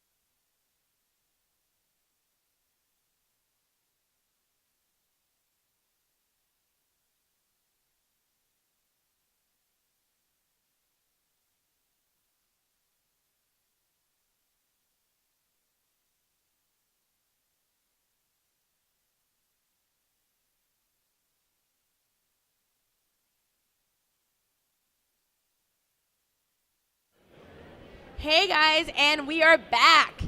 Everybody, if you want to join us, I'm Esprit Devora with Tech Zulu, and we're here with the team of Tagboard. I'm super excited, talking about how to optimize your podcasting world. Sit down, join us, enjoy. The hashtag is NMX live or NMX, and I kind of like the Tech Zulu Power Hour for a hashtag. So if you have questions and you want to ask on Twitter, we're happy to answer them live. Tech Zulu Power Hour. And I am Esprit Devora. I am a proud teammate of Tech Zulu. I host the podcast, We Are LA Tech, and the Women in Tech podcast. I love the world of podcasting. I created the LA Podcasters Meetup. We meet every month, and I'm just so excited to be here. I was interviewing earlier on Spreaker, Jenny Hogan, is that, yeah, and she's awesome, and she works for a company called Tagboard, and she talks about how Tagboard completely changed the way she was doing her whole social presence online. And this girl, Jenny, she was known as the local TV anchor with the most social following and social engagement ever. And so to think she put that much trust into this other company that really could take that to the next level blew me away. And after we talked for an hour on Spreaker, I understood it, and I actually want to involve Tagboard in the LA startup community. That was a mouthful. So I want to get him up. This is Josh, CEO of Tagboard, and Brianna, go ahead and introduce yourself, and we'll start talking about Tagboard, and we'll just get into like what it means and how it can help podcasters. Wonderful. I'll go ahead and start. My name is Brianna Bowers, and I'm the Client Success Manager for Tagboard. So I help all of the clients utilize tagboarding at social media, whether it's on TV, in live stadiums, pretty much wherever you want to live display the social media. And then I'll let Josh go. My name is Josh Decker. I'm the founder and CEO of Tagboard. And Mike for Josh. Yeah. Check. Okay, there we go. Yeah, start over. My name is Josh Decker, the founder and CEO of Tagboard. We're based out of Redmond, Washington, and Tagboard started about 3.5 years ago. And what I'm excited to talk about is community, because Tagboard was built at the very beginning as a community engagement tool, something to bond and build stronger communities. So let's get into it right away. First of all, for everybody watching right now, because we are live streaming, and hi Efren. Efren runs Tech Zulu. For everyone watching, where can they cyber stalk you so they could kind of click around while they're watching? Yeah. Well, obviously tagboard.com is our website. My personal account on Twitter is JDBT. Yeah, can you spell J? JDBT. D? At JDBT. Okay. Yeah. BT. Okay, and Brianna? And I'm at Brianna Bowers, and then you can also follow us at Tagboard. Okay, cool. So what is Tagboard? So Tagboard is a really cool tool. At its most basic level, it's a free and open search platform that anyone can go use for free.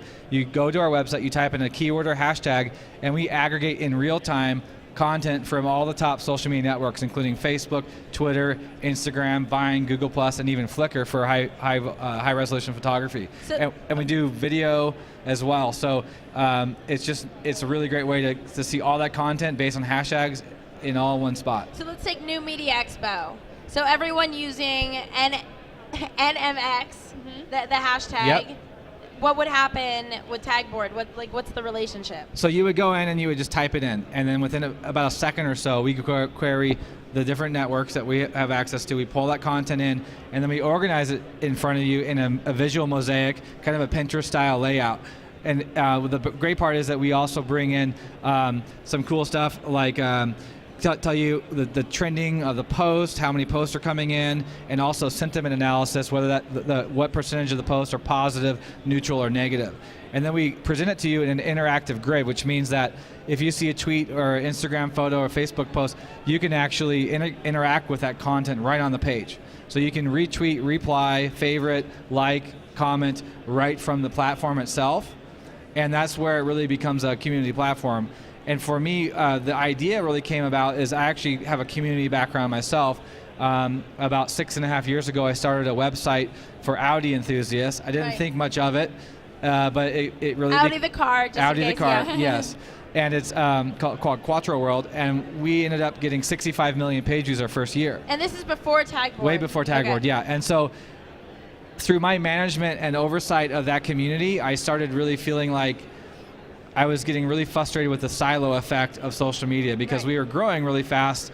500,000 people on Facebook, for instance, pretty large community size, the #1 Audi fan site on Twitter and Instagram. And what happened was it just became laborious to try to have the same conversation in 6 different places. Right. And I was like, man, if there's only a way to unify this stuff and pull it all in together. So about 5 years ago, I started thinking about the hashtag as the potential unifying tool. And I was thinking well, this would really work well, but only if the hashtag catches on. Right. And this was back before anyone even knew what a hashtag was. In fact, it didn't even show up into a commercial until 2011. So you realize that this was still pretty early. And then all of a sudden, Twitter started getting momentum, the hashtag getting momentum there. It became built into Instagram and then Facebook. Right. Now it's pretty much everywhere. I hashtag in text messages. I love that. So do yes. I. So any public content that has a hashtag in it, that's what we're going after. Right. We want to pull that together and pull it into one community-focused conversation. So now, there are other tools like this online, right? There are other hashtag aggregators. So what makes Tagboard different than the other stuff that exists out there? Well, for the most part, I can say that our focus has always been our empathy as a company and as developers and designers has been towards the end user, not towards the person writing the big check with lots of zeros. Right. And so because of that, we've had this and we've had our customers say this too, is a touch of humanity in our product. It's designed for the end user. It's designed for it to be fun, easy, and simple. And then of course, along came the enterprises, companies like Audi, Intel, Boeing, Samsung, Microsoft coming and in Major League Sports teams like the Seahawks and the Boston Bruins, others like the 49ers, etc., have come along and said, this is really cool, but we needed to display it in our stadium, or we need to put it in our trade show booth, or we want to embed it into our mobile application seamlessly. And so we've built all these really great enterprise level tools on top of that. And we're here at the NAB show because we now have a full suite of broadcast tools that integrate social media in real time. Right. So one of the things I was talking about earlier with Jenny is the LA, I'm really passionate about the LA startup ecosystem. And we have Venice. I don't know how familiar you are with Los Angeles, but we have, do you know it's enough to get out. stuck in traffic. I know that traffic's everywhere. So we have Santa Monica, and we have Venice, and then we have Pasadena, and we have all these different places. But we actually want to be one place, and we don't know how to do that. So what I was talking about with Jenny is we do have a hashtag Tech LA. We also have Silicon Beach, but I think Tech LA is the more inclusive one, because some people think Silicon Beach means just Santa Monica. Yeah. So I was talking about with Jenny how maybe by using Tagboard, We Are LA Tech, partnered with Tagboard, could help unify LA as a whole startup ecosystem rather than all these little different areas who want to be connected, but we don't know how to do it. Well, is Tagboard the solution to that? A good example of that is on a bigger scale. The world's largest social media event is called Social Media Week, and they actually have an LA event. I don't know if you've been to it yet, but they use Tagboard in the exact same fashion, but on a global scale. Right. They have over 100,000 people going to in-person events simultaneously around the globe for over 10 different cities, and they use Tagboard both on the local level, but most importantly on the global level to join everybody together into a larger conversation. Great. I didn't even know that. So TechZulu's worked with Social Media Week, and Social Media Week in LA is powered by TubeFilter, a company that I love.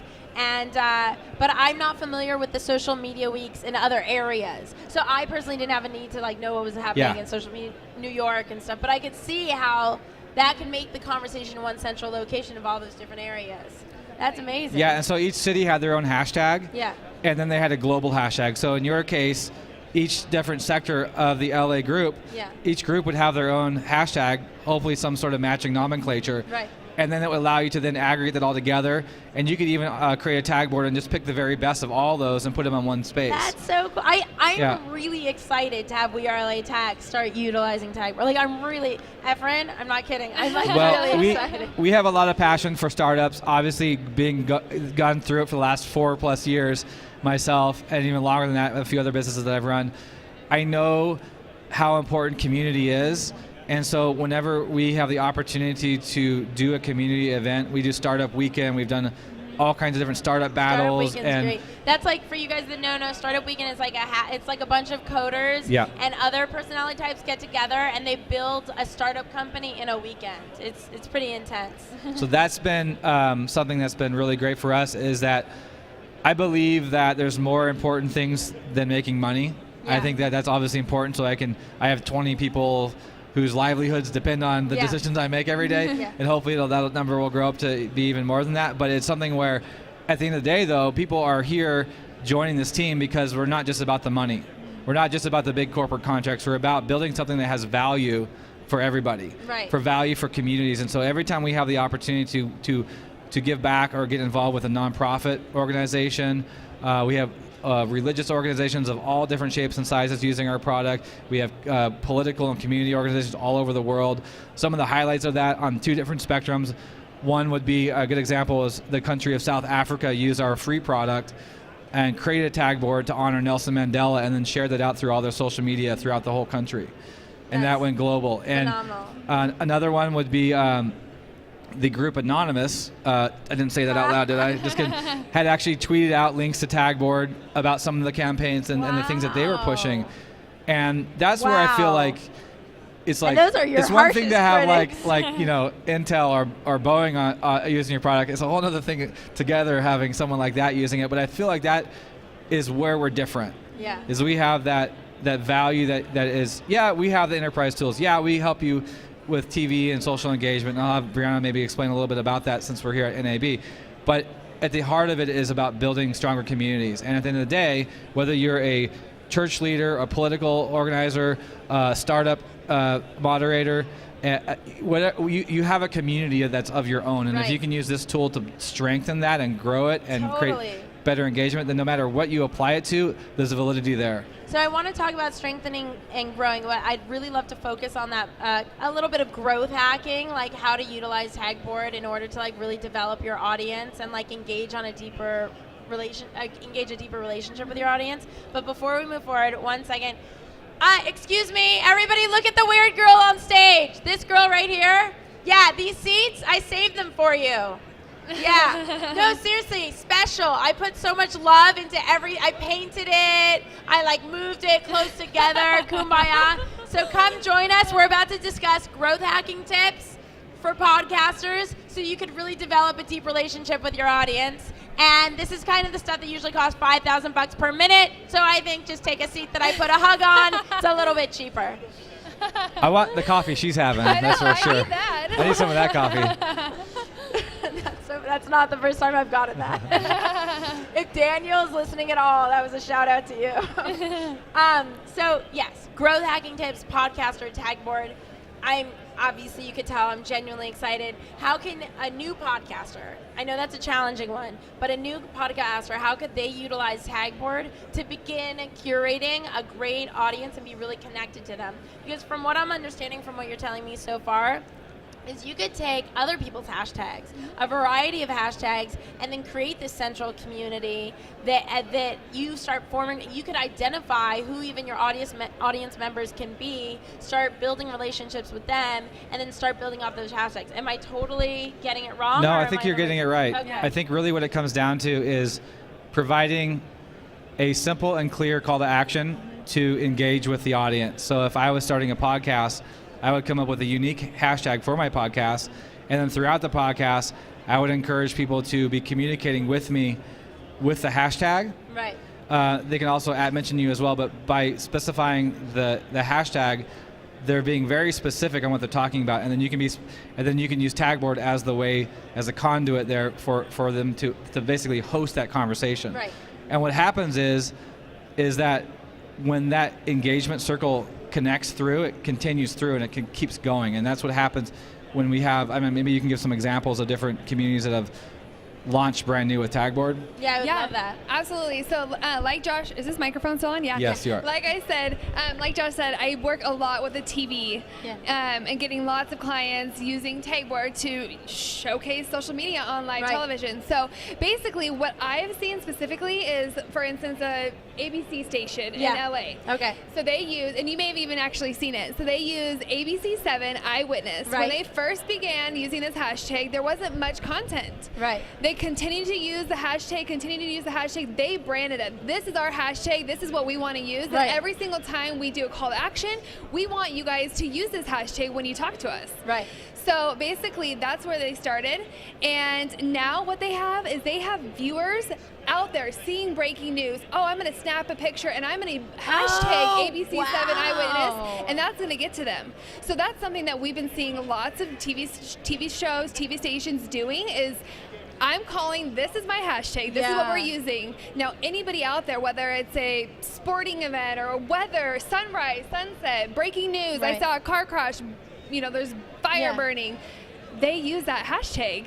Wow. And so that's one example of TV utilizing hashtags and then, creating that relationship Right. and that community that they have. Wait, so you're saying, Tech Zulu obviously is a media company as well. Mhm. So if the Tech Zulu audience wanted us to be reporting on a specific kind of topic, or they're at an event maybe that has nothing to do with Tech Zulu, but they think it's important, Tech Zulu should be covering it. Yeah. So they hashtag and kind of knowing that Tech Zulu is paying really hyper-focused attention on the hashtags and the content behind those hashtags instead of just being a simple tweet. You think that deepens the relationship and the desire for people to communicate? Whereas not posting at all? Yeah, so there's a couple different layers. One is increasing content. So one, you just want people out there talking about sharing content, sharing pictures, sharing what's going on at the event. Because it kind of gets lost in a tweet, right? Because a tweet floats away. So is that right? Yeah, that's a good way. I used to use the analogy early on that tweets and posts on other networks as well are great, but it's kind of like releasing a balloon. Mm-hmm. And yeah, there's a lot. If you happen to look across the horizon while that message is there, you might see it. What Tagboard does is allows you to kind of tether that down and connect it to the conversation, and make more permanence out of it. And that leads to increased engagement over time, especially when you look at clients of ours who actually embed Tagboard on their homepage or on their website. It allows it to be more visible, and by being more visible, the engagement level increases significantly with that content, which helps everybody.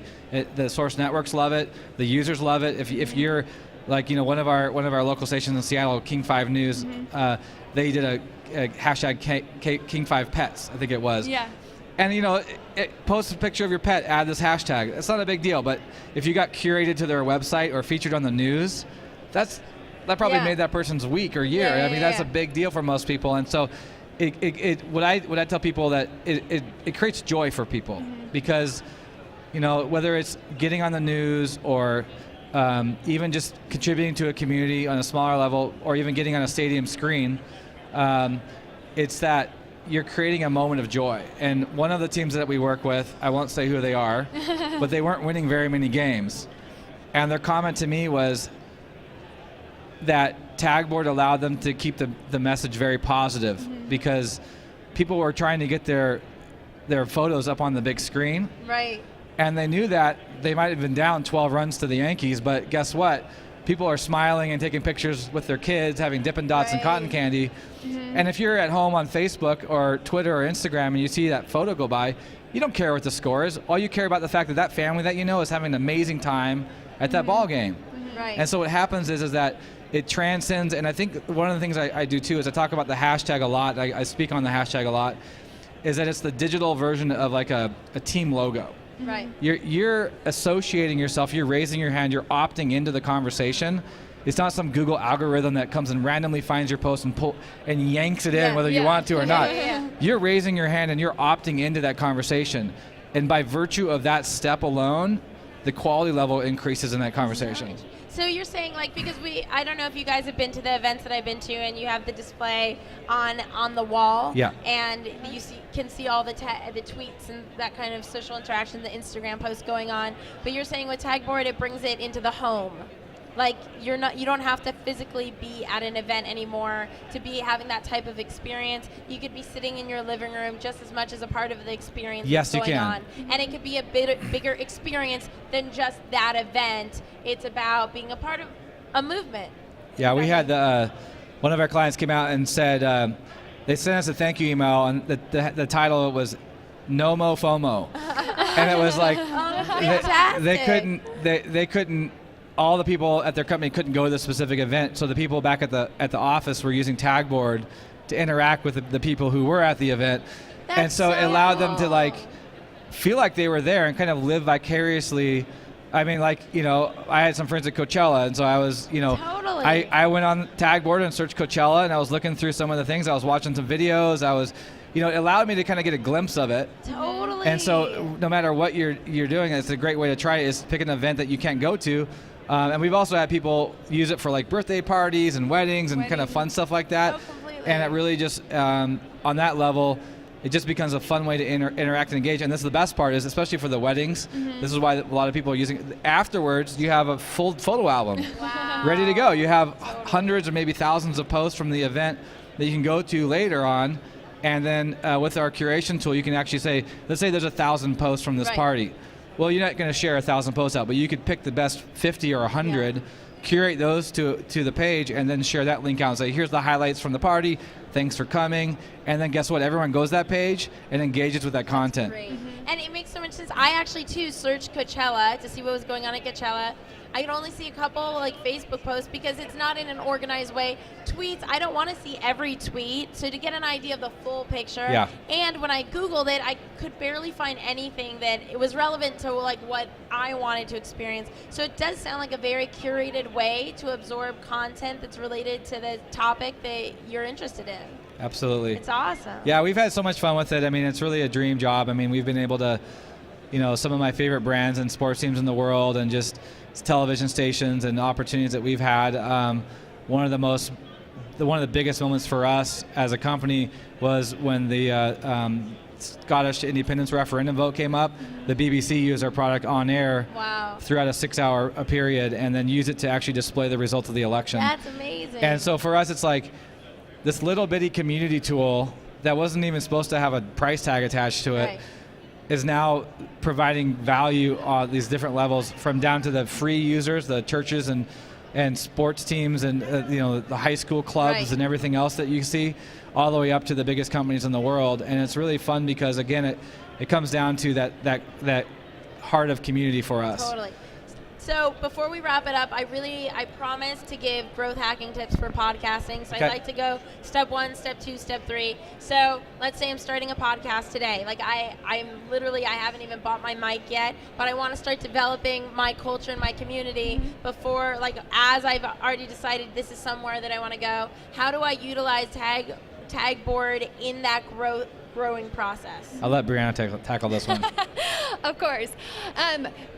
Great question. I first wanted to just kind of highlight, which we can talk about this as well, but highlight that the way that Tagboard works is we're actually able to use the 6 different networks. And so what you were kind of saying a little bit ago. When you say 6, Instagram, Facebook, LinkedIn? Not LinkedIn, Twitter, Google+, Vine, and Flickr. Got it. So what I love about that is earlier you were saying, you know, I'm on Facebook and I don't really want to search through Twitter. And so one, Tagboard can bring all of those social networks together in one place, but also then you're not telling your viewers or your audience or your fans or your community, you have to use Twitter to be a part of this conversation. Right. So I just wanted to highlight on that a little bit. No, it's a good point. Like, I use Twitter.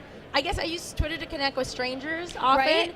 Whereas my Facebook is that's my personal website. Right? Exactly. So totally, it makes sense. Exactly. So, but then that's kind of a part of the steps. I would say the number one first step would be choose a hashtag.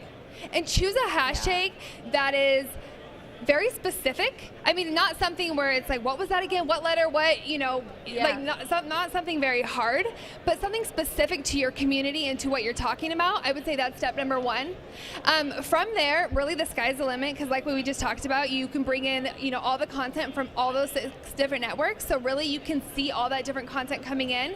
And then from there, I would say, you know, start talking about it. Use the hashtag like you do already, you know, use a hashtag when you want to get in touch with us. Are you guys watching? Yeah, hashtag, you know, show us take a picture of you watching right now, that sort of thing. Really talk about your hashtag and having people do that call to action all the time.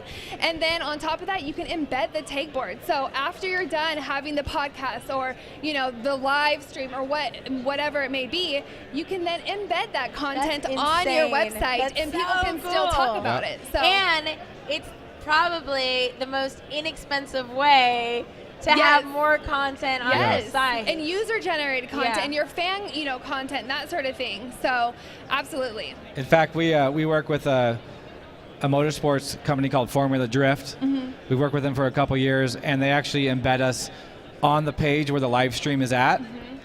And they saw a 40% increase in time on site as a result of putting Tagboard on there.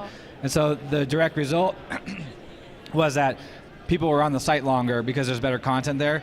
But also when I listen to podcasts, a lot of times I'm listening to them live.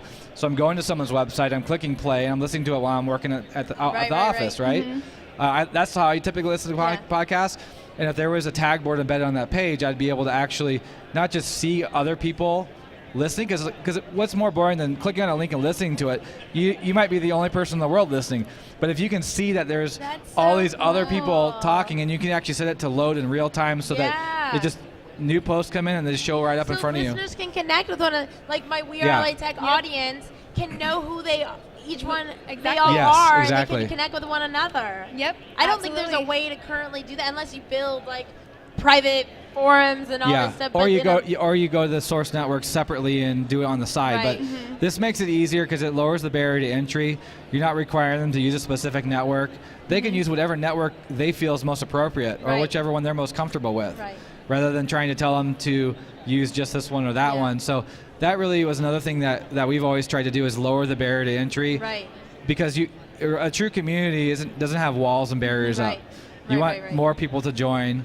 And by opening up to the top 6 networks right now, and we'll be adding more soon, it allows us to help people solve that problem. I think I'm going to actually, with your content idea, it never even occurred to me. I think I'm going to do it with the Women in Tech podcast website as well. I mean, all the conversations going on about women in tech. Exactly. I mean, that's crazy. I mean, done. You just saved me hours and hours of content creation. I'm going to look right now. You said women in tech is the hashtag. I'm searching right now. We're doing this live. Okay, so right now we can see women in tech. You can see, and if there's, I'm not sure. Can we see the camera? Yeah, you can turn it around. Here, I can turn it around. I don't know what we'll do so it doesn't drop. I don't know if we can see it. Yeah, we can see it. Okay. Kind of. I mean, it's a computer screen, but we can see it. So you can take a look a little bit right here. So we just searched the hashtag Women in Tech, and right now you can see all the people that are currently talking about your hashtag. Josh can scroll through. You can see all the different networks. People, you can join the conversation right now. That's fantastic. And from this point, we're just searching the hashtag right now. You can actually create a tag board and then start producing and choosing the content that you want to show. And it's free to create tag boards. The only thing you end up paying for is if you had some of our enterprise features. But one of the things too is it also has related tag boards. It's free to create tag boards. Yes, it is. I mean, that's amazing. Absolutely. And you could also see related hashtags. Yeah. You can see sentiment analysis, trend analysis, and so you can see these things like spike up during events. And when you say I could partake in the conversation, if I click on something, then I'd be tweeting if it's a tweet? So I think she's logged in here. You could actually then comment on it. But you could from like my it own account. From your own account. You can sign in with your own account. So I'm syncing my account so I could easily communicate. Yep. And this is fantastic. You can sync your Twitter, Instagram, or Facebook account. Yeah. Yep. That's fantastic. Well, thank you so much, guys, for spending your time with us. I think it's an amazing tool. My favorite thing about talking to you guys, aside that you really try to unify communities, is that you're good people that lead from the heart. Yes. And I think it's important that we have business leaders that lead from the heart. I'm sure people will want to stay in touch with you, find out more. Will you just repeat how to stay connected? Yep. So we actually have a booth over in the Sprocket section, which is on the other corner of the room here. Yep, booth number 18. Booth number 18 over there. And again, my name is Josh Decker. JDBT is my Twitter handle, and @Tagboard is our corporate company handle. And my name's Brianna Bowers, and my Twitter handle is @Brianna Bowers. You can also email us at tv@tagboard.com. Yes. Cool. Thank you so much. It's been a real honor, and we look forward to getting you set up. I'm so excited. Let's do it. And we have one more interview, our final interview of the day with Audacity Podcast. Am I saying it right? The Audacity Podcast. And Daniel is amazing. And Daniel's actually the one that had the comment about the caffeine. He made the same caffeine comment. It's very funny. Absolutely. We want that caffeine, right? So you guys stay tuned. TechZulu.com, new Media Expo. I'm so excited. NAB. I can't even stay in my chair right now. I'll see She you can't guys in a even. couple She can't minutes. even. I know. Bye.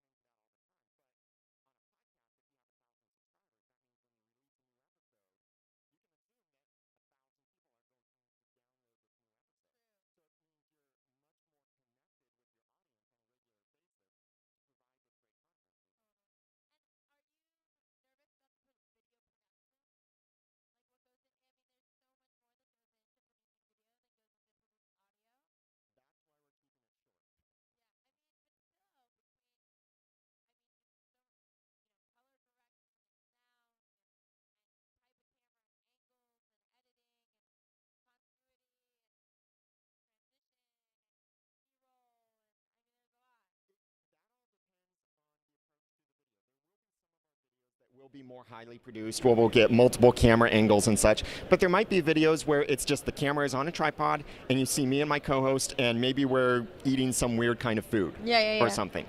And that you don't need B-roll footage. You don't need all kinds of fancy editing or anything like that. Just let it flow and let it be short. It's when you go longer, that's when you start to need a lot more editing, or the more advanced of content you try to communicate, then you require the editing to communicate that well.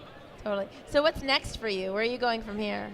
I see that aside from flying back home after New Media Expo ends. My business is providing solutions for podcasters. So I see 2015 as the year of products for me. I want to create more products for podcasters. Like right now, I have My Podcast Reviews that goes out to iTunes and MyPodcastReviews.com? Yeah. Okay. It goes out to iTunes, pulls all of your global podcast reviews and emails them to you on a regular basis. That's amazing. And if, by yourself, just for one podcast by yourself, it would take about an hour to do that, to check all 150 plus stores, and you don't even know which one to check. No, it's like super annoying.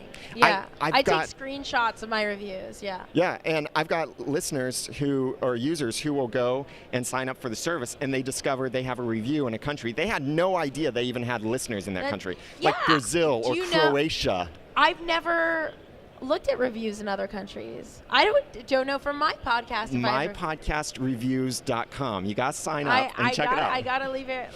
And like for you, you might be surprised. You're both saying yes, so you guys both use it. And what did you discover?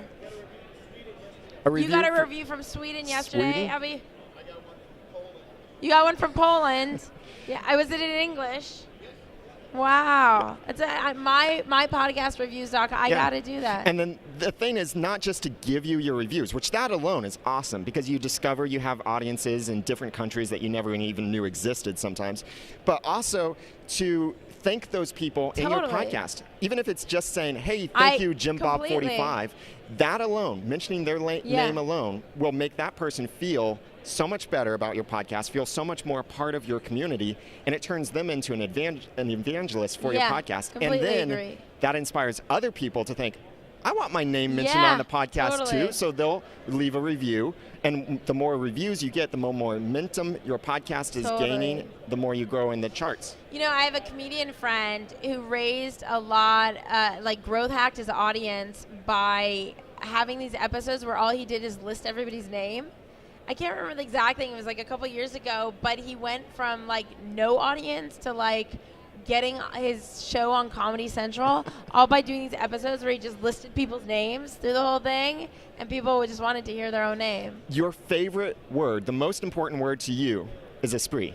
The most important word to me is Daniel J. Lewis. You mentioned it at one point, and I was at the other side of this area, and someone mentioned my name. I heard it out of all of the other noise that's going on.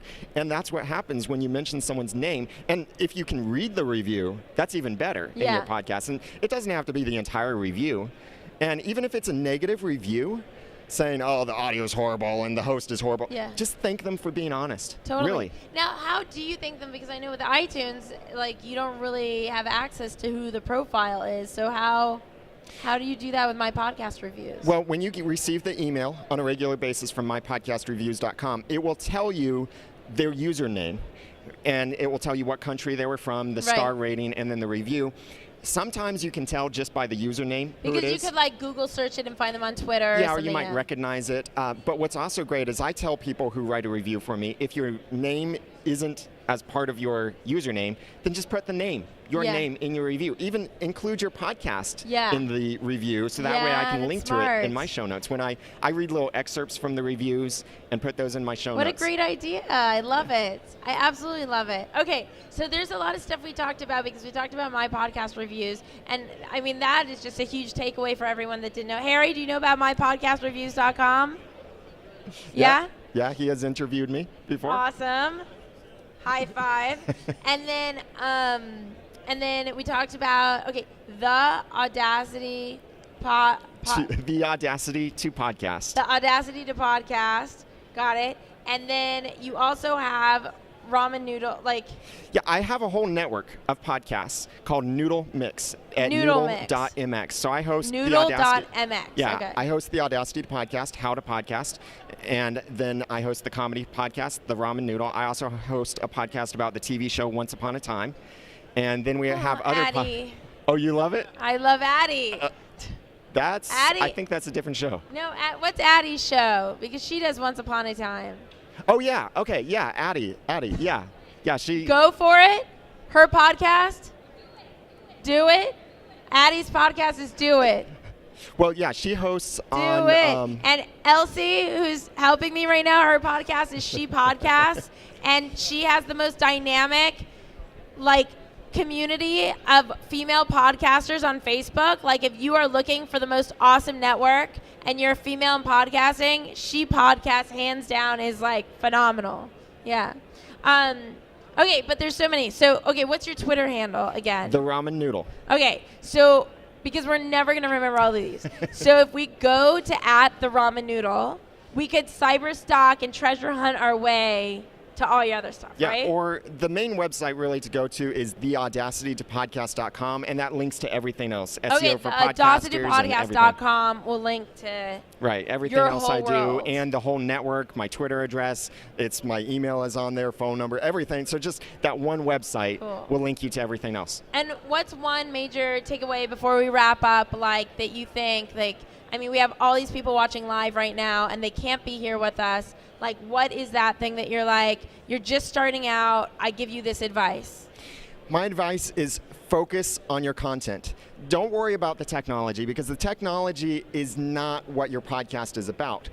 That's why I podcast, and I try to help you with the technology so you can focus on the message. Spend all of your time that you can focusing on building great content, because it's the content that will hook people in, not to think, oh, they use the Heil PR40. I want to listen to their podcast just because they use that microphone. No one does that. Yeah. People want to listen to content. Which so is one of the focus most on it. expensive, nicest microphones. It's yeah. a lot of podcasters use that, but you can podcast with a $50 microphone Yeah. and build a massive the audience. Technica 2100. Yeah. So focus, get just a microphone that works for you, even if it's just pulling out your cell phone and talking into that microphone. Focus on the content, because that is the most important part of the podcast. Totally. I purchased a few weeks ago on Kickstarter, there's a new thing called Snap Recorder that has, it's like a box. It's a portable sound studio, and you can put your iPhone in it and then have sound studio quality audio just in your living room with this Snap Recorder. Yeah, and they have like an iPhone integration, so you can just stick it there. No big deal. Cool beans. Thank you for spending your time with Tech Zulu. I'm so excited that now I've been with you at 2 events. This is awesome. I hope to see you guys again tomorrow. I'll be with Tech Zulu hosting. They'll be live streaming all day, but I'll personally be here in the flesh 3 to 5 p.m. Pacific Standard Time.